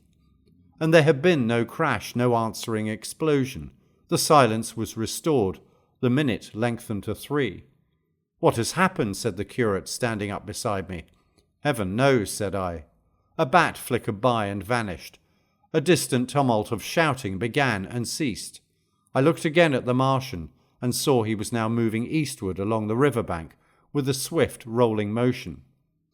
Every moment I expected the fire of some hidden battery to spring upon him, but the evening calm was unbroken. The figure of the Martian grew smaller as he receded, and presently the mist and the gathering night had swallowed him up. By a common impulse we clambered higher. Towards Sunbury was a dark appearance, as though a conical hill had suddenly come into being there, hiding our view of the farther country. And then, remoter across the river, over Walton, we saw another such summit. These hill-like forms grew lower and broader, even as we stared. Moved by a sudden thought, I looked northward, and there I perceived a third of these cloudy black kopjes had risen. Everything had suddenly become very still. Far away to the southeast, marking the quiet, we heard the Martians hooting to one another, and then the air quivered again with the distant thud of their guns. But the earthly artillery made no reply. Now at the time we could not understand these things, but later I was to learn the meaning of these ominous kopjes that gathered in the twilight. Each of the Martians, standing in the great crescent I have described, had discharged by means of the gun-like tube he carried a huge canister over whatever hill, copse, cluster of houses, or other possible cover for guns chanced to be in front of him. Some fired only one of these, some two, as in the case of the one we had seen. The one at Ripley is said to have discharged no fewer than 5 at that time. These canisters smashed on striking the ground. They did not explode, and incontinently disengaged an enormous volume of heavy inky vapour, coiling and pouring upward in a huge and ebony cumulus cloud, a gaseous hill that sank and spread itself slowly over the surrounding country. And the touch of that vapour, the inhaling of its pungent wisps, was death to all that breathes. It was heavy, this vapour, heavier than the densest smoke, so that after the first tumultuous uprush and outflow of its impact, it sank down through the air and poured over the ground in a manner rather liquid than gaseous, abandoning the hills and streaming into the valleys and ditches and watercourses, even as I have heard the carbonic acid gas that pours from volcanic clefts is wont to do. And where it came upon water, some chemical action occurred, and the surface would be instantly covered with a powdery scum that sank slowly and made way for more. The scum was absolutely insoluble, and it is a strange thing, seeing the instant effect of the gas, that one could drink without the hurt the water from which it had been strained. The vapour did not diffuse as a true gas would do. It hung together in banks, flowing sluggishly down the slope of the land, and driving reluctantly before the wind, and very slowly it combined with the mist and moisture of the air, and sank to the earth in the form of dust. Save that an unknown element giving a group of 4 lines in the blue of the spectrum is concerned, we are still entirely ignorant of the nature of this substance. Once the tumultuous upheaval of its dispersion was over, the black smoke clung so closely to the ground, even before its precipitation, that 50 feet up in the air, on the roofs and upper stories of high houses, and on great trees, there was a chance of escaping its poison altogether, as was proved even that night at Street Chobham and Ditton. The man who escaped at the former place tells a wonderful story of the strangeness of its coiling flow, and how he looked down from the church spire and saw the houses of the village rising like ghosts out of its inky nothingness. For a day and a half he remained there, weary, starving, and sun-scorched, the earth under the blue sky, and against the prospect of the distant hills a velvet black expanse, with red roofs, green trees, and later black-veiled shrubs and gates, barns, outhouses, and walls, rising here and there into the sunlight. But that was at Street Chobham, where the black vapour was allowed to remain until it sank of its own accord into the ground. As a rule, the Martians, when it had served its purpose, cleared the air of it again by wading into it and directing a jet of steam upon it. This they did with the vapour banks near us, as we saw in the starlight from the window of a deserted house at Upper Halliford, whither we had returned. From there we could see the searchlights on Richmond Hill and Kingston Hill going to and fro, and about 11 the windows rattled, and we heard the sound of the huge siege guns that had been put in position there. These continued intermittently for the space of a quarter of an hour, sending chance shots at the invisible Martians at Hampton and Ditton, and then the pale beams of the electric light vanished and were replaced by a bright red glow. Then the 4th cylinder fell, a brilliant green meteor, as I learned afterwards, in Bushy Park. Before the guns on the Richmond and Kingston line of hills began, there was a fitful cannonade far away in the southwest, due, I believe, to guns being fired haphazard before the black vapour could overwhelm the gunners. So, setting about it as methodically as men might smoke out a wasp's nest, the Martians spread this strange stifling vapour over the London-wood country. The horns of the crescent slowly moved apart, until at last they formed a line from Hanwell to Coombe and Malden. All night through their destructive tubes advanced. Never once, after the Martian at St. George's Hill was brought down, did they give the artillery the ghost of a chance against them. Wherever there was a possibility of guns being laid for them unseen, a fresh canister of the black vapour was discharged, and where the guns were openly displayed, the heat ray was brought to bear. By midnight the blazing trees along the slopes of Richmond Park and the glare of Kingston Hill threw their light upon a network of black smoke, blotting out the whole valley of the Thames and extending as far as the eye could reach. And through this 2 Martians slowly waded, and turned their hissing steam jets this way and that. They were sparing of the heat ray that night, either because they had but a limited supply of material for its production, or because they did not wish to destroy the country, but only to crush and overawe the opposition they had aroused. In the latter aim they certainly succeeded. Sunday night was the end of the organised opposition to their movements. After that, no body of men would stand against them, so hopeless was the enterprise. Even the crews of the torpedo boats and destroyers that had brought their quick firers up the Thames refused to stop, mutinied and went down again. The only offensive operation men ventured upon after that night was the preparation of mines and pitfalls, and even in that their energies were frantic and spasmodic. One has to imagine, as well one may, the fate of those batteries towards Esher, waiting so tensely in the twilight. Survivors there were none. One may picture the orderly expectation, the officers alert and watchful, the gunners ready, the ammunition piled to hand, the limber gunners with their horses and wagons, the groups of civilian spectators standing as near as they were permitted, the evening stillness, the ambulances and hospital tents with the burned and wounded from Weybridge, then the dull resonance of the shots the Martians fired, and the clumsy projectile whirling over the trees and houses and smashing amid the neighbouring fields.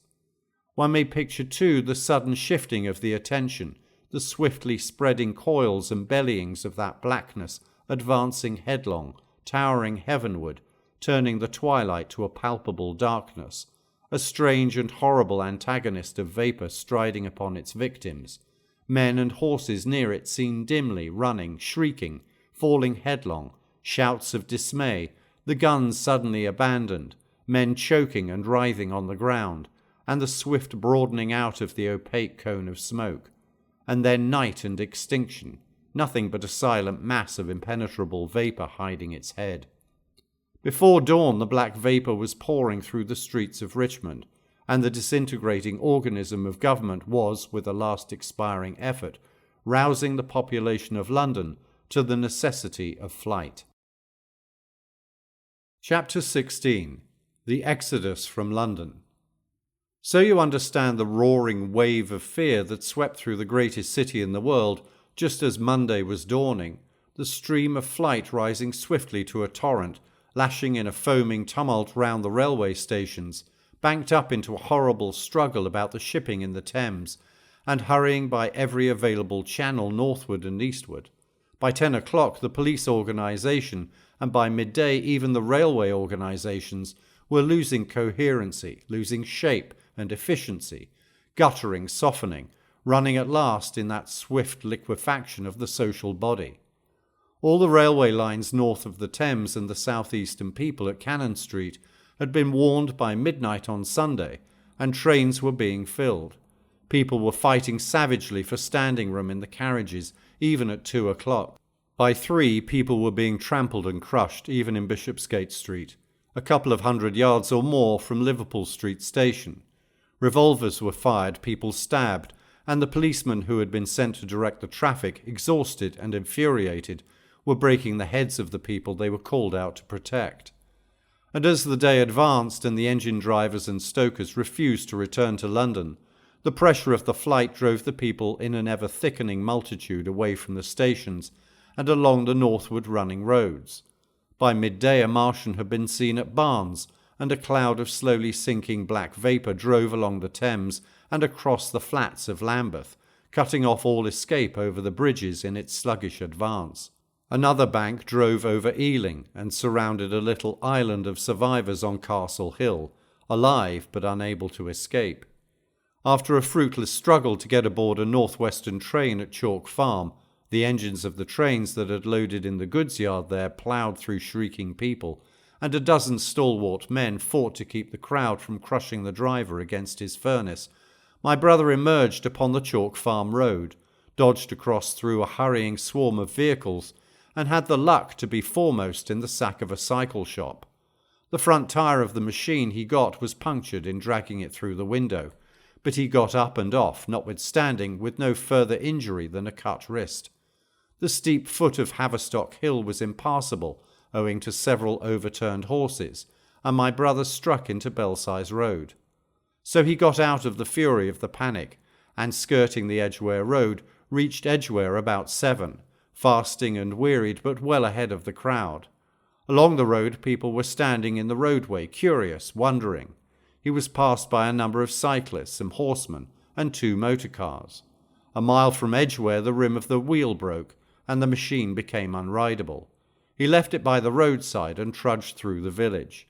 There were shops half opened in the main street of the place, and people crowded on the pavement and in the doorways and windows, staring astonished at this extraordinary procession of fugitives that was beginning. He succeeded in getting some food at an inn. For a time he remained in Edgware, not knowing what next to do. The flying people increased in number. Many of them, like my brother, seemed inclined to loiter in the place. There was no fresh news of the invaders from Mars. At that time the road was crowded, but as yet far from congested. Most of the fugitives at that hour were mounted on cycles, but there were soon motor cars, hansom cabs, and carriages hurrying along, and the dust hung in heavy clouds along the road to St. Albans. It was perhaps a vague idea of making his way to Chelmsford, where some friends of his lived, that at last induced my brother to strike into a quiet lane running eastward. Presently he came upon a stile, and crossing it followed a footpath northeastward. He passed near several farmhouses and some little places whose names he did not learn.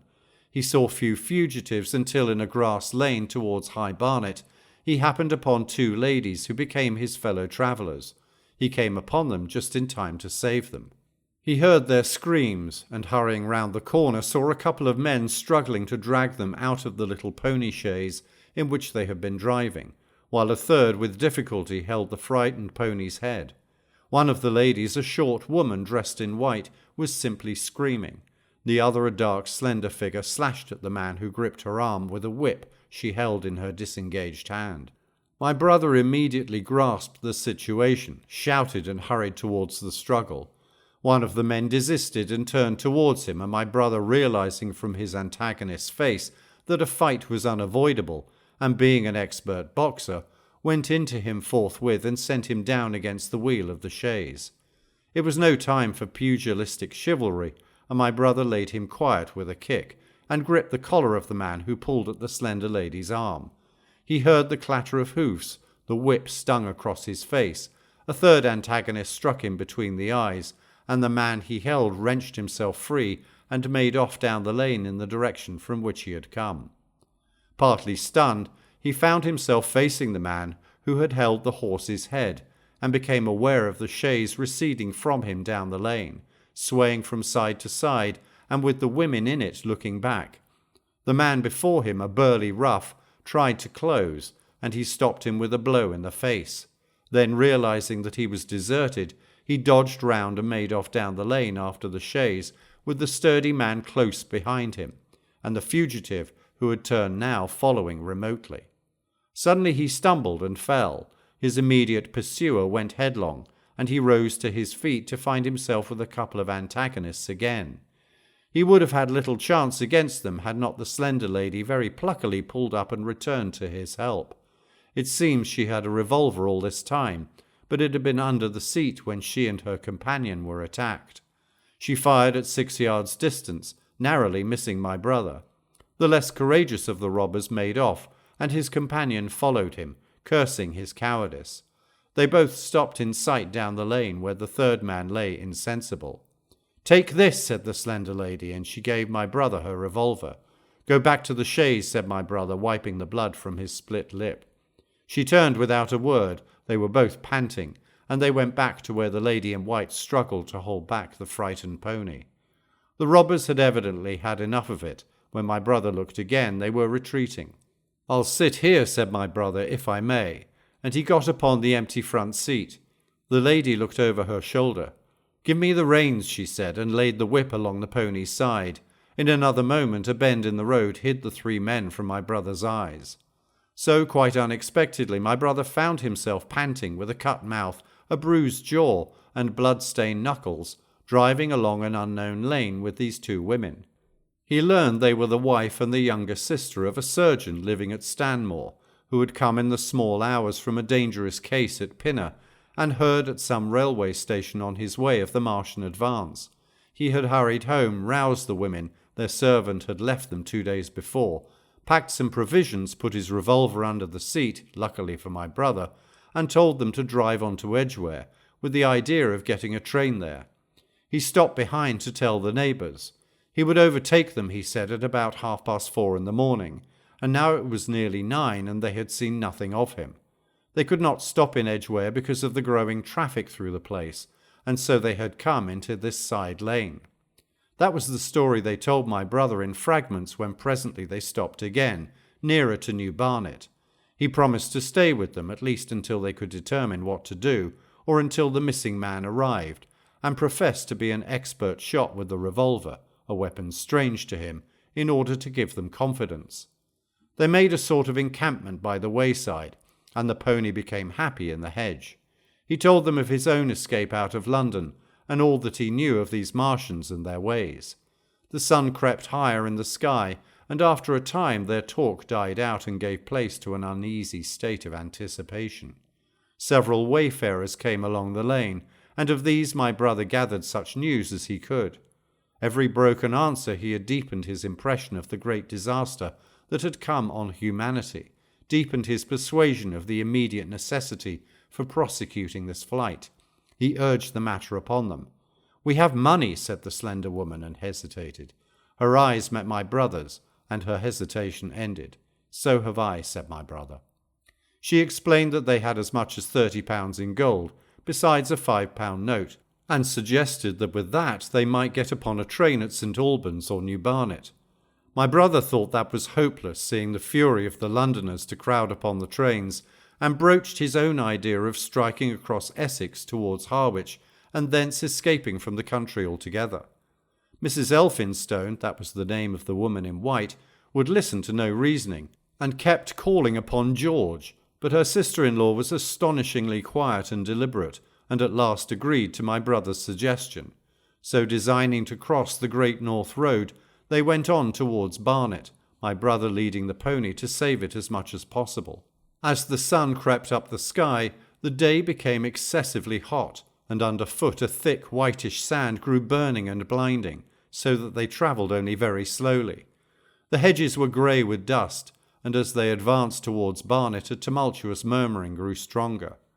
They began to meet more people. For the most part these were staring before them, murmuring indistinct questions, jaded, haggard, unclean. One man in evening dress passed them on foot, his eyes on the ground. They heard his voice, and, looking back at him, saw one hand clutched in his hair, and the other beating invisible things. His paroxysm of rage over, he went on his way without once looking back.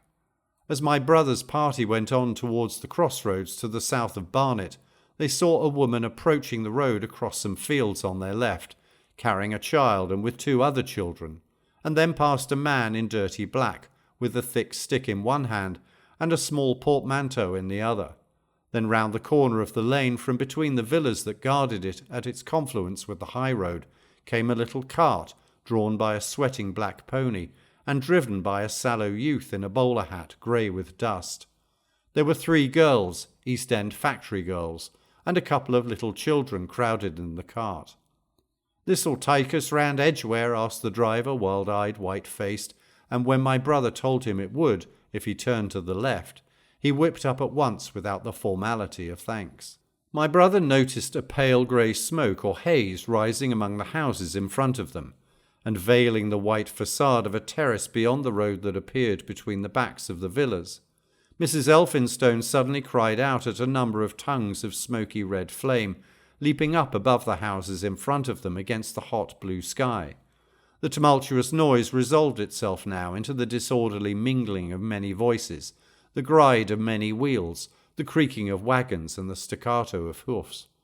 The lane came round sharply, not 50 yards from the crossroads. "Good heavens!" cried Mrs. Elphinstone. "What is this you are driving us into?" My brother stopped. For the main road was a boiling stream of people, a torrent of human beings rushing northward, one pressing on another. A great bank of dust, white and luminous in the blaze of the sun, made everything within 20 feet of the ground grey and indistinct, and was perpetually renewed by the hurrying feet of a dense crowd of horses and of men and women on foot, and by the wheels of vehicles of every description. "Way!" my brother heard voices crying. "Make way!" It was like riding into the smoke of a fire to approach the meeting point of the lane and road. The crowd roared like a fire, and the dust was hot and pungent, and indeed a little way up the road A villa was burning and sending rolling masses of black smoke across the road to add to the confusion. 2 men came past them, then a dirty woman carrying a heavy bundle and weeping. A lost retriever dog with hanging tongue circled dubiously round them, scared and wretched, and fled at my brother's threat. So much as they could see of the road Londonward between the houses to the right was a tumultuous stream of dirty, hurrying people, pent in between the villas on either side. The black heads, the crowded forms grew into distinctness as they rushed towards the corner, hurried past and merged their individuality again in a receding multitude that was swallowed up at last in a cloud of dust. Go on, cried the voices. Way, way! One man's hands pressed on the back of another. My brother stood at the pony's head. Irresistibly attracted, he advanced slowly, pace by pace, down the lane. Edgware had been a scene of confusion, Chalk Farm a riotous tumult, but this was a whole population in movement. It is hard to imagine that host. It had no character of its own. The figures poured out past the corner and receded with their backs to the group in the lane. Along the margin came those who were on foot, threatened by the wheels, stumbling in the ditches, blundering into one another. The carts and carriages crowded close upon one another, making little way for those swifter and more impatient vehicles that darted forward every now and then when an opportunity showed itself of doing so, sending the people scattering against the fences and gates of the villas. "Push on," was the cry. "Push on, they are coming." In one cart stood a blind man in the uniform of the Salvation Army, gesticulating with his crooked fingers and bawling, "Eternity! Eternity!" His voice was hoarse and very loud, so that my brother could hear him long after he was lost to sight in the dust. Some of the people who crowded in the carts whipped stupidly at their horses and quarrelled with other drivers. Some sat motionless, staring at nothing with miserable eyes. Some gnawed their hands with thirst or lay prostrate in the bottoms of their conveyances. The horses' bits were covered with foam, their eyes bloodshot. There were cabs, carriages, shop carts, wagons beyond counting, a mail cart, a road cleaner's cart marked Vestry of St. Pancras, a huge timber wagon crowded with roughs. A brewer's dray rumbled by with its 2 near wheels splashed with fresh blood. "Clear the way!" cried the voices. "Clear the way!" "Eternity! Eternity!" came echoing down the road. There were sad, haggard women tramping by, well dressed, with children that cried and stumbled, their dainty clothes smothered in dust, their weary faces smeared with tears. With many of these came men, sometimes helpful, sometimes lowering and savage. Fighting side by side with them pushed some weary street outcast in faded black rags, wide-eyed, loud-voiced and foul-mouthed. There were sturdy workmen thrusting their way along, wretched, unkempt men, clothed like clerks or shopmen, struggling spasmodically. A wounded soldier my brother noticed, men dressed in the clothes of railway porters, one wretched creature in a nightshirt with a coat thrown over it. But varied as its composition was, certain things all that host had in common. There were fear and pain on their faces, and fear behind them. A tumult up the road, a quarrel for a place in a wagon, sent the whole host of them quickening their pace. Even a man so scared and broken that his knees bent under him was galvanized for a moment into renewed activity. The heat and dust had already been at work upon this multitude. Their skins were dry, their lips black and cracked. They were all thirsty, weary, and footsore, and amid the various cries one heard disputes, reproaches, groans of weariness and fatigue. The voices of most of them were hoarse and weak. Through it all ran a refrain, "Way, way, the Martians are coming!" Few stopped and came aside from that flood. The lane opened slantingly into the main road with a narrow opening, and had a delusive appearance of coming from the direction of London. Yet a kind of eddy of people drove into its mouth, weaklings elbowed out of the stream, who for the most part rested but a moment before plunging into it again. A little way down the lane, with 2 friends bending over him, lay a man with a bare leg, wrapped about with bloody rags. He was a lucky man to have friends. A little old man with a grey military moustache and a filthy black frock coat limped out and sat down beside the trap, removed his boot, his sock was blood-stained, shook out a pebble, and hobbled on again.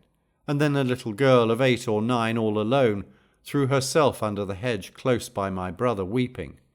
"I can't go on! I can't go on!" My brother woke from his torpor of astonishment and lifted her up, speaking gently to her, and carried her to Miss Elphinstone. So soon as my brother touched her, she became quite still, as if frightened. "Ellen!" shrieked a woman in the crowd with tears in her voice. "Ellen!" And the child suddenly darted away from my brother, crying, "Mother!" "They are coming," said a man on horseback riding past along the lane. "Out of the way there," bawled a coachman towering high, and my brother saw a closed carriage turning into the lane. The people crushed back on one another to avoid the horse. My brother pushed the pony and chaise back into the hedge, and the man drove by and stopped at the turn of the way. It was a carriage with a pole for a pair of horses, but only one was in the traces.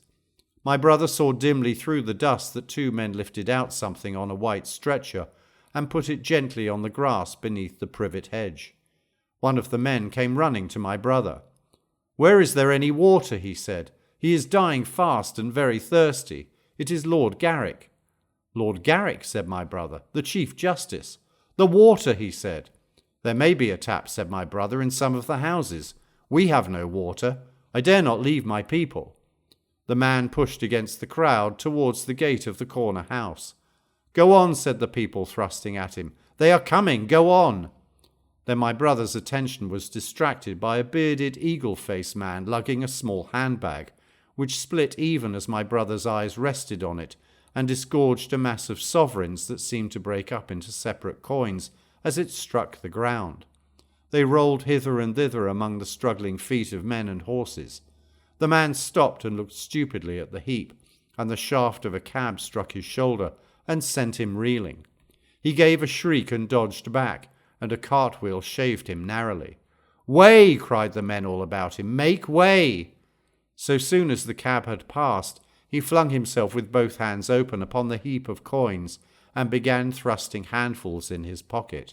A horse rose close upon him, and in another moment, half rising, he had been borne down under the horse's hoofs. "Stop!" screamed my brother, and pushing a woman out of his way, tried to clutch the bit of the horse. Before he could get to it, he heard a scream under the wheels, and saw through the dust the rim passing over the poor wretch's back. The driver of the cart slashed his whip at my brother, who ran round behind the cart. The multitudinous shouting confused his ears. The man was writhing in the dust among his scattered money, unable to rise, for the wheel had broken his back, and his lower limbs lay limp and dead. My brother stood up and yelled at the next driver, and a man on a black horse came to his assistance. "Get him out of the road," said he, and clutching the man's collar with his free hand, my brother lugged him sideways. But he still clutched after his money and regarded my brother fiercely, hammering at his arm with a handful of gold. Go on," shouted angry voices behind. "Way, way!" There was a smash as the pole of a carriage crashed into the cart that the man on horseback stopped. My brother looked up, and the man with the gold twisted his head round and bit the wrist that held his collar. There was a concussion, and the black horse came staggering sideways, and the cart horse pushed beside it. A hoof missed my brother's foot by a hair's breadth. He released his grip on the fallen man and jumped back. He saw anger change to terror on the face of the poor wretch on the ground, and in a moment he was hidden, and my brother was borne backward and carried past the entrance of the lane, and had to fight hard in the torrent to recover it.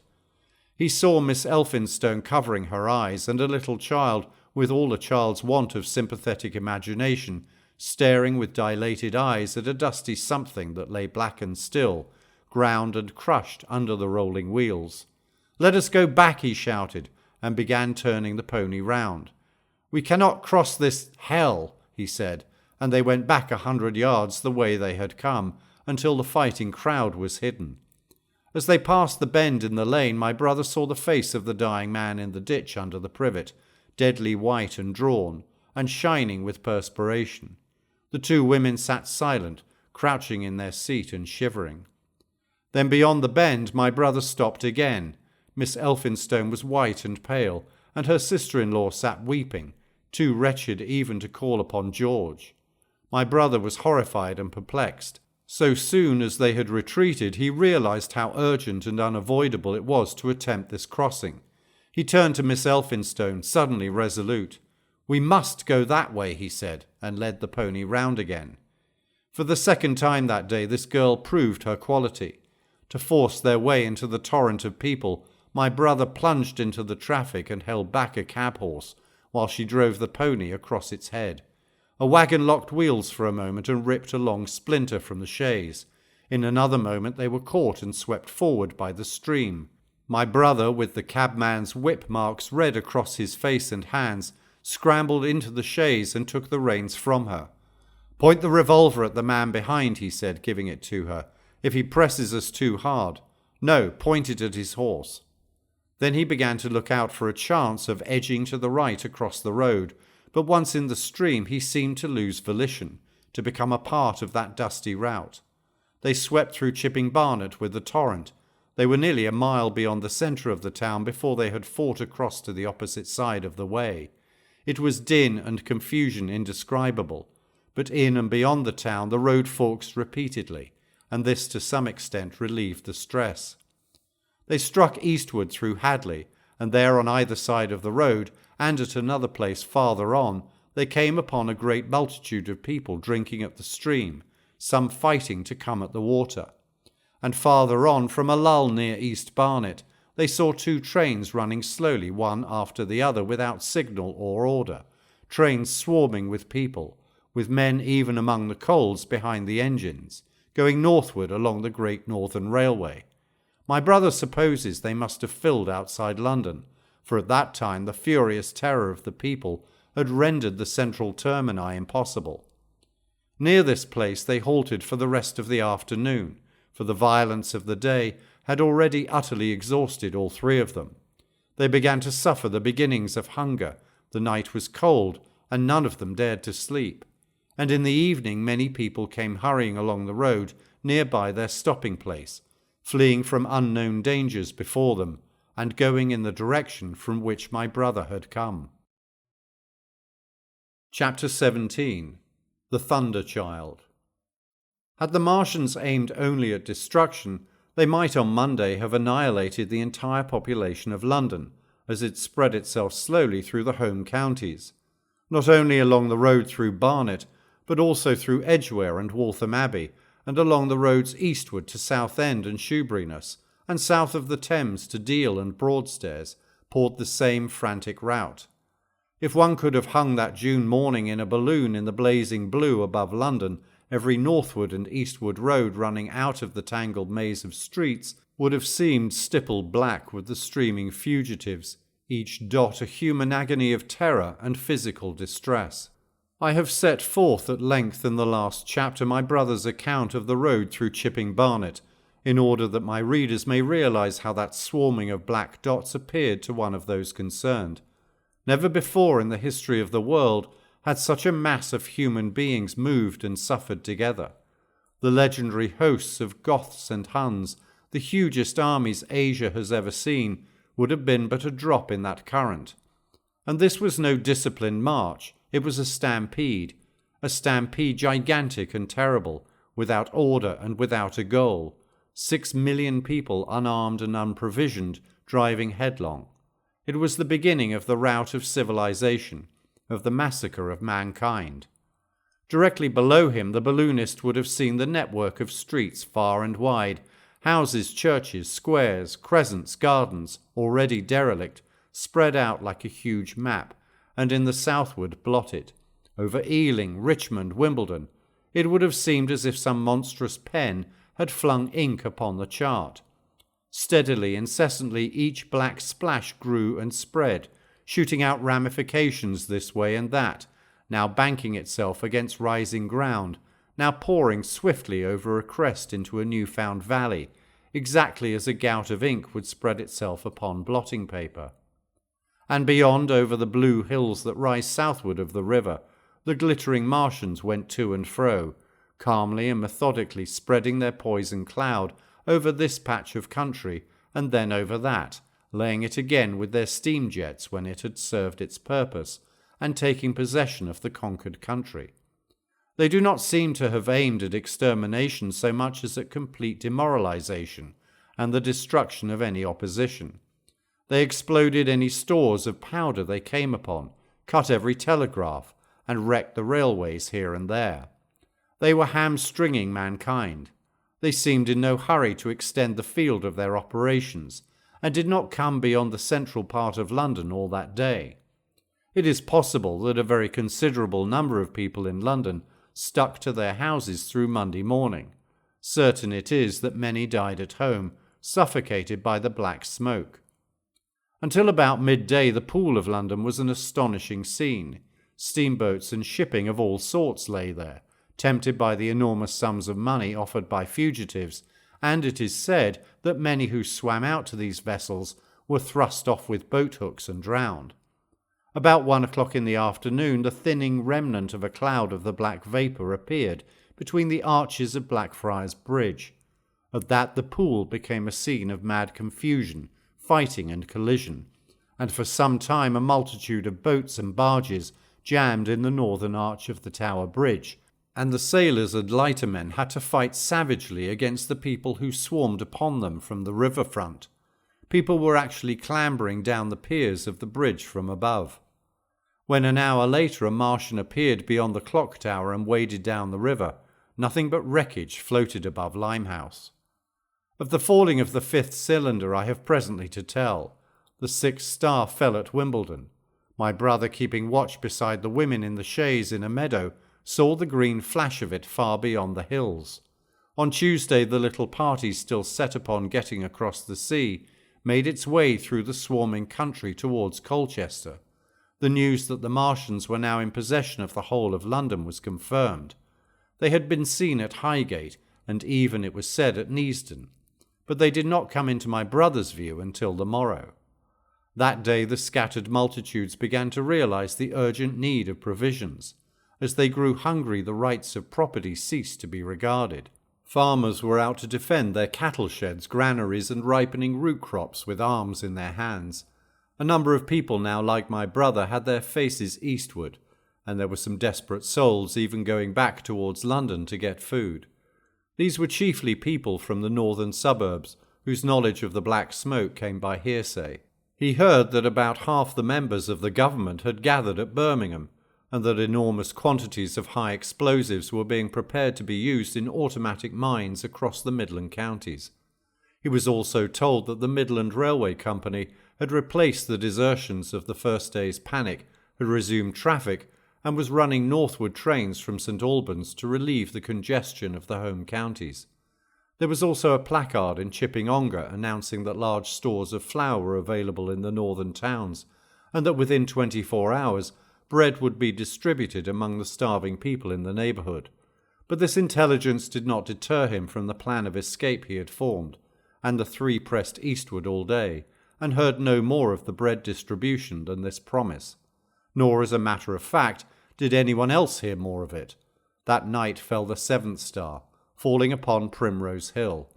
It fell while Miss Elphinstone was watching, for she took that duty alternately with my brother. She saw it. On Wednesday, the three fugitives, they had passed the night in a field of unripe wheat, reached Chelmsford, and there a body of the inhabitants, calling itself the Committee of Public Supply, seized the pony as provisions, and would give nothing in exchange for it but the promise of a share in it the next day. Here there were rumours of Martians at Epping, and news of the destruction of Waltham Abbey powder mills in a vain attempt to blow up one of the invaders. People were watching for Martians here from the church towers. My brother, very luckily for him as it chanced, preferred to push on at once to the coast rather than wait for food, although all three of them were very hungry. By midday they passed through Tillingham, which strangely enough seemed to be quite silent and deserted, save for a few furtive plunderers hunting for food. Near Tillingham they suddenly came in sight of the sea, and the most amazing crowd of shipping of all sorts that it is possible to imagine. For after the sailors could no longer come up the Thames, they came on to the Essex coast, to Harwich and Walton and Clacton, and afterwards to Foulness and Shoebury to bring off the people. They lay in a huge sickle-shaped curve that vanished into mist at last towards the Naze, Close inshore was a multitude of fishing smacks, English, Scotch, French, Dutch and Swedish, steam launches from the Thames, yachts, electric boats, and beyond were ships of larger burden, a multitude of filthy colliers, trim merchantmen, cattle ships, passenger boats, petroleum tanks, ocean tramps, an old white transport even, neat white and grey liners from Southampton and Hamburg, and along the blue coast across the Blackwater my brother could make out dimly a dense swarm of boats chaffering with the people on the beach, a swarm which also extended up the Blackwater almost to Malden. About a couple of miles out lay an ironclad very low in the water, almost to my brother's perception like a waterlogged ship. This was the ram Thunderchild. It was the only warship in sight, but far away to the right over the smooth surface of the sea, for that day there was a dead calm, lay a serpent of black smoke to mark the next ironclads of the Channel Fleet, which hovered in an extended line, steam up and ready for action, across the Thames estuary during the course of the Martian conquest, vigilant and yet powerless to prevent it. At the sight of the sea, Mrs. Elphinstone, in spite of the assurances of her sister-in-law, gave way to panic. She had never been out of England before. She would rather die than trust herself friendless in a foreign country, and so forth. She seemed, poor woman, to imagine that the French and the Martians might prove very similar. She had been growing increasingly hysterical, fearful and depressed during the 2 days' journeyings. Her great idea was to return to Stanmore. Things had been always well and safe at Stanmore. They would find George at Stanmore. It was with the greatest difficulty they could get her down to the beach, where presently my brother succeeded in attracting the attention of some men on a paddle steamer from the Thames. They sent a boat and drove a bargain for £36 for the three. The steamer was going, these men said, to Ostend. It was about 2 o'clock when my brother, having paid their fares at the gangway, found himself safely aboard the steamboat with his charges. There was food aboard, albeit at exorbitant prices, and the three of them contrived to eat a meal on one of the seats forward. There were already a couple of score of passengers aboard, some of whom had expended their last money in securing a passage, but the captain lay off the Blackwater until 5 in the afternoon, picking up passengers until the seated decks were even dangerously crowded. He would probably have remained longer had it not been for the sound of guns that began about that hour in the south. As if in answer, the ironclad Seawood fired a small gun and hoisted a string of flags. A jet of smoke sprang out of her funnels. Some of the passengers were of opinion that this firing came from shoeburyness, until it was noticed that it was growing louder. At the same time, far away in the southeast, the masts and upper works of 3 ironclads rose one after the other out of the sea, beneath clouds of black smoke. But my brother's attention speedily reverted to the distant firing in the south. He fancied he saw a column of smoke rising out of the distant grey haze. The little steamer was already flapping her way eastward of the big crescent of shipping, and the low Essex coast was growing blue and hazy, when a Martian appeared small and faint in the remote distance, advancing along the muddy coast from the direction of Foulness. At that the captain on the bridge swore at the top of his voice with fear and anger at his own delay, and the paddles seemed infected with his terror. Every soul aboard stood at the bulwarks or on the seats of the steamer and stared at that distant shape, higher than the trees or church towers inland, and advancing with a leisurely parody of a human stride. It was the first Martian my brother had seen, and he stood more amazed than terrified, watching this Titan advancing deliberately towards the shipping, wading farther and farther into the water as the coast fell away. Then, far away beyond the crouch, came another, striding over some stunted trees, and then yet another, still farther off, wading deeply through a shiny mudflat that seemed to hang halfway up between sea and sky. They were all stalking seaward, as if to intercept the escape of the multitudinous vessels that were crowded between Foulness and the Naze. In spite of the throbbing exertions of the engines of the little paddle boat, and the pouring foam that her wheels flung behind her, she receded with terrifying slowness from this ominous advance. Glancing northwestward, my brother saw the large crescent of shipping already writhing with the approaching terror. one ship passing behind another, another coming round from broadside to end on, steamships whistling and giving off volumes of steam, sails being let out, launches rushing hither and thither. He was so fascinated by this and by the creeping danger away to the left that he had no eyes for anything seaward. And then a swift movement of the steamboat, she had suddenly come round to avoid being run down, flung him headlong from the seat upon which he was standing.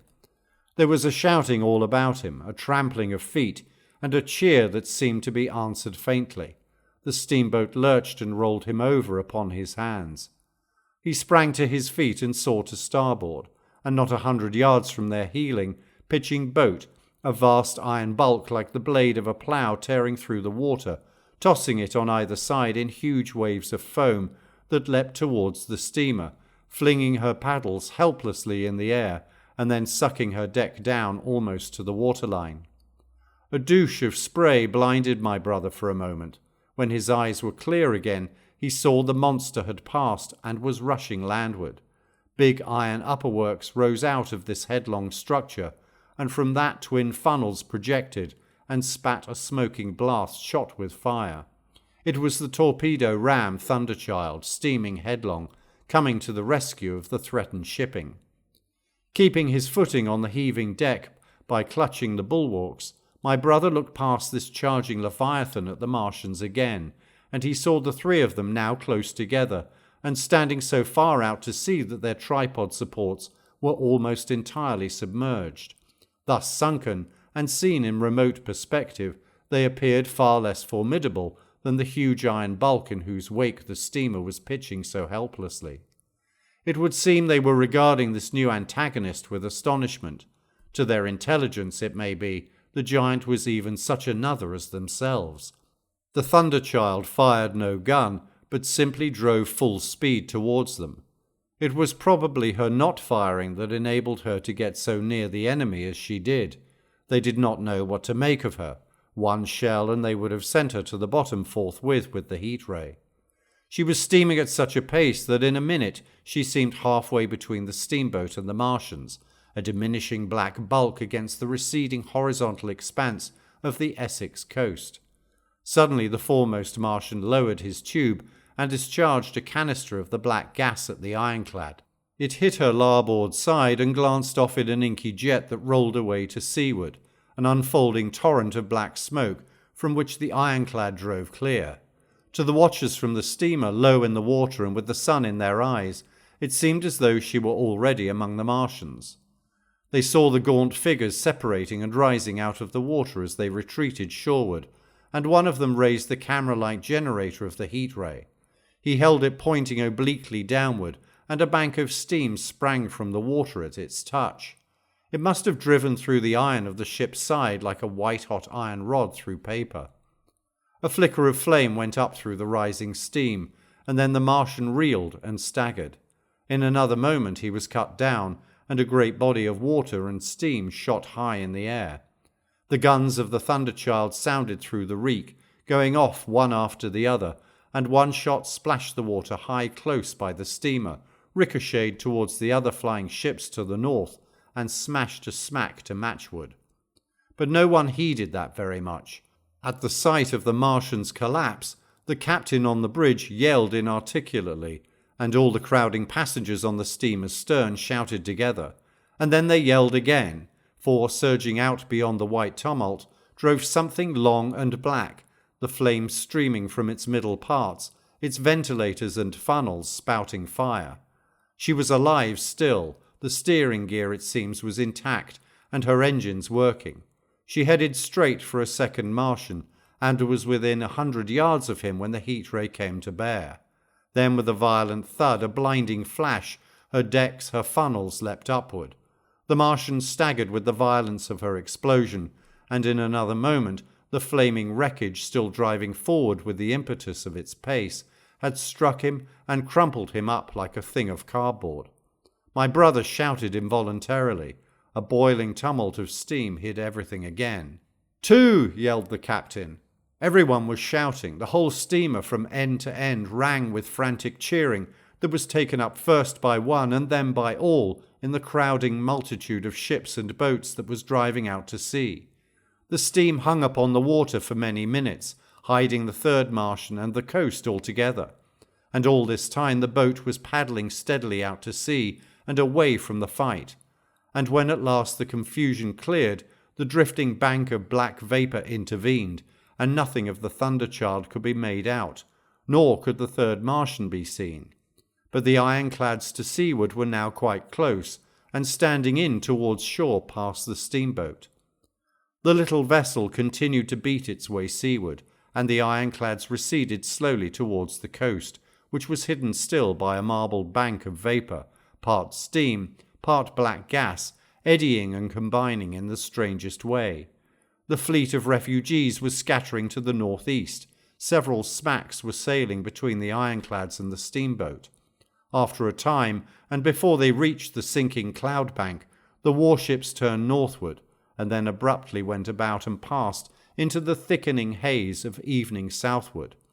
The coast grew faint, and at last indistinguishable amid the low banks of clouds that were gathering about the sinking sun. Then suddenly out of the golden haze of the sunset came the vibration of guns, and a form of black shadows moving. Everyone struggled to the rail of the steamer, and peered into the blinding furnace of the west, but nothing was to be distinguished clearly. A mass of smoke rose slanting and barred the face of the sun. The steamboat throbbed on its way through an interminable suspense. The sun sank into grey clouds, the sky flushed and darkened. The evening star trembled into sight. It was deep twilight when the captain cried out and pointed. My brother strained his eyes. Something rushed up into the sky out of the greyness, rushed slantingly upward and very swiftly into the luminous clearness above the clouds in the western sky. Something flat and broad and very large, that swept round in a vast curve, grew smaller, sank slowly, and vanished again into the grey mystery of the night. And as it flew, it rained down darkness upon the land. Book 2. The Earth Under the Martians. Chapter 1. Underfoot. In the first book I have wandered so much from my own adventures to tell of the experiences of my brother that all through the last 2 chapters I and the curate have been lurking in the empty house at Halliford, whither we fled to escape the black smoke. There I will resume. We stopped there all Sunday night and all the next day, the day of the panic, in a little island of daylight, cut off by the black smoke from the rest of the world. We could do nothing but wait in aching inactivity during those 2 weary days. My mind was occupied by anxiety for my wife. I figured her at Leatherhead, terrified, in danger, mourning me already as a dead man. I paced the rooms and cried aloud when I thought of how I was cut off from her, of all that might happen to her in my absence. My cousin, I knew, was brave enough for any emergency, but he was not the sort of man to realize danger quickly, to rise promptly. What was needed now was not bravery, but circumspection. My only consolation was to believe that the Martians were moving Londonward and away from her.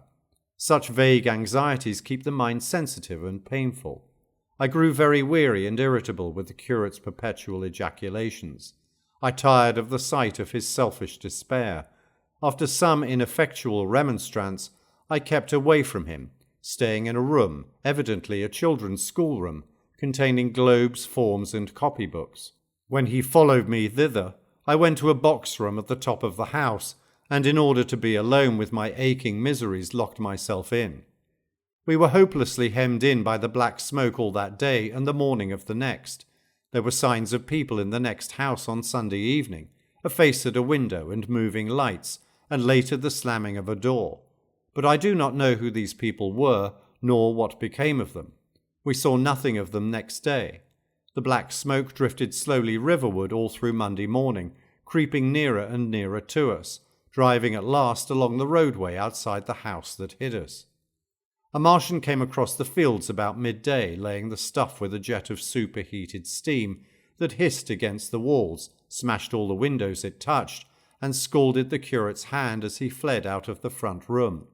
When at last we crept across the sodden rooms and looked out again, the country northward was as though a black snowstorm had passed over it.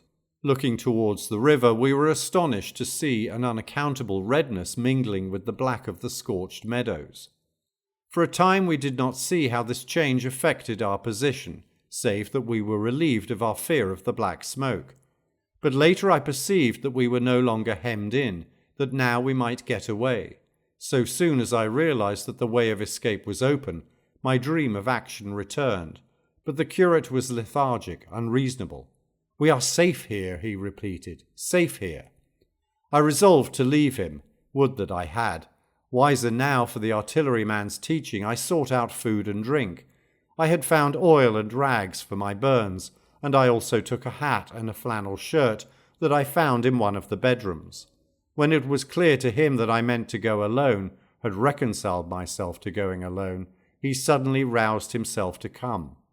And all being quiet throughout the afternoon, we started about 5 o'clock, as I should judge, along the blackened road to Sunbury. In Sunbury and at intervals along the road were dead bodies lying in contorted attitudes, horses as well as men, overturned carts and luggage, all covered thickly with black dust. That pall of cindery powder made me think of what I had read of the destruction of Pompeii. We got to Hampton Court without misadventure, our minds full of strange and unfamiliar appearances, and at Hampton Court our eyes were relieved to find a patch of green that had escaped the suffocating drift. We went through Bushy Park with its deer going to and fro under the chestnuts, and some men and women hurrying in the distance towards Hampton, and so we came to Twickenham. These were the first people we saw. Away across the road, the woods beyond Ham and Petersham were still afire. Twickenham was uninjured by either heat ray or black smoke, and there were more people about here, though none could give us news. For the most part they were like ourselves, taking advantage of a lull to shift their quarters. I have an impression that many of the houses here were still occupied by scared inhabitants, too frightened even for flight. Here, too, the evidence of a hasty rout was abundant along the road.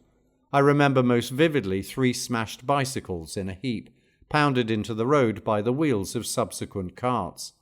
We crossed Richmond Bridge about 8:30. We hurried across the exposed bridge, of course, but I noticed floating down the stream a number of red masses, some many feet across. I did not know what these were, there was no time for scrutiny, and I put a more horrible interpretation on them than they deserved. Here again on the Surrey side were black dust that had once been smoke, and dead bodies, a heap near the approach to the station. But we had no glimpse of the Martians until we were some way towards Barnes. We saw in the blackened distance a group of 3 people running down a side street towards the river, but otherwise it seemed deserted.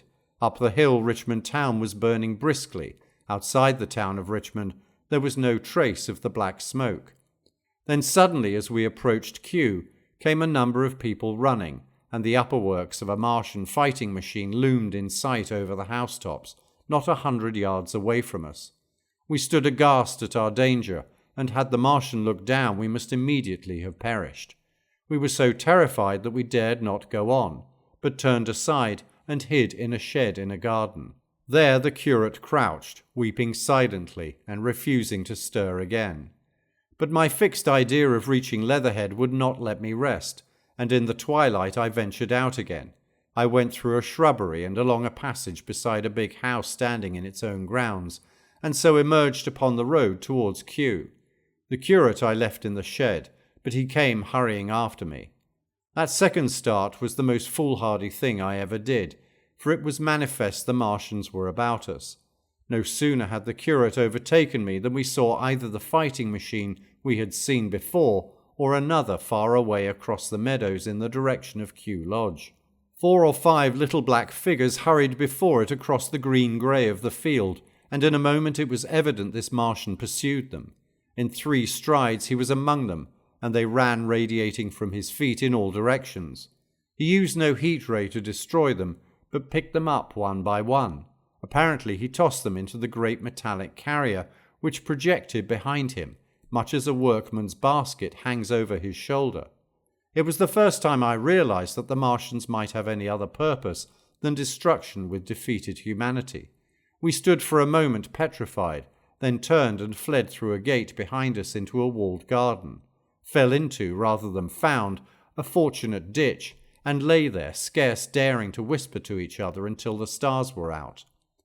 I suppose it was nearly 11 o'clock before we gathered courage to start again, no longer venturing into the road but sneaking along hedgerows and through plantations, and watching keenly through the darkness, he on the right and I on the left for the Martians, who seemed to be all about us.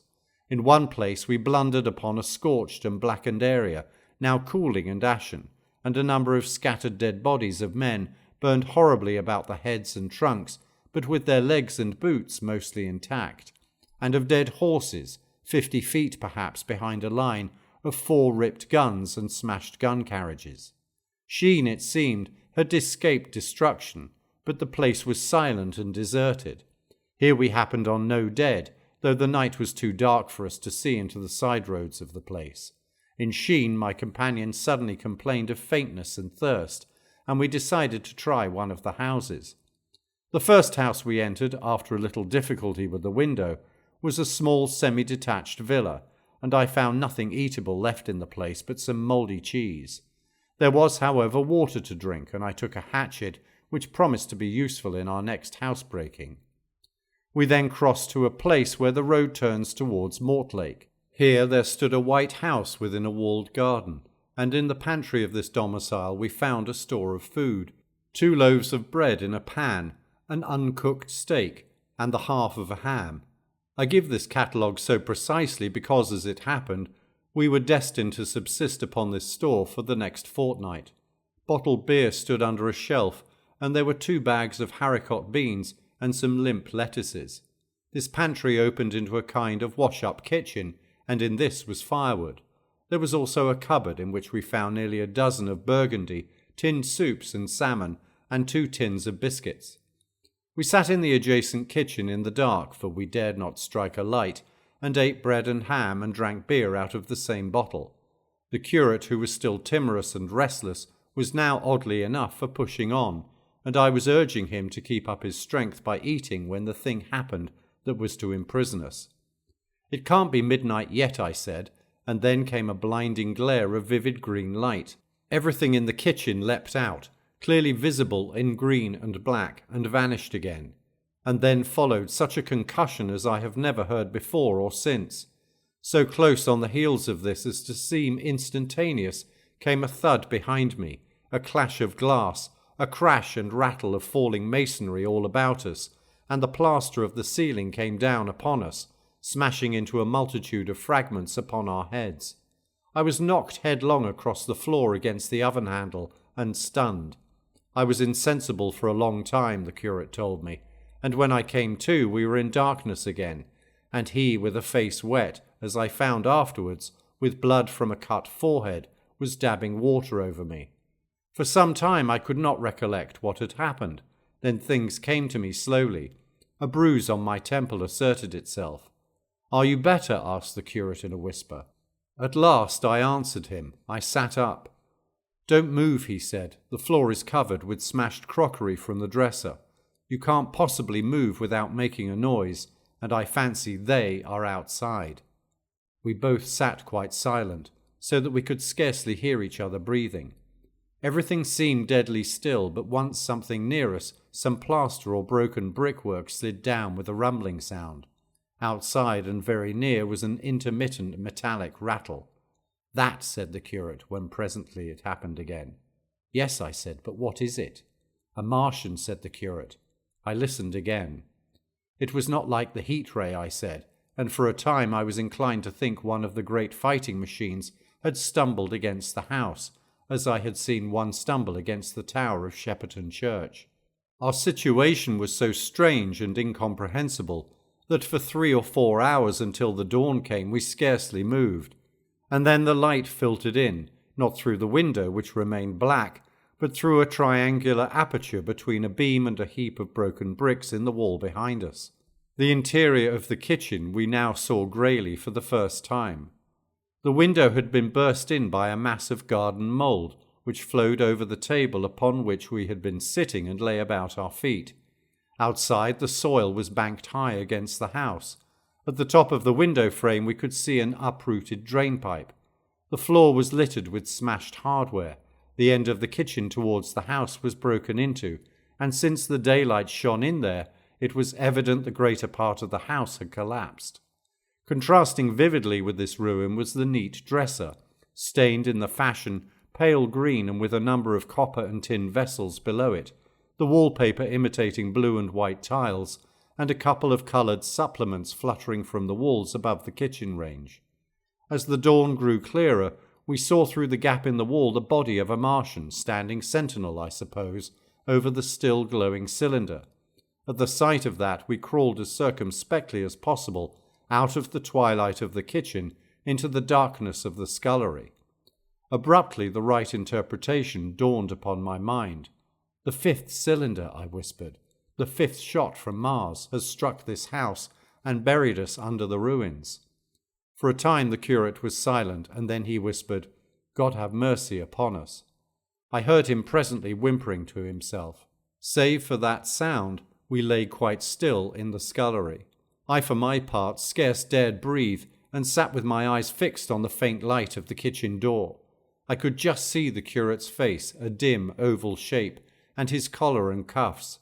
Outside there began a metallic hammering, then a violent hooting, and then again, after a quiet interval, a hissing like the hissing of an engine. These noises, for the most part problematical, continued intermittently, and seemed if anything to increase in number as time wore on. Presently a measured thudding and a vibration that made everything about us quiver, and the vessels in the pantry ring and shift, began and continued. Once the light was eclipsed, and the ghostly kitchen doorway became absolutely dark. For many hours we must have crouched there, silent and shivering, until our tired attention failed. At last I found myself awake and very hungry. I am inclined to believe we must have spent the greater portion of a day before that awakening. My hunger was at a stride so insistent that it moved me to action. I told the curate I was going to seek food, and felt my way towards the pantry.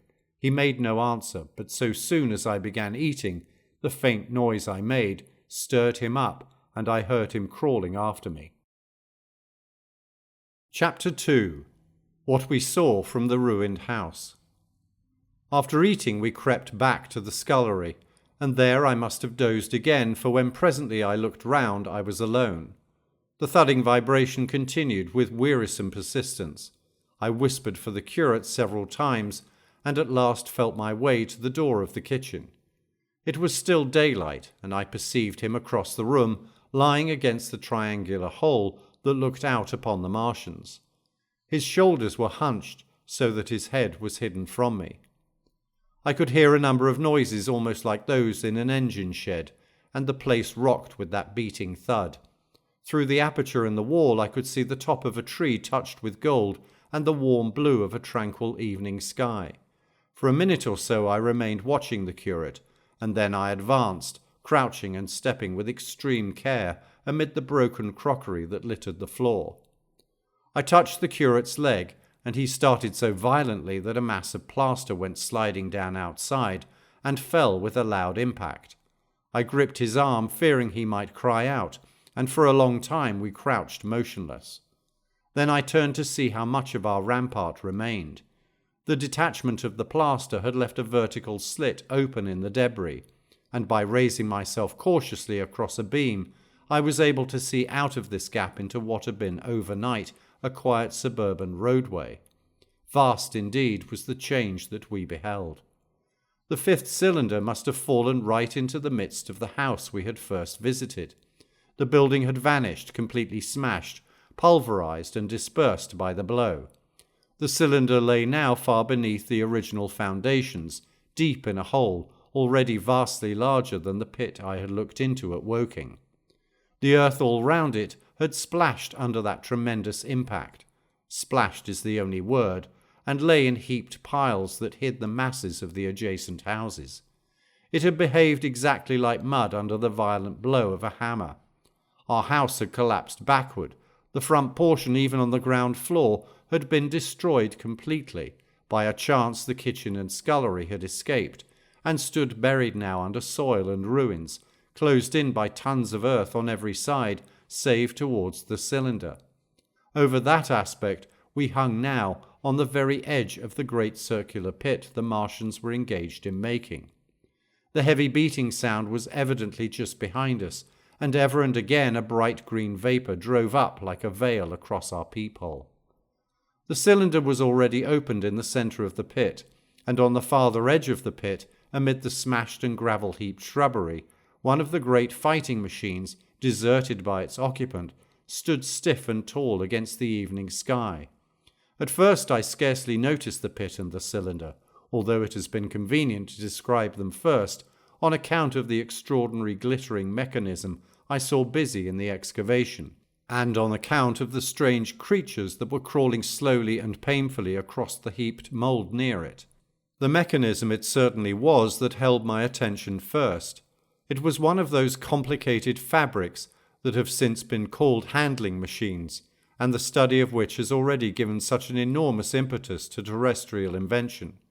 As it dawned upon me first, it presented a sort of metallic spider with 5 jointed agile legs, and with an extraordinary number of jointed levers, bars, and reaching and clutching tentacles about its body. Most of its arms were retracted, but with 3 long tentacles it was fishing out a number of rods, plates, and bars, which lined the covering and apparently strengthened the walls of the cylinder. These, as it extracted them, were lifted out and deposited upon a level surface of earth behind it. Its motion was so swift, complex, and perfect that at first I did not see it as a machine, in spite of its metallic glitter. The fighting machines were coordinated and animated to an extraordinary pitch, but nothing to compare with this. People who have never seen these structures, and have only the ill-imagined efforts of artists or the imperfect descriptions of such eyewitnesses as myself to go upon, scarcely realize that living quality. I recall particularly the illustration of one of the first pamphlets to give a consecutive account of the war. The artist had evidently made a hasty study of one of the fighting machines, and there his knowledge ended. He presented them as tilted stiff tripods, without either flexibility or subtlety, and with an altogether misleading monotony of effect. The pamphlet containing these renderings had a considerable vogue, and I mention them here simply to warn the reader against the impression they may have created. They were no more like the Martians I saw in action than a Dutch doll is like a human being. To my mind, the pamphlet would have been much better without them. At first, I say, the handling machine did not impress me as a machine, but as a crab-like creature with a glittering integument, the controlling Martian whose delicate tentacles actuated its movements, seeming to be simply the equivalent of the crab's cerebral portion. But then I perceived the resemblance of its grey-brown, shiny, leathery integument to that of the other sprawling bodies beyond, and the true nature of this dexterous workman dawned upon me. With that realization my interest shifted to those other creatures, the real Martians. Already I had had a transient impression of these, and the first nausea no longer obscured my observation. Moreover, I was concealed and motionless, and under no urgency of action. They were, I now saw, the most unearthly creatures it is possible to conceive. They were huge round bodies, or rather heads, about 4 feet in diameter, each body having in front of it a face. This face had no nostrils, indeed the Martians do not seem to have had any sense of smell, but it had a pair of very large dark-coloured eyes, and just beneath this a kind of fleshy beak. In the back of this head or body, I scarcely know how to speak of it, was the single tight tympanic surface, since known to be anatomically an ear, though it must have been almost useless in our dense air. In a group round the mouth were 16 slender, almost whip-like tentacles, arranged in 2 bunches of 8 each. These bunches have since been named rather aptly by that distinguished anatomist, Professor Howes, the hands. Even as I saw these Martians for the first time, they seemed to be endeavouring to raise themselves on these hands, but of course with the increased weight of terrestrial conditions, this was impossible. There is reason to suppose that on Mars they may have progressed upon them with some facility. The internal anatomy, I may remark here, as dissection has since shown, was almost equally simple. The greater part of the structure was the brain, sending enormous nerves to the eyes, ear, and tactile tentacles. Besides this were the bulky lungs into which the mouth opened, and the heart and its vessels. The pulmonary distress caused by the denser atmosphere and greater gravitational attraction was only too evident in the convulsive movements of the outer skin. And this was the sum of the Martian organs. Strange as it may seem to a human being, all the complex apparatus of digestion which makes up the bulk of our bodies did not exist in the Martians. They were heads, merely heads. Entrails they had none. They did not eat, much less digest. Instead, they took the fresh living blood of other creatures and injected it into their own veins. I have myself seen this being done, as I shall mention in its place. But, squeamish as I may seem, I cannot bring myself to describe what I could not endure even to continue watching. Let it suffice to say, blood obtained from a still living animal, in most cases from a human being, was run directly by means of a little pipette into the recipient canal. The bare idea of this is no doubt horribly repulsive to us, but at the same time I think that we should remember how repulsive our carnivorous habits would seem to an intelligent rabbit. The physiological advantages of the practice of injection are undeniable, if one thinks of the tremendous waste of human time and energy occasioned by eating and the digestive process. Our bodies are half made up of glands and tubes and organs, occupied in turning heterogeneous food into blood. The digestive processes and their reaction upon the nervous system sap our strength and colour our minds. Men go happy or miserable as they have healthy or unhealthy livers, or sound gastric glands, but the Martians were lifted above all these organic fluctuations of mood and emotion. Their undeniable preference for men as their source of nourishment is partly explained by the nature of the remains of the victims they had brought with them as provisions from Mars. These creatures, to judge from the shriveled remains that have fallen into human hands, were bipeds with flimsy siliceous skeletons, almost like those of the siliceous sponges, and feeble musculature, standing about 6 feet high and having round, erect heads and large eyes in flinty sockets. 2 or 3 of these seem to have been brought in each cylinder, and all were killed before Earth was reached. It was just as well for them, for the mere attempt to stand upright upon our planet would have broken every bone in their bodies. And while I am engaged in this description, I may add in this place certain further details which, although they were not all evident to us at the time, will enable the reader who is unacquainted with them to form a clearer picture of these offensive creatures. In 3 other points their physiology differed strangely from ours. Their organisms did not sleep, any more than the heart of man sleeps. Since they had no extensive muscular mechanism to recuperate, that periodical extinction was unknown to them. They had little or no sense of fatigue, it would seem. On Earth they could never have moved without effort, yet even to the last they kept in action. In 24 hours they did 24 hours of work, as even on Earth is perhaps the case with the ants. In the next place, wonderful as it seems in a sexual world, the Martians were absolutely without sex, and therefore without any of the tumultuous emotions that arise from that difference among men. A young Martian, there can now be no dispute, was really born upon Earth during the war, and it was found attached to its parent, partially budded off, just as young lily bulbs bud off, or like the young animals in the fresh-water polyp. In man, in all the higher terrestrial animals, such a method of increase has disappeared, but even on this earth it was certainly the primitive method. Among the lower animals, up even to those first cousins of the vertebrated animals, the tunicates, the 2 processes occur side by side, but finally the sexual method superseded its competitor altogether. On Mars, however, just the reverse has apparently been the case. It is worthy of remark that a certain speculative writer of quasi-scientific repute, writing long before the Martian invasion, did forecast for man a final structure not unlike the actual Martian condition. His prophecy, I remember, appeared in November or December 1893 in a long-defunct publication, the Pall Mall Budget, and I recall a caricature of it in a pre-Martian periodical called Punch. He pointed out, writing in a foolish, facetious tone, that the perfection of mechanical appliances must ultimately supersede limbs, the perfection of chemical devices, digestion, that such organs as hair, external nose, teeth, ears, and chin were no longer essential parts of the human being, and that the tendency of natural selection would lie in the direction of their steady diminution through the coming ages. The brain alone remained a cardinal necessity. Only one other part of the body had a strong case for survival, and that was the hand, teacher and agent of the brain. While the rest of the body dwindled, the hands would grow larger. There is many a true word written in jest, and here in the Martians we have beyond dispute the actual accomplishment of such a suppression of the animal side of the organism by the intelligence. To me it is quite credible that the Martians may be descended from beings not unlike ourselves, by a gradual development of brain and hands, the latter giving rise to the two bunches of delicate tentacles at last, at the expense of the rest of the body. Without the body, the brain would, of course, become a mere selfish intelligence, without any of the emotional substratum of the human being.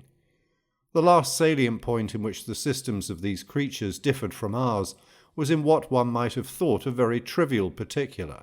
Microorganisms which cause so much disease and pain on Earth have either never appeared upon Mars, or Martian sanitary science eliminated them ages ago. 100 diseases, all the fevers and contagions of human life, consumption, cancers, tumours, and such morbidities, never entered the scheme of their life. And speaking of the differences between the life on Mars and terrestrial life, I may allude here to the curious suggestions of the red weed. Apparently the vegetable kingdom in Mars, instead of having green for a dominant colour, is of a vivid blood-red tint. At any rate, the seeds which the Martians, intentionally or accidentally, brought with them, gave rise in all cases to red-coloured growths. Only that known popularly as the red weed, however, gained any footing in competition with terrestrial forms. The red creeper was quite a transitory growth, and few people have seen it growing. For a time, however, the red weed grew with astonishing vigour and luxuriance. It spread up the sides of the pit by the 3rd or 4th day of our imprisonment, and its cactus-like branches formed a carmine fringe to the edges of our triangular window. And afterwards I found it broadcast throughout the country, and especially wherever there was a stream of water.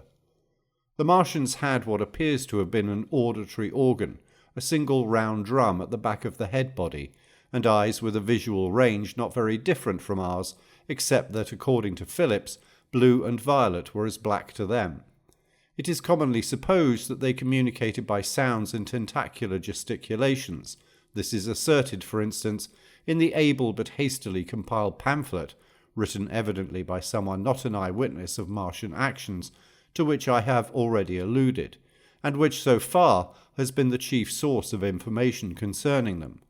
Now no surviving human being saw so much of the Martians in action as I did. I take no credit to myself for an accident, but the fact is so, and I assert that I watched them closely time after time, and that I have seen 4, 5, and once 6 of them sluggishly performing the most elaborately complicated operations, together without either sound or gesture. Their peculiar hooting invariably preceded feeding.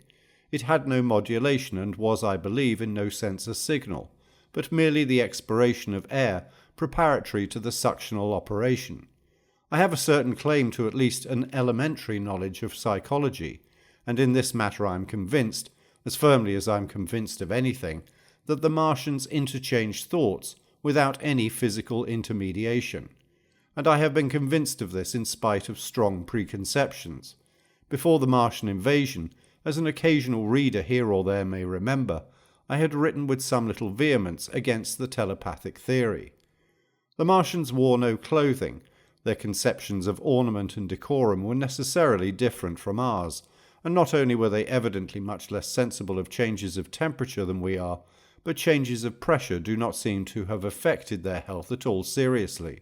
Yet though they wore no clothing, it was in the other artificial additions to their bodily resources that their great superiority over man lay.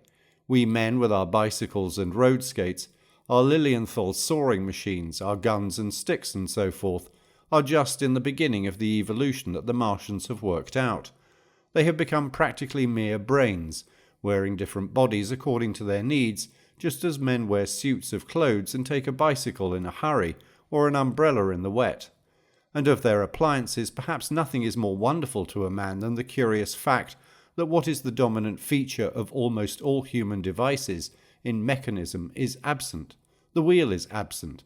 Among all the things they brought to earth, there is no trace or suggestion of their use of wheels. One would have at least expected it in locomotion. And in this connection it is curious to remark that even on this earth nature has never hit upon the wheel, or has preferred other expedients to its development. And not only did the Martians either not know of, which is incredible, or abstain from the wheel, but in their apparatus singularly little use is made of the fixed pivot, or relatively fixed pivot, with circular motions thereabout, confined to one plane. Almost all the joints of the machinery present a complicated system of sliding parts, moving over small but beautifully curved friction bearings. And while upon this matter of detail, it is remarkable that the long leverages of their machines are in most cases actuated by a sort of sham musculature of the discs in an elastic sheath. These discs become polarized and drawn closely and powerfully together when traversed by a current of electricity. In this way, the curious parallelism to animal motions, which was so striking and disturbing to the human beholder, was attained. Such quasi-muscles abounded in the crab-like handling machine, which on my first peeping out of the slit, I watched unpacking the cylinder. It seemed infinitely more alive than the actual Martians lying beyond it in the sunset light, panting, stirring ineffectual tentacles, and moving feebly after their vast journey across space. While I was still watching their sluggish motions in the sunlight, and noting each strange detail of their form, the curate reminded me of his presence by pulling violently at my arm. I turned to a scowling face and silent, eloquent lips. He wanted the slit which permitted only one of us to peep through, and so I had to forego watching them for a time while he enjoyed that privilege. When I looked again, the busy handling machine had already put together several of the pieces of apparatus it had taken out of the cylinder into a shape having an unmistakable likeness to its own, and down on the left a busy little digging mechanism had come into view, emitting jets of green vapour, and working its way round the pit, excavating and embanking in a methodical and discriminating manner. This it was which had caused the regular beating noise and the rhythmic shocks that had kept our ruinous refuge quivering. It piped and whistled as it worked. So far as I could see, the thing was without a directing Martian at all. Chapter 3. The Days of Imprisonment. The arrival of a second fighting machine drove us from our peephole into the scullery, for we feared that from his elevation the Martian might see down upon us behind our barrier. At a later date we began to feel less in danger of their eyes, for to an eye in the dazzle of the sunlight outside, our refuge must have been blank blackness, but at first the slightest suggestion of approach drove us into the scullery in heart-throbbing retreat. Yet terrible as was the danger we incurred, the attraction of peeping was for both of us irresistible, and I recall now with a sort of wonder that in spite of the infinite danger in which we were between starvation and a still more terrible death, we could yet struggle bitterly for that horrible privilege of sight. We would race across the kitchen in a grotesque way between eagerness and the dread of making a noise, and strike each other and thrust and kick within a few inches of exposure. The fact is that we had absolutely incompatible dispositions and habits of thought and action, and our danger and isolation only accentuated the incompatibility. At Halliford I had already come to hate the curate's trick of helpless exclamation, his stupid rigidity of mind. His endless muttering monologue vitiated every effort I made to think out a line of action, and drove me at times, thus pent up and intensified, almost to the verge of craziness. He was as lacking in restraint as a silly woman. He would weep for hours together, and I verily believe that to the very end this spoiled child of life thought his weak tears in some way efficacious, and I would sit in the darkness unable to keep my mind off him by reason of his importunities. He ate more than I did, and it was in vain I pointed out that our only chance of life was to stop in the house until the Martians had done with their pit, that in that long patience a time might presently come when we should need food. He ate and drank impulsively, in heavy meals at long intervals. He slept little. As the days wore on, his utter carelessness of any consideration so intensified our distress and danger that I had, much as I loathed doing it, to resort to threats, and at last to blows. That brought him to reason for a time, but he was one of those weak creatures void of pride, timorous, anemic, hateful souls, full of shifty cunning, who face neither God nor man, who face not even themselves. It is disagreeable for me to recall and write these things, but I set them down that my story may lack nothing.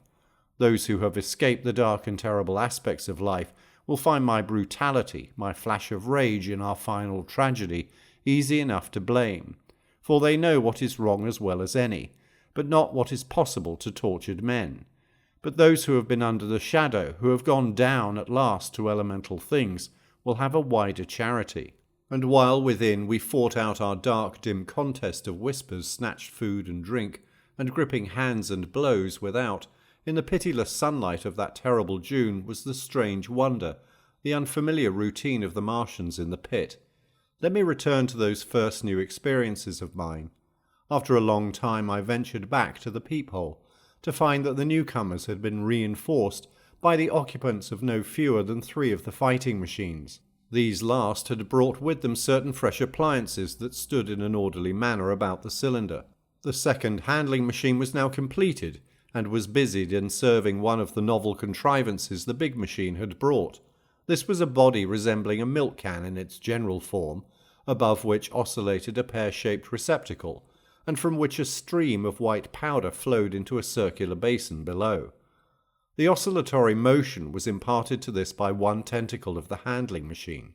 With 2 spatulate hands, the handling machine was digging out and flinging masses of clay into the pear-shaped receptacle above, while with another arm it periodically opened a door and removed rusty and blackened clinkers from the middle part of the machine. Another steely tentacle directed the powder from the basin along a ribbed channel, towards some receiver that was hidden from me by the mound of bluish dust. From this unseen receiver, a little thread of green smoke rose vertically into the quiet air.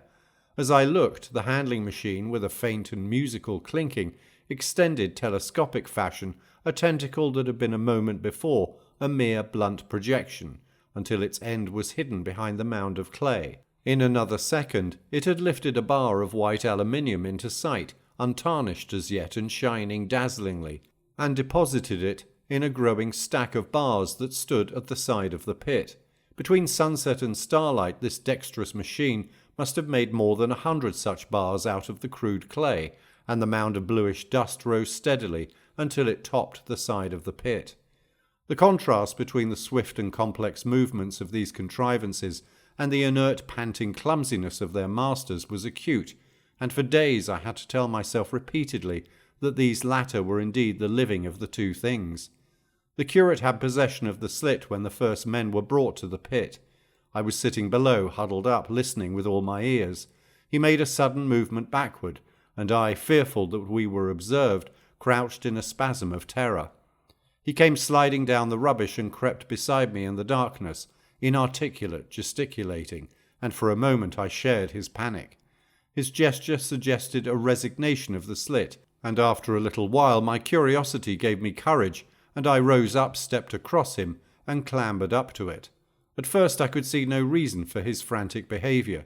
The twilight had now come, the stars were little and faint, but the pit was illuminated by the flickering green fire that came from the aluminium making.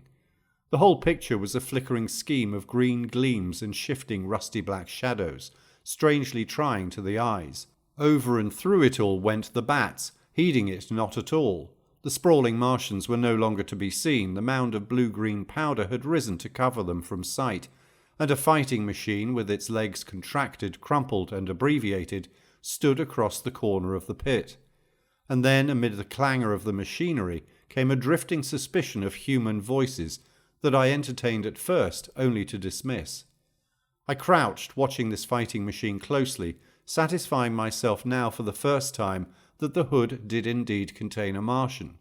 As the green flames lifted, I could see the oily gleam of his integument and the brightness of his eyes. And suddenly I heard a yell, and saw a long tentacle reaching over the shoulder of the machine to the little cage that hunched upon its back. Then something struggling violently, was lifted high against the sky, a black vague enigma against the starlight. And as this black object came down again, I saw by the green brightness that it was a man. For an instant he was clearly visible. He was a stout, ruddy, middle-aged man, well-dressed. 3 days before he must have been walking the world, a man of considerable consequence. I could see his staring eyes and gleams of light on his studs and watch-chain. He vanished behind the mound, and for a moment there was silence, and then began a shrieking and a sustained and cheerful hooting from the Martians. I slid down the rubbish, struggled to my feet, clapped my hands over my ears, and bolted into the scullery. The curate, who had been crouching silently with his arms over his head, looked up as I passed, cried out quite loudly at my desertion of him, and came running after me. That night, as we lurked in the scullery, balanced between our horror and the terrible fascination this peeping had, although I felt an urgent need of action, I tried in vain to conceive some plan of escape. But afterwards, during the second day, I was able to consider our position with great clearness. The curate, I found, was quite incapable of discussion. This new and culminating atrocity had robbed him of all vestiges of reason or forethought. Practically, he had already sunk to the level of an animal. But as the saying goes, I gripped myself with both hands. It grew upon my mind, once I could face the facts, that terrible as our position was, there was as yet no justification for absolute despair. Our chief chance lay in the possibility of the Martians making the pit nothing more than a temporary encampment. Or even if they kept it permanently, they might not consider it necessary to guard it, and a chance of escape might be afforded us. I also weighed very carefully the possibility of our digging a way out in a direction away from the pit, but the chances of our emerging within sight of some sentinel fighting machine seemed at first too great, and I should have had to do all the digging myself. The curate would certainly have failed me. It was on the third day, if my memory serves me right, that I saw the lad killed. It was the only occasion on which I actually saw the Martians feed. After that experience, I avoided the hole in the wall for the better part of a day. I went into the scullery, removed the door, and spent some hours digging with my hatchet as silently as possible. But when I had made a hole about a couple of feet deep, the loose earth collapsed noisily, and I did not dare continue. I lost heart and lay down on the scullery floor for a long time, having no spirit even to move, and after that I abandoned altogether the idea of escaping by excavation. It says much for the impression the Martians had made upon me that at first I entertained little or no hope of our escape being brought about by their overthrow through any human effort. But on the fourth or fifth night I heard a sound like heavy guns. It was very late in the night, and the moon was shining brightly.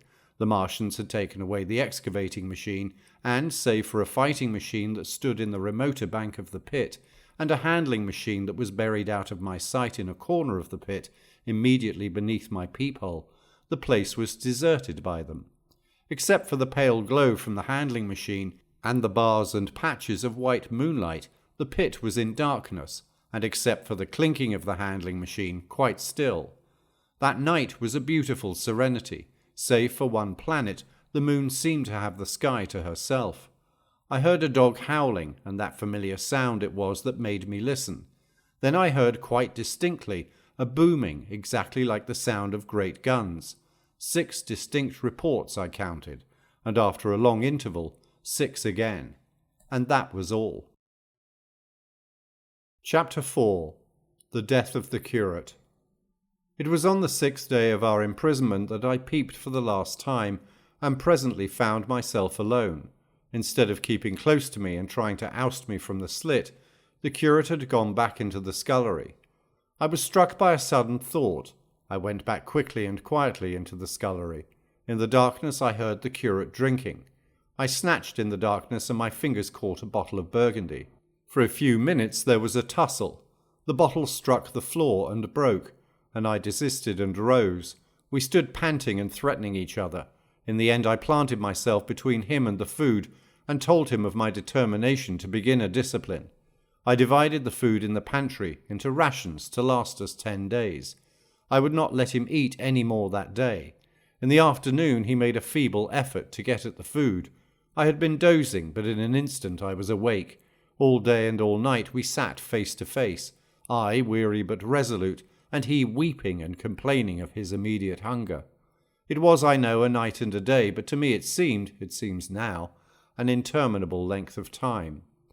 And so our widened incompatibility ended at last in open conflict. For 2 vast days we struggled in undertones and wrestling contests. There were times when I beat and kicked him madly, times when I cajoled and persuaded him, and once I tried to bribe him with the last bottle of Burgundy, for there was a rain-water pump from which I could get water.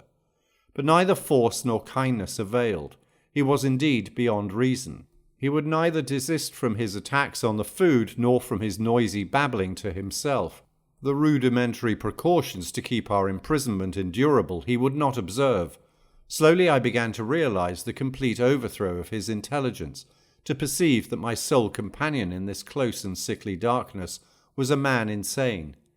From certain vague memories I am inclined to think my own mind wandered at times. I had strange and hideous dreams whenever I slept. It sounds paradoxical, but I am inclined to think that the weakness and insanity of the curate warned me, braced me, and kept me a sane man. On the 8th day he began to talk aloud instead of whispering, and nothing I could do would moderate his speech. "It is just, O God," he would say over and over again. "It is just. On me and mine be the punishment laid. We have sinned, we have fallen short. There was poverty, sorrow, the poor were trodden in the dust, and I held my peace. I preached acceptable folly. My God, what folly! When I should have stood up, though I died for it, and called upon them to repent, repent. Oppressors of the poor and needy, the winepress of God." Then he would suddenly revert to the matter of the food I withheld from him, praying, begging, weeping, at last threatening. He began to raise his voice. I prayed him not to. He perceived a hold on me. He threatened he would shout and bring the Martians upon us. For a time that scared me, but any concession would have shortened our chance of escape beyond estimating. I defied him, although I felt no assurance that he might not do this thing. But that day, at any rate, he did not. He talked with his voice rising slowly, through the greater part of the 8th and 9th days, threats, entreaties, mingled with a torrent of half-sane and always frothy repentance for his vacant sham of God's service, such as made me pity him. Then he slept a while and began again with renewed strength, so loudly that I must needs make him desist. "Be still," I implored. He rose to his knees, for he had been sitting in the darkness near the copper. "I have been still too long," he said in a tone that must have reached the pit, "and now I must bear my witness. Woe unto this unfaithful city! Woe, woe, woe, woe, woe! To the inhabitants of the earth by reason of the other voices of the trumpet." "Shut up," I said, rising to my feet, and in a terror lest the Martians should hear us. "For God's sake!" "Nay," shouted the curate at the top of his voice, standing likewise and extending his arms. "Speak, the word of the Lord is upon me."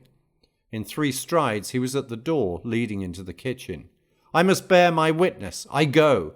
It has already been too long delayed." I put out my hand and felt the meat chopper hanging to the wall. In a flash I was after him. I was fierce with fear. Before he was halfway across the kitchen, I had overtaken him. With one last touch of humanity, I turned the blade back and struck him with the butt. He went headlong forward and lay stretched on the ground. I stumbled over him and stood panting. He lay still. Suddenly I heard a noise without, the run and smash of slipping plaster, and the triangular aperture in the wall was darkened. I looked up and saw the lower surface of a handling machine coming slowly across the hole. One of its gripping limbs curled amid the debris. Another limb appeared, feeling its way over the fallen beams. I stood petrified, staring. Then I saw through a sort of glass plate near the edge of the body the face, as we may call it, and the large dark eyes of a Martian. Peering, and then a long metallic snake of tentacle came feeling slowly through the hole. I turned by an effort, stumbled over the curate, and stopped at the scullery door. The tentacle was now some way 2 yards or more in the room, and twisting and turning with queer sudden movements this way and that. For a while I stood fascinated by that slow, fitful advance. Then with a faint, hoarse cry, I forced myself across the scullery. I trembled violently. I could scarcely stand upright. I opened the door of the coal cellar and stood there in the darkness, staring at the faintly lit doorway into the kitchen and listening. Had the Martian seen me? What was it doing now? Something was moving to and fro there, very quietly. Every now and then it tapped against the wall or started on its movements with a faint metallic ringing, like the movements of keys on a split ring. Then a heavy body, I knew too well what, was dragged across the floor of the kitchen towards the opening. Irresistibly attracted, I crept to the door and peeped into the kitchen. In the triangle of bright outer sunlight I saw the Martian, in its briareus of a handling machine, scrutinizing the curate's head. I thought at once that it would infer my presence from the mark of the blow I had given him. I crept back to the coal cellar, shut the door, and began to cover myself up as much as I could, and as noiselessly as possible in the darkness among the firewood and coal therein. Every now and then I paused, rigid, to hear if the Martian had thrust its tentacles through the opening again. Then the faint metallic jingle returned. I traced it slowly, feeling over the kitchen. Presently I heard it nearer, in the scullery as I judged. I thought that its length might be insufficient to reach me. I prayed copiously. It passed, scraping faintly across the cellar door. An age of almost intolerable suspense intervened. Then I heard it fumbling at the latch. It had found the door. The Martians understood doors. It worried at the catch for a minute perhaps, and then the door opened.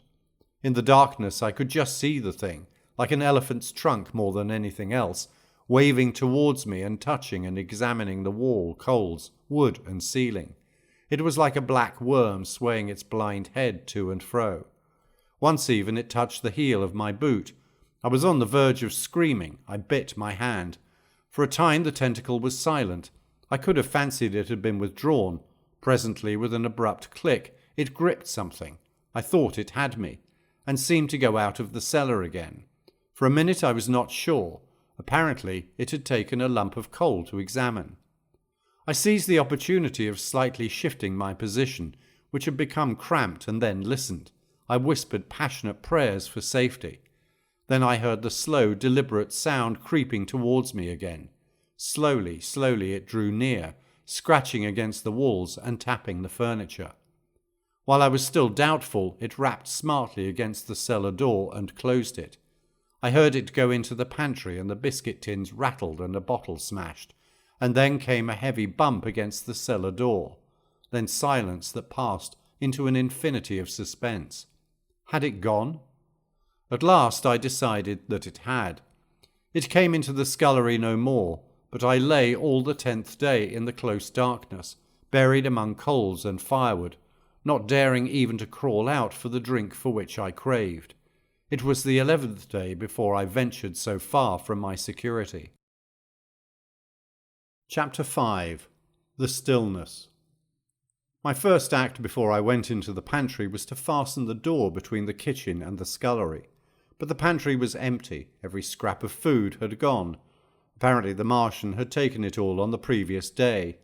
At that discovery I despaired for the first time. I took no food or no drink either on the 11th or the 12th day. At first my mouth and throat were parched, and my strength ebbed sensibly. I sat about in the darkness of the scullery in a state of despondent wretchedness. My mind ran on eating. I thought I had become deaf, for the noises of movement I had been accustomed to hear from the pit had ceased absolutely. I did not feel strong enough to crawl noiselessly to the peephole, or I would have gone there. On the 12th day my throat was so painful that, taking the chance of alarming the Martians, I attacked the creaking rainwater pump that stood by the sink, and got a couple of glassfuls of blackened and tainted rainwater. I was greatly refreshed by this, and emboldened by the fact that no inquiring tentacle followed the noise of my pumping. During these days, in a rambling, inconclusive way, I thought much of the curate and of the manner of his death. On the 13th day I drank some more water and dozed and thought disjointedly of eating and of vague impossible plans of escape. Whenever I dozed I dreamt of horrible phantasms, of the death of the curate or of sumptuous dinners. but asleep or awake I felt a keen pain that urged me to drink again and again. The light that came into the scullery was no longer grey but red. To my disordered imagination it seemed the colour of blood. On the 14th day I went into the kitchen, and I was surprised to find that the fronds of the red weed had grown right across the hole in the wall, turning the half-light of the place into a crimson-coloured obscurity. It was early on the 15th day that I heard a curious familiar sequence of sounds in the kitchen, and listening identified it as the snuffing and scratching of a dog. Going into the kitchen I saw a dog's nose peering in through a break among the ruddy fronds. This greatly surprised me. At the scent of me he barked shortly. I thought if I could induce him to come into the place quietly, I should be able perhaps to kill and eat him, and in any case it would be advisable to kill him, lest his actions attracted the attention of the Martians. I crept forward, saying, "Good dog," very softly, but he suddenly withdrew his head and disappeared. I listened. I was not deaf, but certainly the pit was still. I heard a sound like the flutter of a bird's wings, and a horse croaking, but that was all. For a long while I lay close to the peephole, but not daring to move aside the red plants that obscured it. Once or twice I heard a faint pitter-patter, like the feet of the dog going hither and thither on the sand far below me, and there were more bird-like sounds, but that was all. At length, encouraged by the silence, I looked out. Except in the corner where a multitude of crows hopped and fought over the skeletons of the dead the Martians had consumed, there was not a living thing in the pit. I stared about me, scarcely believing my eyes. All the machinery had gone. Save for the big mound of greyish-blue powder in one corner, certain bars of aluminium in another, the black birds and the skeletons of the killed, the place was merely an empty circular pit in the sand. Slowly I thrust myself out through the red weed, and stood upon the mound of rubble. I could see in any direction save behind me to the north, and neither Martians nor sign of Martians were to be seen. The pit dropped sheerly from my feet, but a little way along the rubbish afforded a practicable slope to the summit of the ruins. My chance of escape had come. I began to tremble. I hesitated for some time, and then, in a gust of desperate resolution, and with a heart that throbbed violently, I scrambled to the top of the mound in which I had been buried so long. I looked about again. To the northward, too, no Martian was visible. When I had last seen this part of Sheen in the daylight, it had been a straggling street of comfortable white and red houses, interspersed with abundant shady trees. Now I stood on a mound of smashed brickwork, clay and gravel, over which spread a multitude of red cactus-shaped plants, knee-high, without a solitary terrestrial growth to dispute their footing. The trees near me were dead and brown, but further a network of red thread scaled the still living stems. The neighbouring houses had all been wrecked, but none had been burned. Their walls stood, sometimes to the second story, with smashed windows and shattered doors. The red weed grew tumultuously in their roofless rooms. Below me was the great pit, with the crows struggling for its refuse. A number of other birds hopped about among the ruins. Far away I saw a gaunt cat slink crouchingly along a wall, but traces of men there were none. The day seemed, by contrast with my recent confinement, dazzlingly bright, the sky a glowing blue. A gentle breeze kept the red weed that covered every scrap of unoccupied ground gently swaying, and oh, the sweetness of the air. Chapter 6. The Work of 15 Days. For some time I stood tottering on the mound regardless of my safety. Within that noisome den from which I had emerged, I had thought with a narrow intensity only of our immediate security. I had not realized what had been happening to the world, had not anticipated this startling vision of unfamiliar things. I had expected to see Sheen in ruins. I found about me the landscape, weird and lurid, of another planet. For that moment I touched an emotion beyond the common range of men, yet one that the poor brutes we dominate know only too well.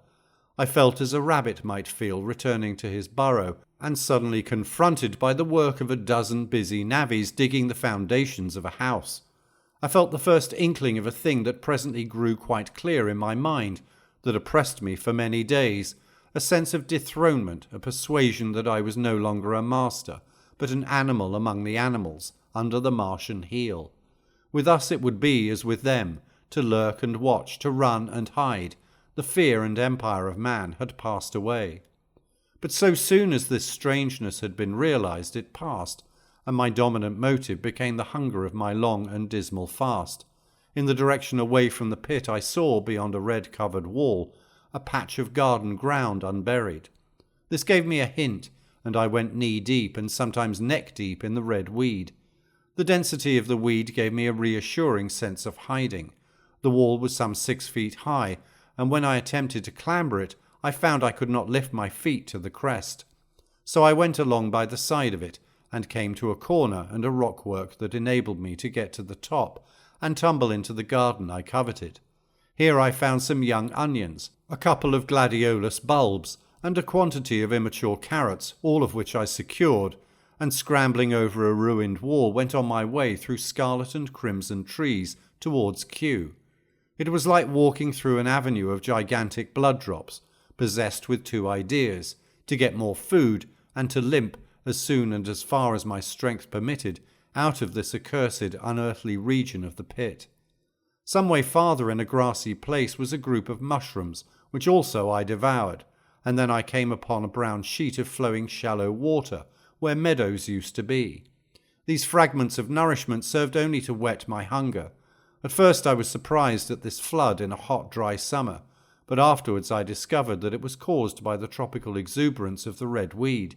Directly this extraordinary growth encountered water, it straightway became gigantic and of unparalleled fecundity.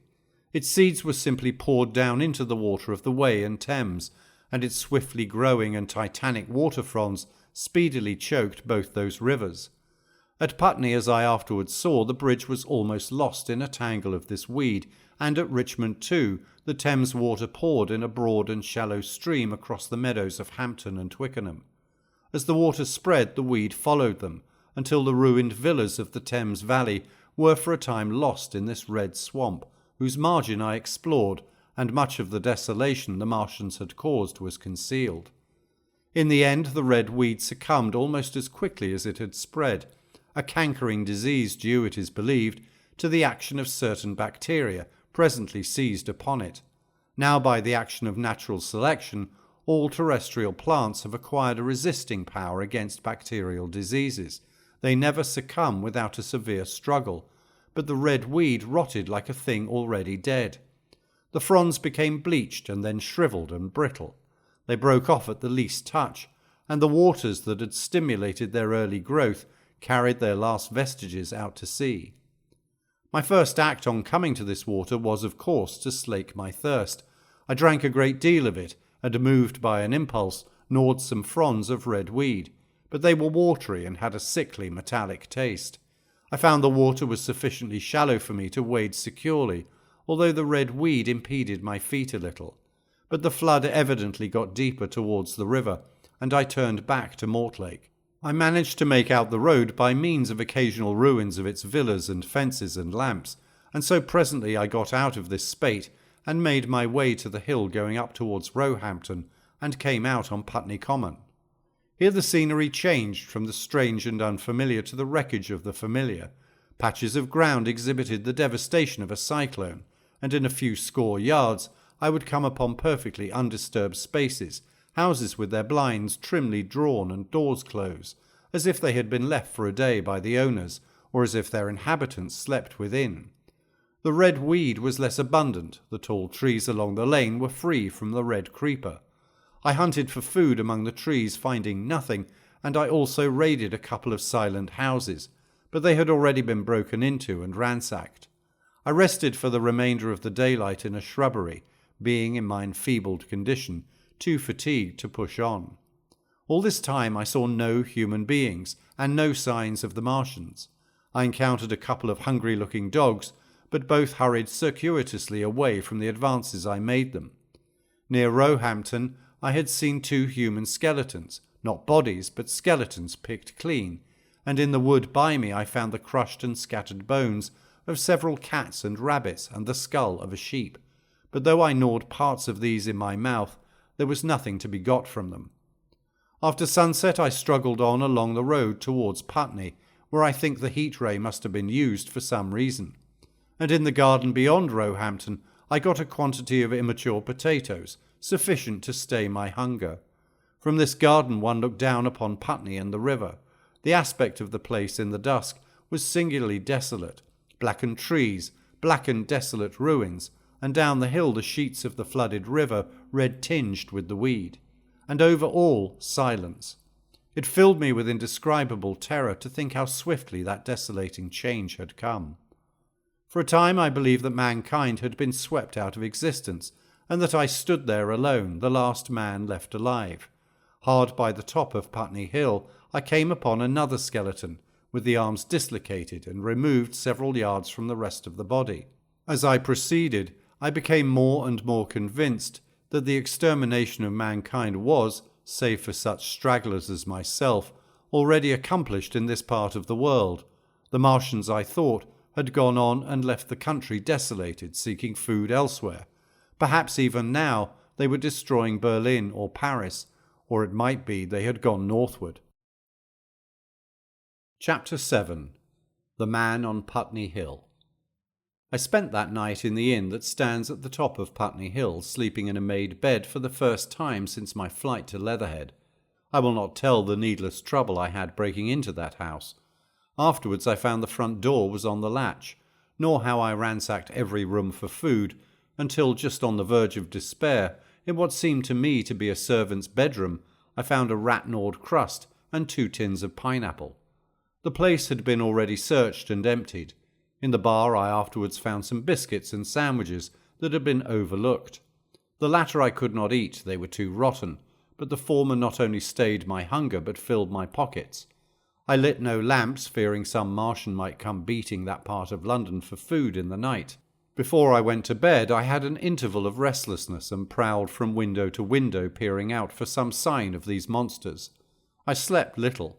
As I lay in bed I found myself thinking consecutively, a thing I do not remember to have done since my last argument with the curate. During all the intervening time my mental condition had been a hurrying succession of vague emotional states, or a sort of stupid receptivity. But in the night my brain, reinforced I suppose by the food I had eaten, grew clear again, and I thought. 3 things struggled for possession of my mind: the killing of the curate, the whereabouts of the Martians, and the possible fate of my wife. The former gave me no sensation of horror or remorse to recall. I saw it simply as a thing done, a memory infinitely disagreeable, but quite without the quality of remorse. I saw myself then as I see myself now, driven step by step towards that hasty blow, the creature of a sequence of accidents leading inevitably to that. I felt no condemnation, yet the memory, static, unprogressive, haunted me. In the silence of the night, with that sense of the nearness of God that sometimes comes into the stillness and the darkness, I stood my trial, my only trial, for that moment of wrath and fear. I retraced every step of our conversation from the moment when I had found him crouching beside me, heedless of my thirst, and pointing to the fire and smoke that streamed up from the ruins of Weybridge. We had been incapable of cooperation. Grim chance had taken no heed of that. Had I foreseen, I should have left him at Halliford. But I did not foresee, and crime is to foresee and do. And I set this down as I have set all this story down, as it was. There were no witnesses, all these things I might have concealed, but I set it down, and the reader must form his judgment as he will. And when by an effort I had set aside that picture of a prostrate body, I faced the problem of the Martians and the fate of my wife. For the former I had no data. I could imagine 100 things, and so unhappily I could for the latter. And suddenly that night became terrible. I found myself sitting up in bed, staring at the dark. I found myself praying that the heat ray might have suddenly and painlessly struck her out of being. Since the night of my return from Leatherhead, I had not prayed. I had uttered prayers, fetish prayers, had prayed as heathens mutter charms when I was in extremity. But now I prayed indeed, pleading steadfastly and sanely, face to face with the darkness of God. Strange night, strangest in this, that so soon as dawn had come, I, who had talked with God, crept out of the house like a rat leaving its hiding place. A creature scarcely larger, an inferior animal, a thing that for any passing whim of our masters might be hunted and killed. Perhaps they also prayed confidently to God. Surely, if we have learned nothing else, this war has taught us pity for those witless souls that suffer our dominion. The morning was bright and fine, and the eastern sky glowed pink and was fretted with little golden clouds. In the road that runs from the top of Putney Hill to Wimbledon was a number of poor vestiges of the panic torrent that must have poured Londonward on the Sunday night after the fighting began. There was a little two-wheeled cart inscribed with the name of Thomas Lobb, greengrocer, New Malden, with a smashed wheel and an abandoned tin trunk. There was a straw hat trampled into the now hardened mud, and at the top of West Hill a lot of blood-stained glass about the overturned water trough. My movements were languid, my plans of the vaguest. I had an idea of going to Leatherhead, though I knew that there I had the poorest chance of finding my wife. Certainly, unless death had overtaken them suddenly, my cousins and she would have fled thence. But it seemed to me I might find or learn there whither the Surrey people had fled. I knew I wanted to find my wife, that my heart ached for her and the world of men, but I had no clear idea how the finding might be done. I was also sharply aware now of my intense loneliness. From the corner I went, under cover of a thicket of trees and bushes, to the edge of Wimbledon Common, stretching wide and far. That dark expanse was lit in patches by yellow gorse and broom. There was no red weed to be seen, and as I prowled, hesitating on the verge of the open, the sun rose, flooding it all with light and vitality. I came upon a busy swarm of little frogs in a swampy place among the trees. I stopped to look at them, drawing a lesson from their stout resolve to live, and presently turning suddenly, with an odd feeling of being watched, I beheld something crouching amid a clump of bushes. I stood regarding this. I made a step towards it, and it rose up and became a man armed with a cutlass. I approached him slowly. He stood silent and motionless, regarding me. As I drew nearer, I perceived he was dressed in clothes as dusty and filthy as my own. He looked indeed as though he had been dragged through a culvert. Nearer, I distinguished the green slime of ditches, mixing with the pale drab of dried clay and shiny coaly patches. His black hair fell over his eyes, and his face was dark and dirty and sunken, so that at first I did not recognize him. There was a red cut across the lower part of his face. "Stop!" he cried when I was within 10 yards of him, and I stopped. His voice was hoarse. "Where do you come from?" he said. I thought, surveying him. "I come from Mortlake," I said. "I was buried near the pit the Martians made about their cylinder. I have worked my way out and escaped." "There is no food about here," he said. "This is my country, all this hill down to the river and back to Clapham, and up to the edge of the common. There is only food for one. Which way are you going?" I answered slowly. "I don't know," I said. "I have been buried in the ruins of a house 13 or 14 days. I don't know what has happened." He looked at me doubtfully, then started, and looked with a changed expression. "I've no wish to stop about here," said I. "I think I shall go to Leatherhead, for my wife was there." He shot out a pointing finger. "It is you," said he, "the man from Woking. And you weren't killed at Weybridge?" I recognized him at the same moment. "You are the artilleryman who came into my garden." "Good luck," he said. "We are lucky ones. Fancy you." He put out a hand and I took it. "I crawled up a drain," he said, "but they didn't kill everyone. And after they went away, I got off towards Walton across the fields. But it's not 16 days altogether, and your hair is grey." He looked over his shoulder suddenly. "Only a rook," he said. "One gets to know that birds have shadows these days. This is a bit open. Let us crawl under those bushes and talk." "Have you seen any Martians?" I said. "Since I crawled out—" "They've gone away across London," he said. "I guess they've got a bigger camp there. Of a night all over there, Hampstead way, the sky is alive with their lights. It's like a great city, and in the glare you can just see them moving. By daylight you can't. But nearer, I haven't seen them." He counted on his fingers. 5 days. "Then I saw a couple across Hammersmith way carrying something big. And the night before last—" He stopped and spoke impressively. "It was just a matter of lights, but it was something up in the air. I believe they've built a flying machine and are learning to fly." I stopped on hands and knees, for we had come to the bushes. "Fly?" "Yes," he said, "fly." I went on into a little bower and sat down. "It is all over with humanity," I said. "If they can do that, they will simply go round the world." He nodded. "They will, but it will relieve things over here a bit.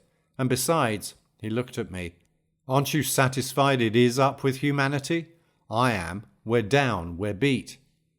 I stared. Strange as it may seem, I had not arrived at this fact, a fact perfectly obvious so soon as he spoke. I had still held a vague hope, rather I had kept a lifelong habit of mind. He repeated his words, "We're beat." They carried absolute conviction. "It's all over," he said. "They've lost one, just one, and they've made their footing good and crippled the greatest power in the world. They've walked over us. The death of that one at Weybridge was an accident. And these are only pioneers. They kept on coming, these green stars. I've seen none these 5 or 6 days, but I've no doubt they're falling somewhere every night. Nothing's to be done. We're under, we're beat." I made him no answer. I sat staring before me, trying in vain to devise some countervailing thought. "This isn't a war," said the artilleryman. "It never was a war, any more than there's war between man and ants." Suddenly I recalled the night in the observatory. After the 10th shot they fired no more, at least until the first cylinder came. "How do you know?" said the artilleryman. I explained. He thought. "Something wrong with the gun," he said. "But what if there is? They'll get it right again. And even if there's a delay, how can it alter the end? It's just men and ants. There's the ants builds their cities, live their lives, have wars, revolutions, until the men want them out of the way. And then they go out of the way. That's what we are now, just ants, only—" "Yes," I said. "We're eatable ants." We sat looking at each other. "And what will they do with us?" I said. "That's what I've been thinking," he said. "That's what I've been thinking. After Weybridge I went south, thinking. I saw what was up. Most of the people were hard at it, squealing and exciting themselves. But I'm not so fond of squealing. I've been in sight of death once or twice. I'm not an ornamental soldier. And at the best and worst, death, it's just death. And it's the man that keeps on thinking comes through. I saw everyone tracking away south. Says I, food won't last this way, and I turned right back. I went for the Martians like a sparrow goes for man, all round." He waved a hand to the horizon. "They're starving in heaps, bolting, treading on each other." He saw my face and halted awkwardly. "No doubt lots who have money have gone away to France," he said. He seemed to hesitate whether to apologize, met my eyes and went on. "There's food all about here, canned things in shops, wines, spirits, mineral waters, and the water mains and drains are empty. Well, I was telling you what I was thinking. Here's intelligent things," I said, "and it seems they want us for food. First they'll smash us up, ships, machines, guns, cities, all the order and organization. All that will go. If we were the size of ants, we might pull through, but we're not. It's all too bulky to stop. That's the first certainty, eh?" I assented. "It is. I've thought it out." "Very well then, next. At present we're caught as we're wanted. A Martian has only to go a few miles to get a crowd on the run. And I saw one day out by Wandsworth, picking houses to pieces and routing among the wreckage. But they won't keep on doing that. So soon as they've settled all our guns and ships and smashed our railways and done all the things they are doing over there, they will begin catching us systematic, picking the best and storing us in cages and things. That's what they will start doing in a bit. Lord, they haven't begun on us yet. Don't you see that?" "Not begun," I exclaimed. "Not begun. All that's happened so far is through our not having the sense to keep quiet, worrying them with guns and such foolery, and losing our heads, and rushing off in crowds to where there wasn't any more safety than where we were. They don't want to bother us yet. They're making their things, making all the things they couldn't bring with them, getting things ready for the rest of their people. Very likely that's why the cylinders have stopped for a bit, for fear of hitting those who are here. And instead of our rushing about blind on the howl or getting dynamite on the chance of busting them up, we've got to fix ourselves up according to the new state of affairs. That's how I figure it out. It isn't quite according to what a man wants for his species, but it's about what the facts point to. And that's the principle I acted upon. Cities, nations, civilization, progress. It's all over. That game's up. We're beat. But if that is so, what is there to live for? The artilleryman looked at me for a moment. There won't be any more blessed concerts for 1,000,000 years or so. There won't be any Royal Academy of Arts, and no nice little feeds at restaurants. If it's amusement you're after, I reckon the game is up. If you've got any drawing-room manners or a dislike to eating peas with a knife or dropping H's, you'd better chuck 'em away. They ain't no further use. You mean? I mean that men like me are going on living, for the sake of the breed. I tell you I'm grim set on living, and if I'm not mistaken, you'll show what insides you've got too before long. We aren't going to be exterminated, and I don't mean to be caught either, and tamed and fattened and bred like a thundering ox. Ugh! Fancy those brown creepers. You don't mean to say, I do. I'm going on under their feet. I've got it planned. I've thought it out. We men are beat. We don't know enough. We've got to learn before we've got a chance. And we've got to live and keep independent while we learn. See, that's what has to be done. I stared, astonished and stirred profoundly by the man's resolution. Great God, cried I, but you are a man indeed, and suddenly I gripped his hand. Eh? He said with his eyes shining. I've thought it out, eh? Go on, I said. Well, those who mean to escape their catching must get ready. I'm getting ready. Mind you, it isn't all of us that are made for wild beasts, and that's what it's got to be. That's why I watched you. I had my doubts. You're slender. I didn't know that it was you see, or just how you'd been buried. All these, the sort of people that lived in these houses, and all those damn little clerks that used to live down that way, they'd be no good. They haven't any spirit in them, no proud dreams and no proud lusts, and a man who hasn't one or the other, Lord, what is he but funk and precautions? They just used to skedaddle off to work. I've seen hundreds of 'em, bit of breakfast in hand, running wild and shining to catch their little season ticket train for fear they'd get dismissed if they didn't, working at businesses they were afraid to take the trouble to understand, skedaddling back for fear they wouldn't be in time for dinner, keeping indoors after dinner for fear of the back streets, and sleeping with the wives they married, not because they wanted them, but because they had a bit of money that would make for safety in their one little miserable skedaddle through the world. Lives insured and a bit invested for fear of accidents, and on Sundays fear of the hereafter, as if hell was built for rabbits. Well, the Martians will just be a godsend to those. Nice roomy cages, fattening food, careful breeding, no worry. After a week or so chasing about the fields and lands on empty stomachs, they'll come and be caught cheerful. They'll be quite glad after a bit. They'll wonder what people did before there were Martians to take care of them. And the bar loafers and mashers and singers, I can imagine them. I can imagine them, he said with a sort of sombre gratification. There'll be any amount of sentiment and religion loose among them. There's hundreds of things I saw with my eyes that I've only begun to see clearly these last few days. There's lots will take things as they are, fat and stupid, and lots will be worried by a sort of feeling that it's all wrong, and that they ought to be doing something. Now, whenever things are so that a lot of people feel they ought to be doing something, the weak and those who go weak with a lot of complicated thinking always make for a sort of do-nothing religion, very pious and superior, and submit to persecution and the will of the Lord. Very likely you've seen the same thing. It's energy in a gale of funk, and turned clean inside out. These cages will be full of psalms and hymns and piety, and those of a less simple sort will work in a bit of, eroticism. He paused. Very likely these Martians will make pets of some of them, train them to do tricks, who knows, get sentimental over the pet boy who grew up and had to be killed, and some, maybe, they will train to hunt us. No, I cried, that's impossible, no human being. What's the good of going on with such lies, said the artilleryman. There's men who'd do it cheerful. What nonsense to pretend there isn't. And I succumbed to his conviction.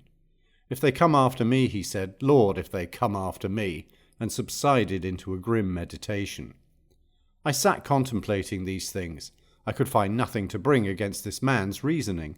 In the days before the invasion, no one would have questioned my intellectual superiority to his. I, a professed and recognized writer on philosophical themes, and he, a common soldier. And yet he had already formulated a situation that I had scarcely realized. What are you doing? I said presently. What plans have you made? He hesitated. "Well, it's like this," he said. "What have we to do? We have to invent a sort of life where men can live and breed, and be sufficiently secure to bring the children up. Yes, wait a bit, and I'll make it clearer what I think ought to be done. The tame ones will go like all tame beasts. In a few generations they'll be big, beautiful, rich-blooded, stupid, rubbish. The risk is that we who keep wild will go savage, degenerate into a sort of big, savage rat. You see, how I mean to live is underground. I've been thinking about the drains. Of course, those who don't know drains think horrible things, but under this London are miles and miles, hundreds of miles, and a few days' rain and London empty will leave them sweet and clean. The main drains are big enough and airy enough for anyone. Then there's cellars, vaults, stores from which bolting passages may be made to the drains, and the railway tunnels and subways, eh? You begin to see? And we form a band, able-bodied, clean-minded men. We're not going to pick up any rubbish that drifts in. Weaklings go out again." "As you meant me to go." "Well, I parleyed, didn't I? We won't quarrel about that. Go on." "Those who stop obey orders. Able-bodied, clean-minded women we want also, mothers and teachers. No lackadaisical ladies, no blasted rolling eyes. We can't have any weak or silly. Life is real again, and the useless and cumbersome and mischievous have to die. They ought to die. They ought to be willing to die. It's a sort of disloyalty, after all, to live and taint the race.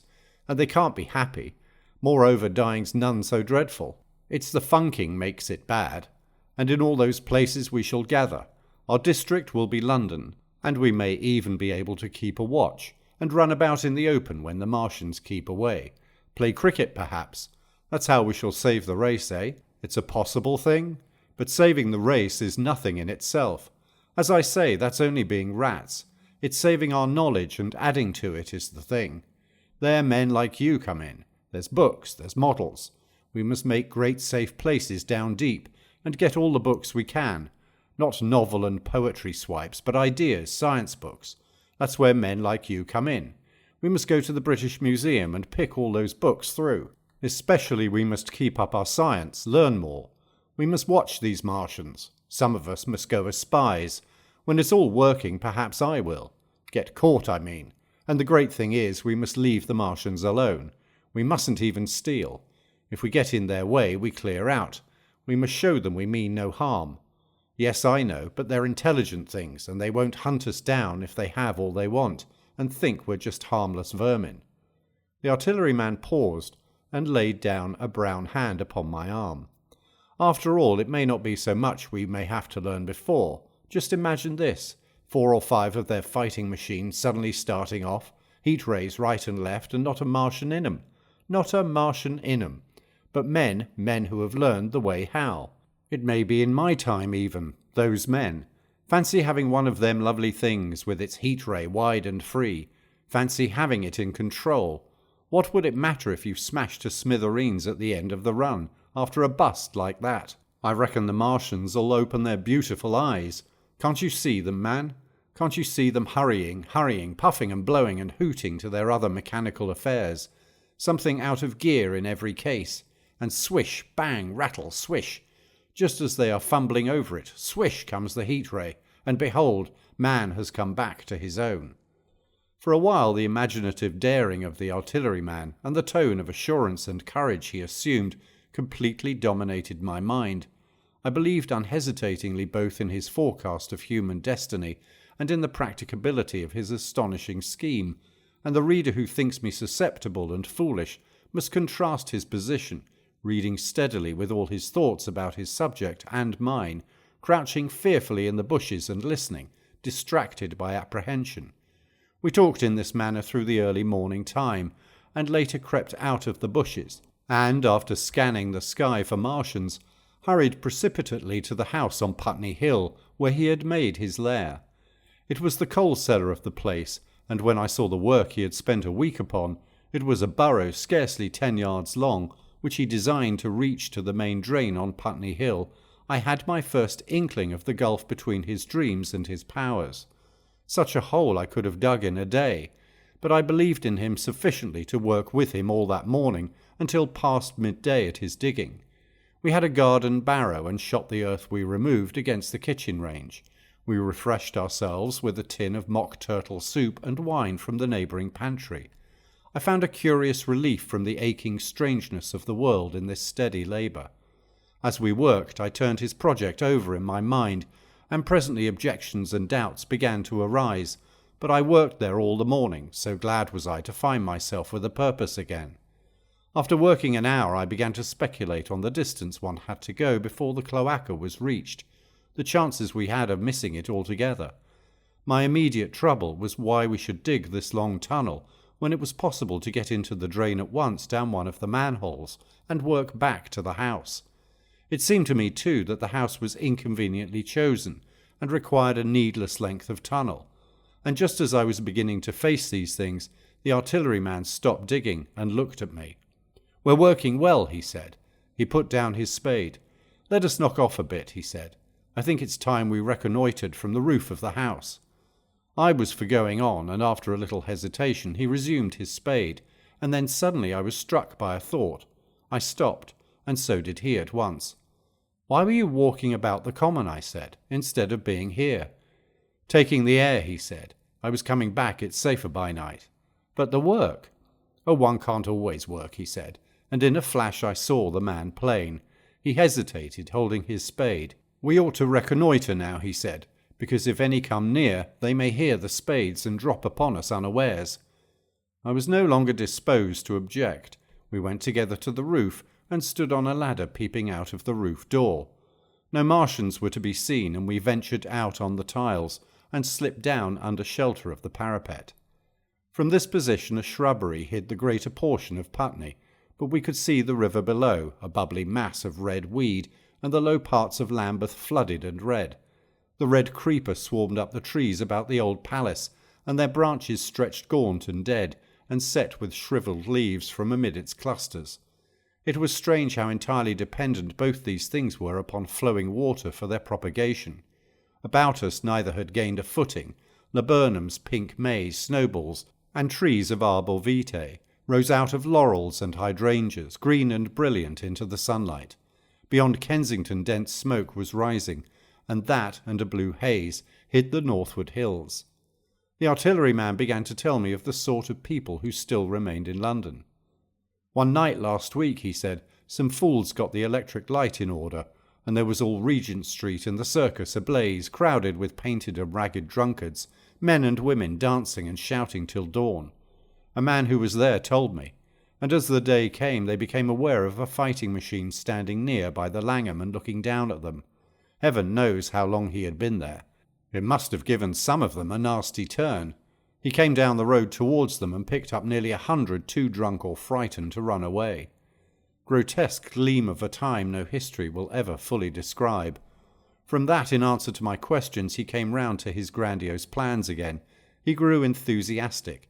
He talked so eloquently of the possibility of capturing a fighting machine that I more than half believed in him again. But now that I was beginning to understand something of his quality, I could divine the stress he laid on doing nothing precipitately. And I noted that now there was no question that he personally was to capture and fight the great machine. After a time we went down to the cellar. Neither of us seemed disposed to resume digging, and when he suggested a meal I was nothing loath. He became suddenly very generous, and when we had eaten, he went away and returned with some excellent cigars. We lit these, and his optimism glowed. He was inclined to regard my coming as a great occasion. "There's some champagne in the cellar," he said. "We can dig better on this Thames side Burgundy," said I. "No," said he, "I am host today. Champagne, great God! We've a heavy enough task before us. Let us take a rest and gather strength while we may. Look at these blistered hands."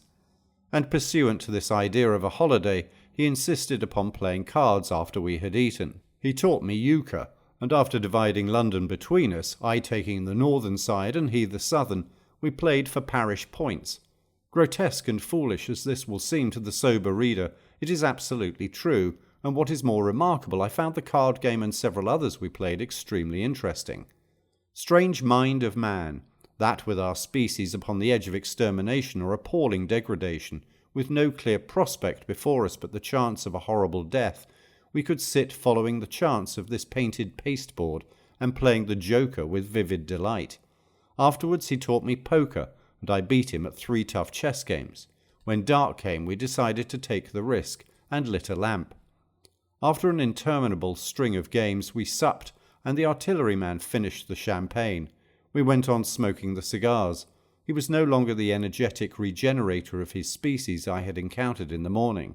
He was still optimistic, but it was a less kinetic, a more thoughtful optimism. I remember he wound up with my health, proposed in a speech of small variety and considerable intermittence.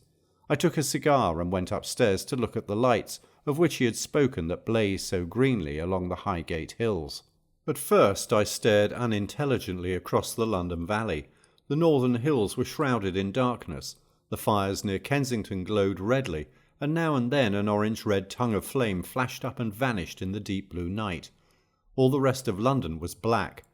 Then nearer I perceived a strange light, a pale violet-purple fluorescent glow, quivering under the night breeze. For a space I could not understand it, and then I knew that it must be the red weed from which this faint irradiation proceeded. With that realization, my dormant sense of wonder, my sense of the proportion of things, awoke again. I glanced from that to Mars, red and clear, glowing high in the west, and then gazed long and earnestly at the darkness of Hampstead and Highgate. I remained a very long time upon the roof, wondering at the grotesque changes of the day. I recalled my mental states from the midnight prayer to the foolish card-playing. I had a violent revulsion of feeling. I remember I flung away the cigar with a certain wasteful symbolism. My folly came to me with glaring exaggeration. I seemed a traitor to my wife and to my kind. I was filled with remorse. I resolved to leave this strange, undisciplined dreamer of great things to his drink and gluttony, and to go on into London. There, it seemed to me, I had the best chance of learning what the Martians and my fellow men were doing. I was still upon the roof when the late moon rose. Chapter 8. Dead London. After I had parted from the artilleryman, I went down the hill and by the High Street across the bridge to Fulham. The red weed was tumultuous at that time and nearly choked the bridge roadway, but its fronds were already whitened in patches by the spreading disease that presently removed it so swiftly. At the corner of the lane that runs to Putney Bridge Station, I found a man lying. He was as black as a sweep with the black dust, alive but helplessly and speechlessly drunk. I could get nothing from him but curses and furious lunges at my head. I think I should have stayed by him but for the brutal expression of his face. There was black dust along the roadway from the bridge onwards, and it grew thicker in Fulham. The streets were horribly quiet. I got food, sour, hard and mouldy, but quite eatable, in a baker's shop here. Some way towards Walham Green the streets became clear of powder, and I passed a white terrace of houses on fire. The noise of the burning was an absolute relief. Going on towards Brompton, the streets were quiet again. Here I came once more upon the black powder in the streets and upon dead bodies. I saw altogether about a dozen in the length of the Fulham Road. They had been dead many days, so that I hurried quickly past them. The black powder covered them over and softened their outlines. 1 or 2 had been disturbed by dogs. Where there was no black powder, it was curiously like a Sunday in the city, with the closed shops, the houses locked up and the blinds drawn, the desertion and the stillness. In some places plunderers had been at work, but rarely at other than the provision and wine shops. A jeweller's window had been broken open in one place, but apparently the thief had been disturbed, and a number of gold chains and a watch lay scattered on the pavement. I did not trouble to touch them. Farther on was a tattered woman in a heap on a doorstep. The hand that hung over her knee was gashed and bled down her rusty brown dress, and a smashed magnum of champagne formed a pool across the pavement. She seemed asleep, but she was dead. The farther I penetrated into London, the profounder grew the stillness, but it was not so much the stillness of death, it was the stillness of suspense, of expectation. At any time the destruction that had already singed the north-western borders of the metropolis and had annihilated Ealing and Kilburn might strike among these houses and leave them smoking ruins. It was a city condemned and derelict. In South Kensington the streets were clear of dead and of black powder.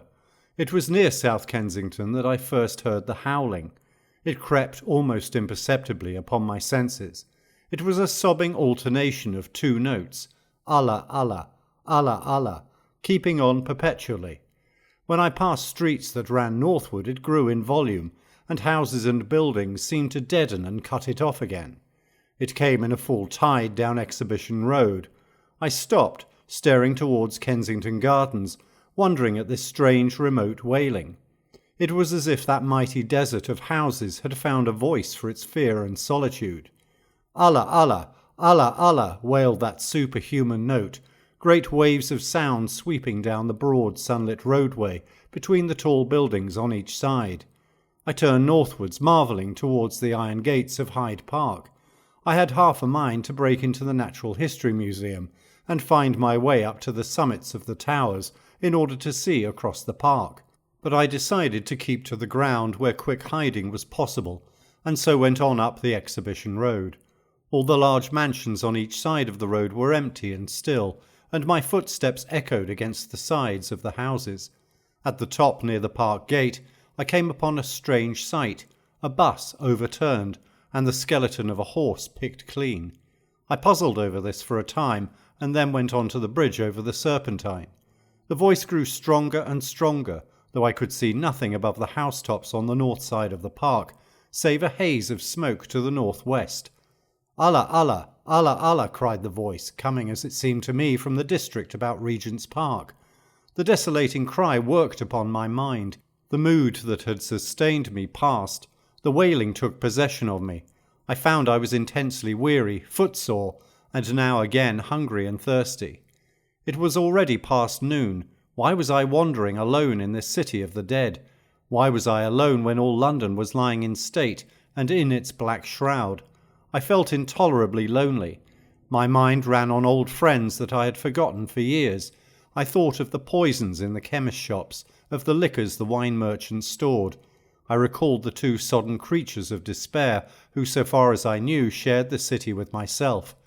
I came into Oxford Street by the Marble Arch, and here again were black powder and several bodies, and an evil, ominous smell from the gratings of the cellars of some of the houses. I grew very thirsty after the heat of my long walk. With infinite trouble I managed to break into a public house and get food and drink. I was weary after eating and went into the parlour behind the bar and slept on a black horsehair sofa I found there. I awoke to find that dismal howling still in my ears. Allah, Allah, Allah, Allah. It was now dusk, and after I had routed out some biscuits and a cheese in the bar, there was a meat safe, but it contained nothing but maggots. I wandered on through the silent residential squares to Baker Street. Portman Square is the only one I can name, and so came out at last upon Regent's Park. And as I emerged from the top of Baker Street, I saw far away over the trees in the clearness of the sunset the hood of the Martian giant from which this howling proceeded. I was not terrified. I came upon him as if it were a matter of course. I watched him for some time, but he did not move. He appeared to be standing and yelling for no reason that I could discover. I tried to formulate a plan of action. That perpetual sound of Allah, Allah, Allah, Allah confused my mind. Perhaps I was too tired to be very fearful.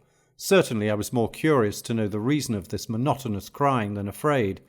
I turned back away from the park and struck into Park Road, intending to skirt the park, went along under the shelter of the terraces, and got a view of this stationary howling Martian from the direction of St. John's Wood. A couple of 100 yards out of Baker Street, I heard a yelping chorus, and saw first a dog with a piece of putrescent bread meat in his jaws coming headlong towards me, and then a pack of starving mongrels in pursuit of him.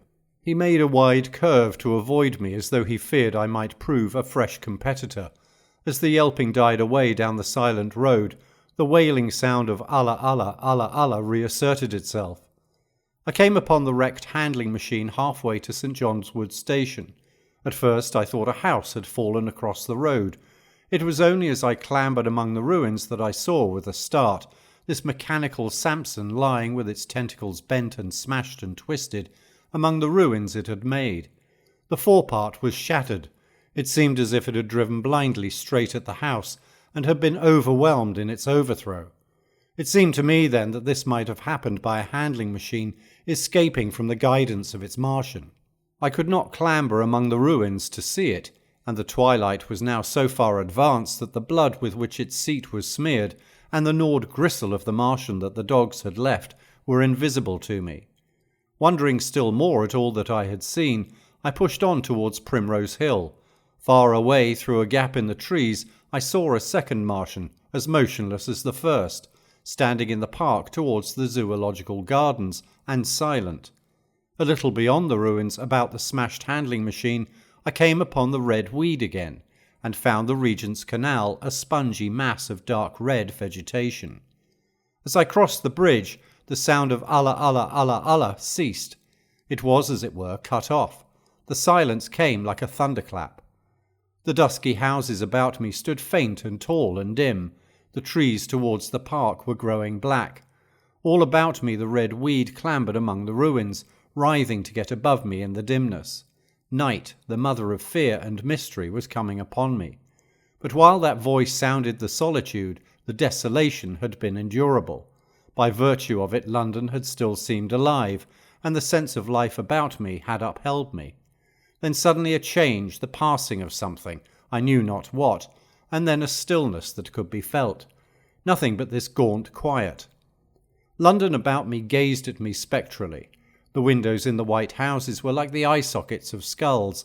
About me my imagination found 1,000 noiseless enemies moving. Terror seized me, a horror of my temerity. In front of me the road became pitchy black as though it was tarred, and I saw a contorted shape lying across the pathway. I could not bring myself to go on. I turned down St. John's Wood Road and ran headlong from this unendurable stillness towards Kilburn. I hid from the night and the silence until long after midnight, in a cabman's shelter in Harrow Road. But before the dawn my courage returned, and while the stars were still in the sky, I turned once more towards Regent's Park. I missed my way among the streets, and presently saw down a long avenue, in the half-light of the early dawn, the curve of Primrose Hill. On the summit, towering up to the fading stars, was a third Martian, erect and motionless like the others. An insane resolve possessed me. I would die and end it, and I would save myself even the trouble of killing myself. I marched on recklessly towards this Titan, and then, as I drew nearer and the light grew, I saw that a multitude of black birds was circling and clustering about the hood.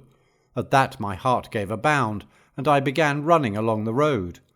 I hurried through the red weed that choked St. Edmund's Terrace. I waded breast high across a torrent of water that was rushing down from the waterworks towards the Albert Road, and emerged upon the grass before the rising of the sun. Great mounds had been heaped about the crest of the hill, making a huge redoubt of it. It was the final and largest place the Martians had made, and from behind these heaps there rose a thin smoke against the sky. Against the skyline an eager dog ran and disappeared. The thought that had flashed into my mind grew real, grew credible. I felt no fear, only a wild, trembling exultation, as I ran up the hill towards the motionless monster. Out of the hood hung lank shreds of brown, at which the hungry birds pecked and tore.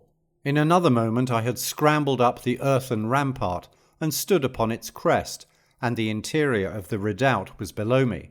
A mighty space it was, with gigantic machines here and there within it, huge mounds of material and strange shelter places, and scattered about it, some in their overturned war machines, some in the now rigid handling machines, and a dozen of them stark and silent and laid in a row, were the Martians, dead, slain by the putrefactive and diseased bacteria against which their systems were unprepared, slain as the red weed was being slain, slain after all man's devices had failed, by the humblest things that God in his wisdom has put upon this earth.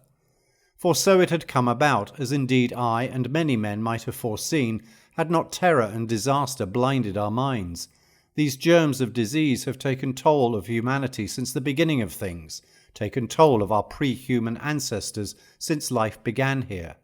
But by virtue of this natural selection of our kind, we have developed resisting power.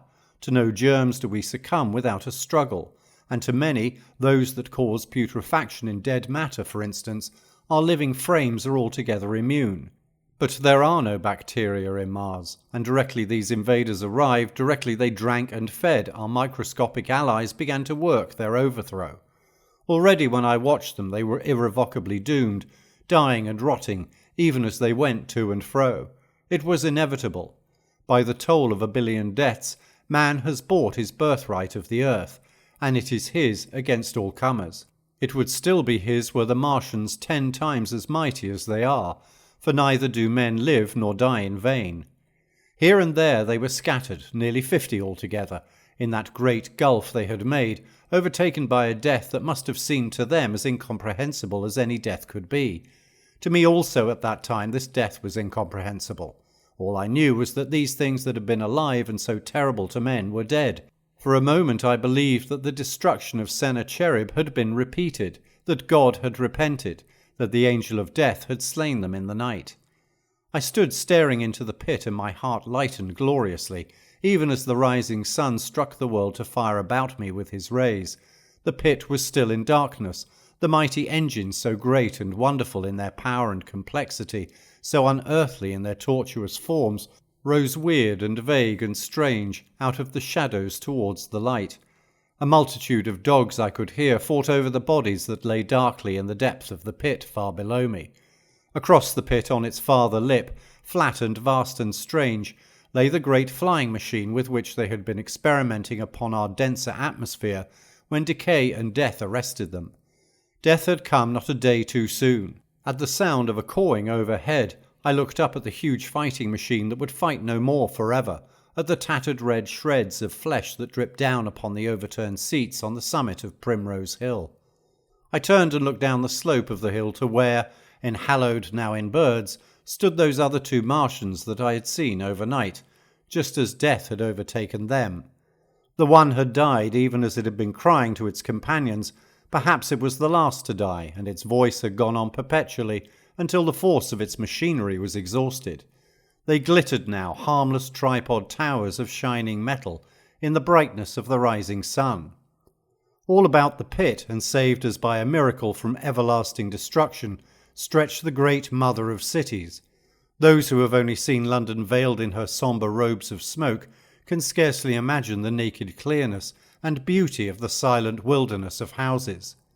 Eastward, over the blackened ruins of the Albert Terrace and the splintered spire of the church, the sun blazed dazzling in a clear sky, and here and there some facet in the great wilderness of roofs caught the light and glared with a white intensity. Northward were Kilburn and Hampstead, blue and crowded with houses. Westward the great city was dimmed, and southward, beyond the Martians, the green waves of Regent's Park, the Langham Hotel, the dome of the Albert Hall, the Imperial Institute, and the giant mansions of the Brompton Road came out clear and little in the sunrise, the jagged ruins of Westminster rising hazily beyond. Far away and blue were the Surrey hills, and the towers of the Crystal Palace glittered like 2 silver rods. The dome of St. Paul's was dark against the sunrise, and injured, I saw for the first time, by a huge gaping cavity on its western side. And as I looked at this wide expanse of houses and factories and churches, silent and abandoned, as I thought of the multitudinous hopes and efforts, the innumerable hosts of lives that had gone to build this human reef, and of the swift and ruthless destruction that had hung over it all, when I realized that the shadow had been rolled back, and that men might still live in the streets, and this dear, vast, dead city of mine be once more alive and powerful, I felt a wave of emotion that was near akin to tears. The torment was over. Even that day the healing would begin. The survivors of the people scattered over the country, leaderless, lawless, foodless, like sheep without a shepherd, the thousands who had fled by sea would begin to return. The pulse of life, growing stronger and stronger, would beat again in the empty streets and pour across the vacant squares. Whatever destruction was done, the hand of the destroyer was stayed. All the gaunt wrecks, the blackened skeletons of houses that stared so dismally as the sunlit grass of the hill, would presently be echoing with the hammers of the restorers and ringing with the tapping of their trowels. At the thought I extended my hands towards the sky and began thanking God. In a year, thought I, in a year. With overwhelming force came the thought of myself, of my wife, and the old life of hope and tender helpfulness that had ceased forever. Chapter 9. Wreckage. And now comes the strangest thing in my story, yet perhaps it is not altogether strange. I remember clearly and coldly and vividly all that I did that day until the time that I stood weeping and praising God upon the summit of Primrose Hill, and then I forget. Of the next 3 days I know nothing. I have learned since that so far from my being the first discoverer of the Martian overthrow, several such wanderers as myself had already discovered this on the previous night. One man, the first, had gone to St. Martin's le Grand, and while I sheltered in the cabman's hut, had contrived to telegraph to Paris. Thence the joyful news had flashed all over the world. 1,000 cities, chilled by ghastly apprehensions, suddenly flashed into frantic illuminations. They knew of it in Dublin, Edinburgh, Manchester, Birmingham, at the time when I stood upon the verge of the pit. Already men weeping with joy, as I have heard, shouting and staying their work to shake hands and shout, were making up trains, even as near as Crewe, to descend upon London. The church bells that had ceased a fortnight since suddenly caught the news, until all England was bell-ringing. Men on cycles, lean-faced, unkempt, scorched along every country lane, shouting of unhoped deliverance, shouting to gaunt, staring figures of despair. And for the food, across the Channel, across the Irish Sea, across the Atlantic, corn, bread, and meat were tearing to our relief. All the shipping in the world seemed going Londonward in those days, but of all this I have no memory. I drifted, a demented man. I found myself in a house of kindly people, who had found me on the 3rd day wandering, weeping, and raving through the streets of St. John's Wood.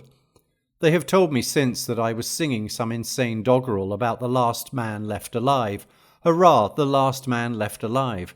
Troubled as they were with their own affairs, these people, whose name, much as I would like to express my gratitude to them, I may not even give here, nevertheless cumbered themselves with me, sheltered me, and protected me from myself.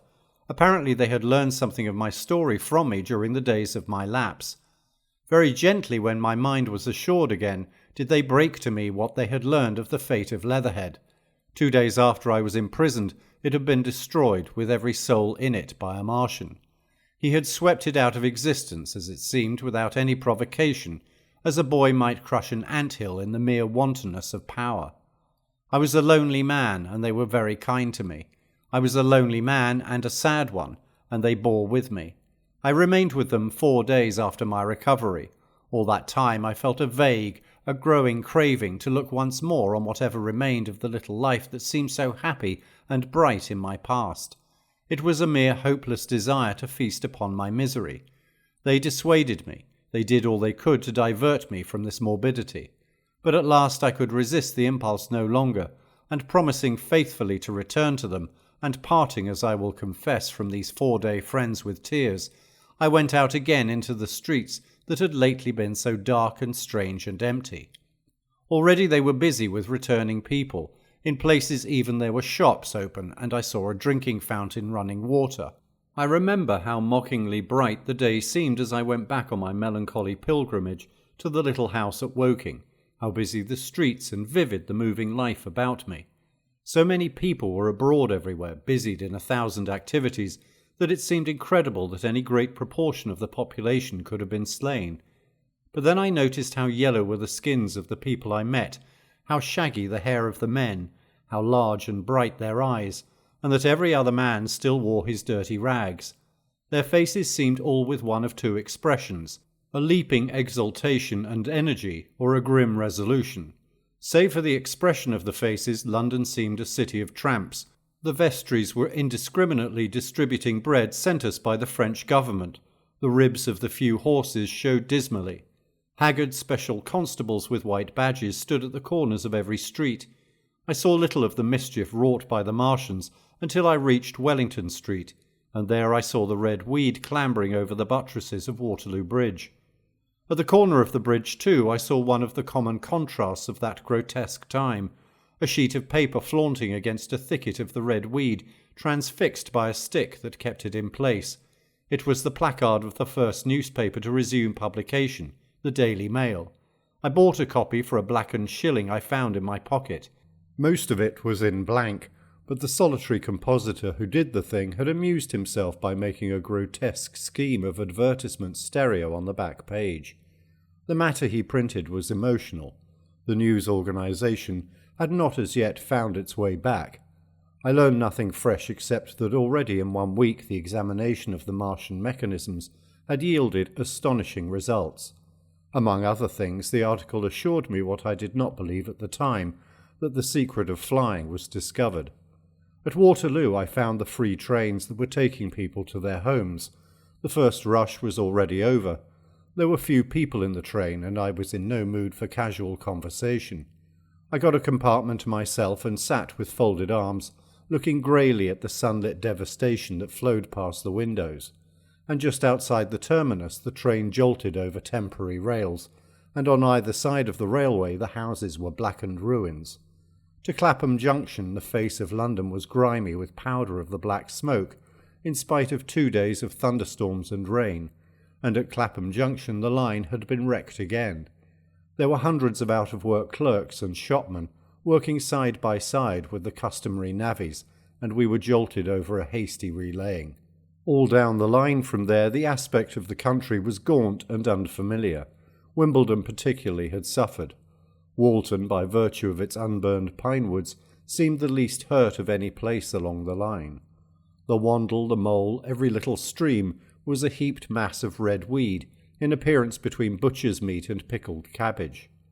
The Surrey pine woods were too dry, however, for the festoons of the red climber. Beyond Wimbledon, within sight of the line, in certain nursery grounds were the heaped masses of earth about the 6th cylinder. A number of people were standing about it, and some sappers were busy in the midst of it. Over it flaunted a Union Jack, flapping cheerfully in the morning breeze. The nursery grounds were everywhere crimson with the weed, a wide expanse of livid colour cut with purple shadows, and very painful to the eye. One's gaze went with infinite relief from the scorched greys and sullen reds of the foreground to the blue-green softness of the eastward hills. The line on the London side of Woking Station was still undergoing repair, so I descended at Byfleet Station and took the road to Maybury, past the place where I and the artilleryman had talked to the hussars, and on by the spot where the Martian had appeared to me in the thunderstorm. Here, moved by curiosity, I turned aside to find, among a tangle of red fronds, the warped and broken dog-cart with the whitened bones of the horse scattered and gnawed. For a time I stood regarding these vestiges. Then I returned through the pine wood, neck-high with red weed here and there, to find the landlord of the Spotted Dog had already found burial, and so came home past the College Arms. A man standing at an open cottage door greeted me by name as I passed. I looked at my house with a quick flash of hope that faded immediately. The door had been forced. It was unfast and was opening slowly as I approached. It slammed again. The curtains of my study fluttered out of the open window from which I and the artilleryman had watched the dawn.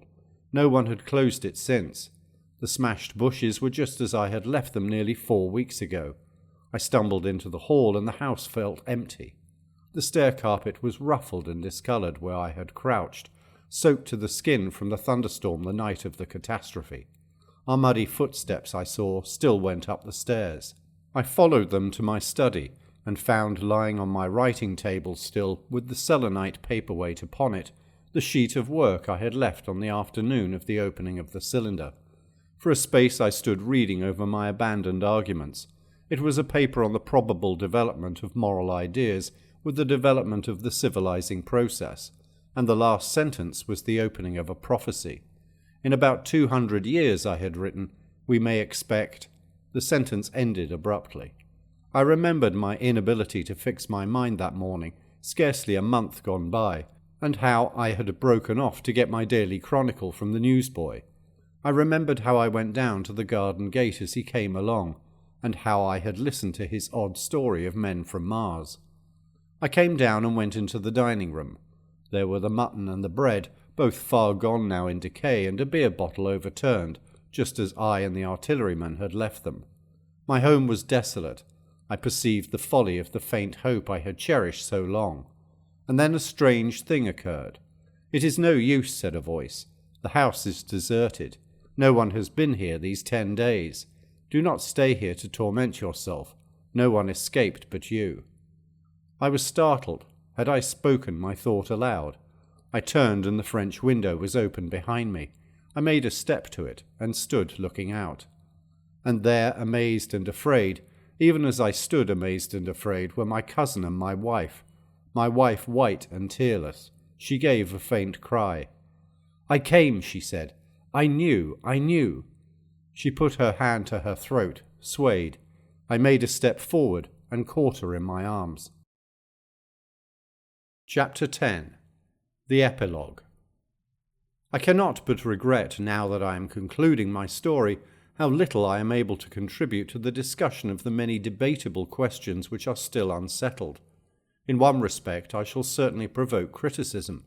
My particular province is speculative philosophy. My knowledge of comparative physiology is confined to a book or two, but it seems to me that Carver's suggestions as to the reason of the rapid death of the Martians is so probable as to be regarded almost as a proven conclusion. I have assumed that in the body of my narrative. At any rate, in all the bodies of the Martians that were examined after the war, no bacteria except those already known as terrestrial species were found, that they did not bury any of their dead, and the reckless slaughter they perpetrated point also to an entire ignorance of the putrefactive process. But probable as this seems, it is by no means a proven conclusion. Neither is the composition of the black smoke known, which the Martians used with such deadly effect, and the generator of the heat rays remains a puzzle. The terrible disasters at the Ealing and South Kensington laboratories have disinclined analysts for further investigations upon the latter. Spectrum analysis of the black powder points unmistakably to the presence of an unknown element with a brilliant group of 3 lines in the green, and it is possible that it combines with argon to form a compound which acts at once with deadly effect upon some constituent in the blood. But such unproven speculations will scarcely be of interest to the general reader to whom this story is addressed. None of the brown scum that drifted down the Thames after the destruction of Shepperton was examined at the time, and now none is forthcoming. The results of an anatomical examination of the Martians, so far as the prowling dogs had left such an examination possible, I have already given. But everyone is familiar with the magnificent and almost complete specimen in spirits at the Natural History Museum, and the countless drawings that have been made from it. And beyond that, the interest of their physiology and structure is purely scientific. A question of graver and universal interest is the possibility of another attack from the Martians. I do not think that nearly enough attention is being given to this aspect of the matter. At present the planet Mars is in conjunction, but with every return to opposition I, for one, anticipate a renewal of their adventure. In any case, we should be prepared. It seems to me that it should be possible to define the position of the gun from which the shots are discharged, to keep a sustained watch upon this part of the planet, and to anticipate the arrival of the next attack. In that case, the cylinder might be destroyed with dynamite or artillery before it was sufficiently cool for the Martians to emerge, or they might be butchered by means of guns so soon as the screw opened. It seems to me that they have lost a vast advantage in the failure of their first surprise.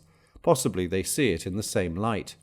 Lessing has advanced excellent reasons for supposing that the Martians have actually succeeded in effecting a landing on the planet Venus. 7 months ago now, Venus and Mars were in alignment with the Sun. That is to say, Mars was in opposition from the point of view of an observer on Venus.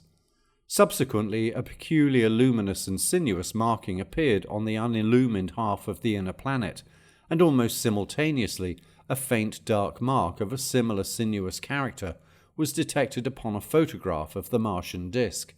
One needs to see the drawings of these appearances in order to appreciate fully their remarkable resemblance in character.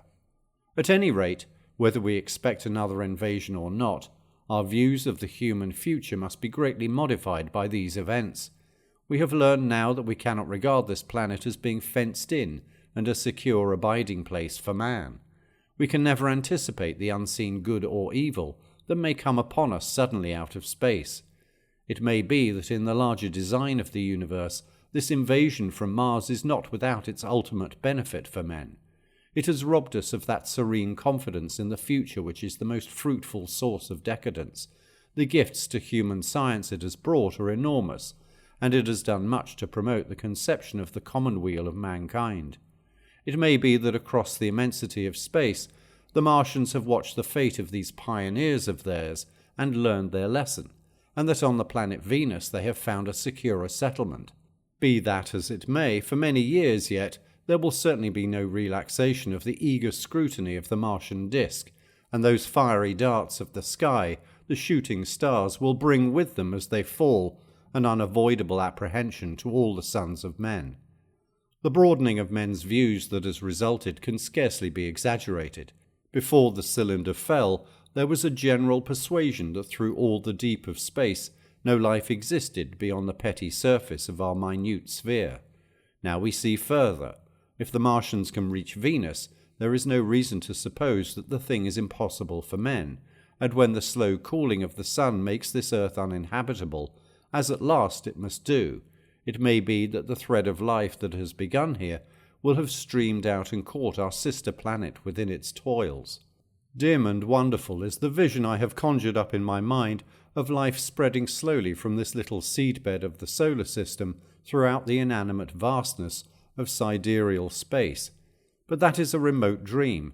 It may be, on the other hand, that the destruction of the Martians is only a reprieve. To them, and not to us perhaps, is the future ordained. I must confess, the stress and danger of the time have left an abiding sense of doubt and insecurity in my mind. I sit in my study writing by lamplight, and suddenly I see again the healing valley below set with writhing flames, and feel the house behind and about me empty and desolate.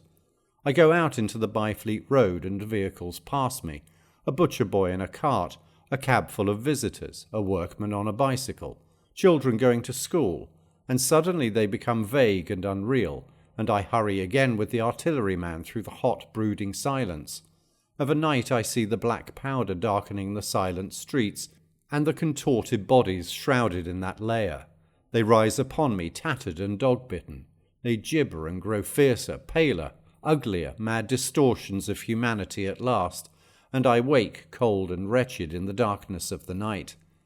I go to London and see the busy multitudes in Fleet Street and the Strand, and it comes across my mind that they are but the ghosts of the past, haunting the streets that I have seen, silent and wretched, going to and fro, phantasms in a dead city, the mockery of life in a galvanized body.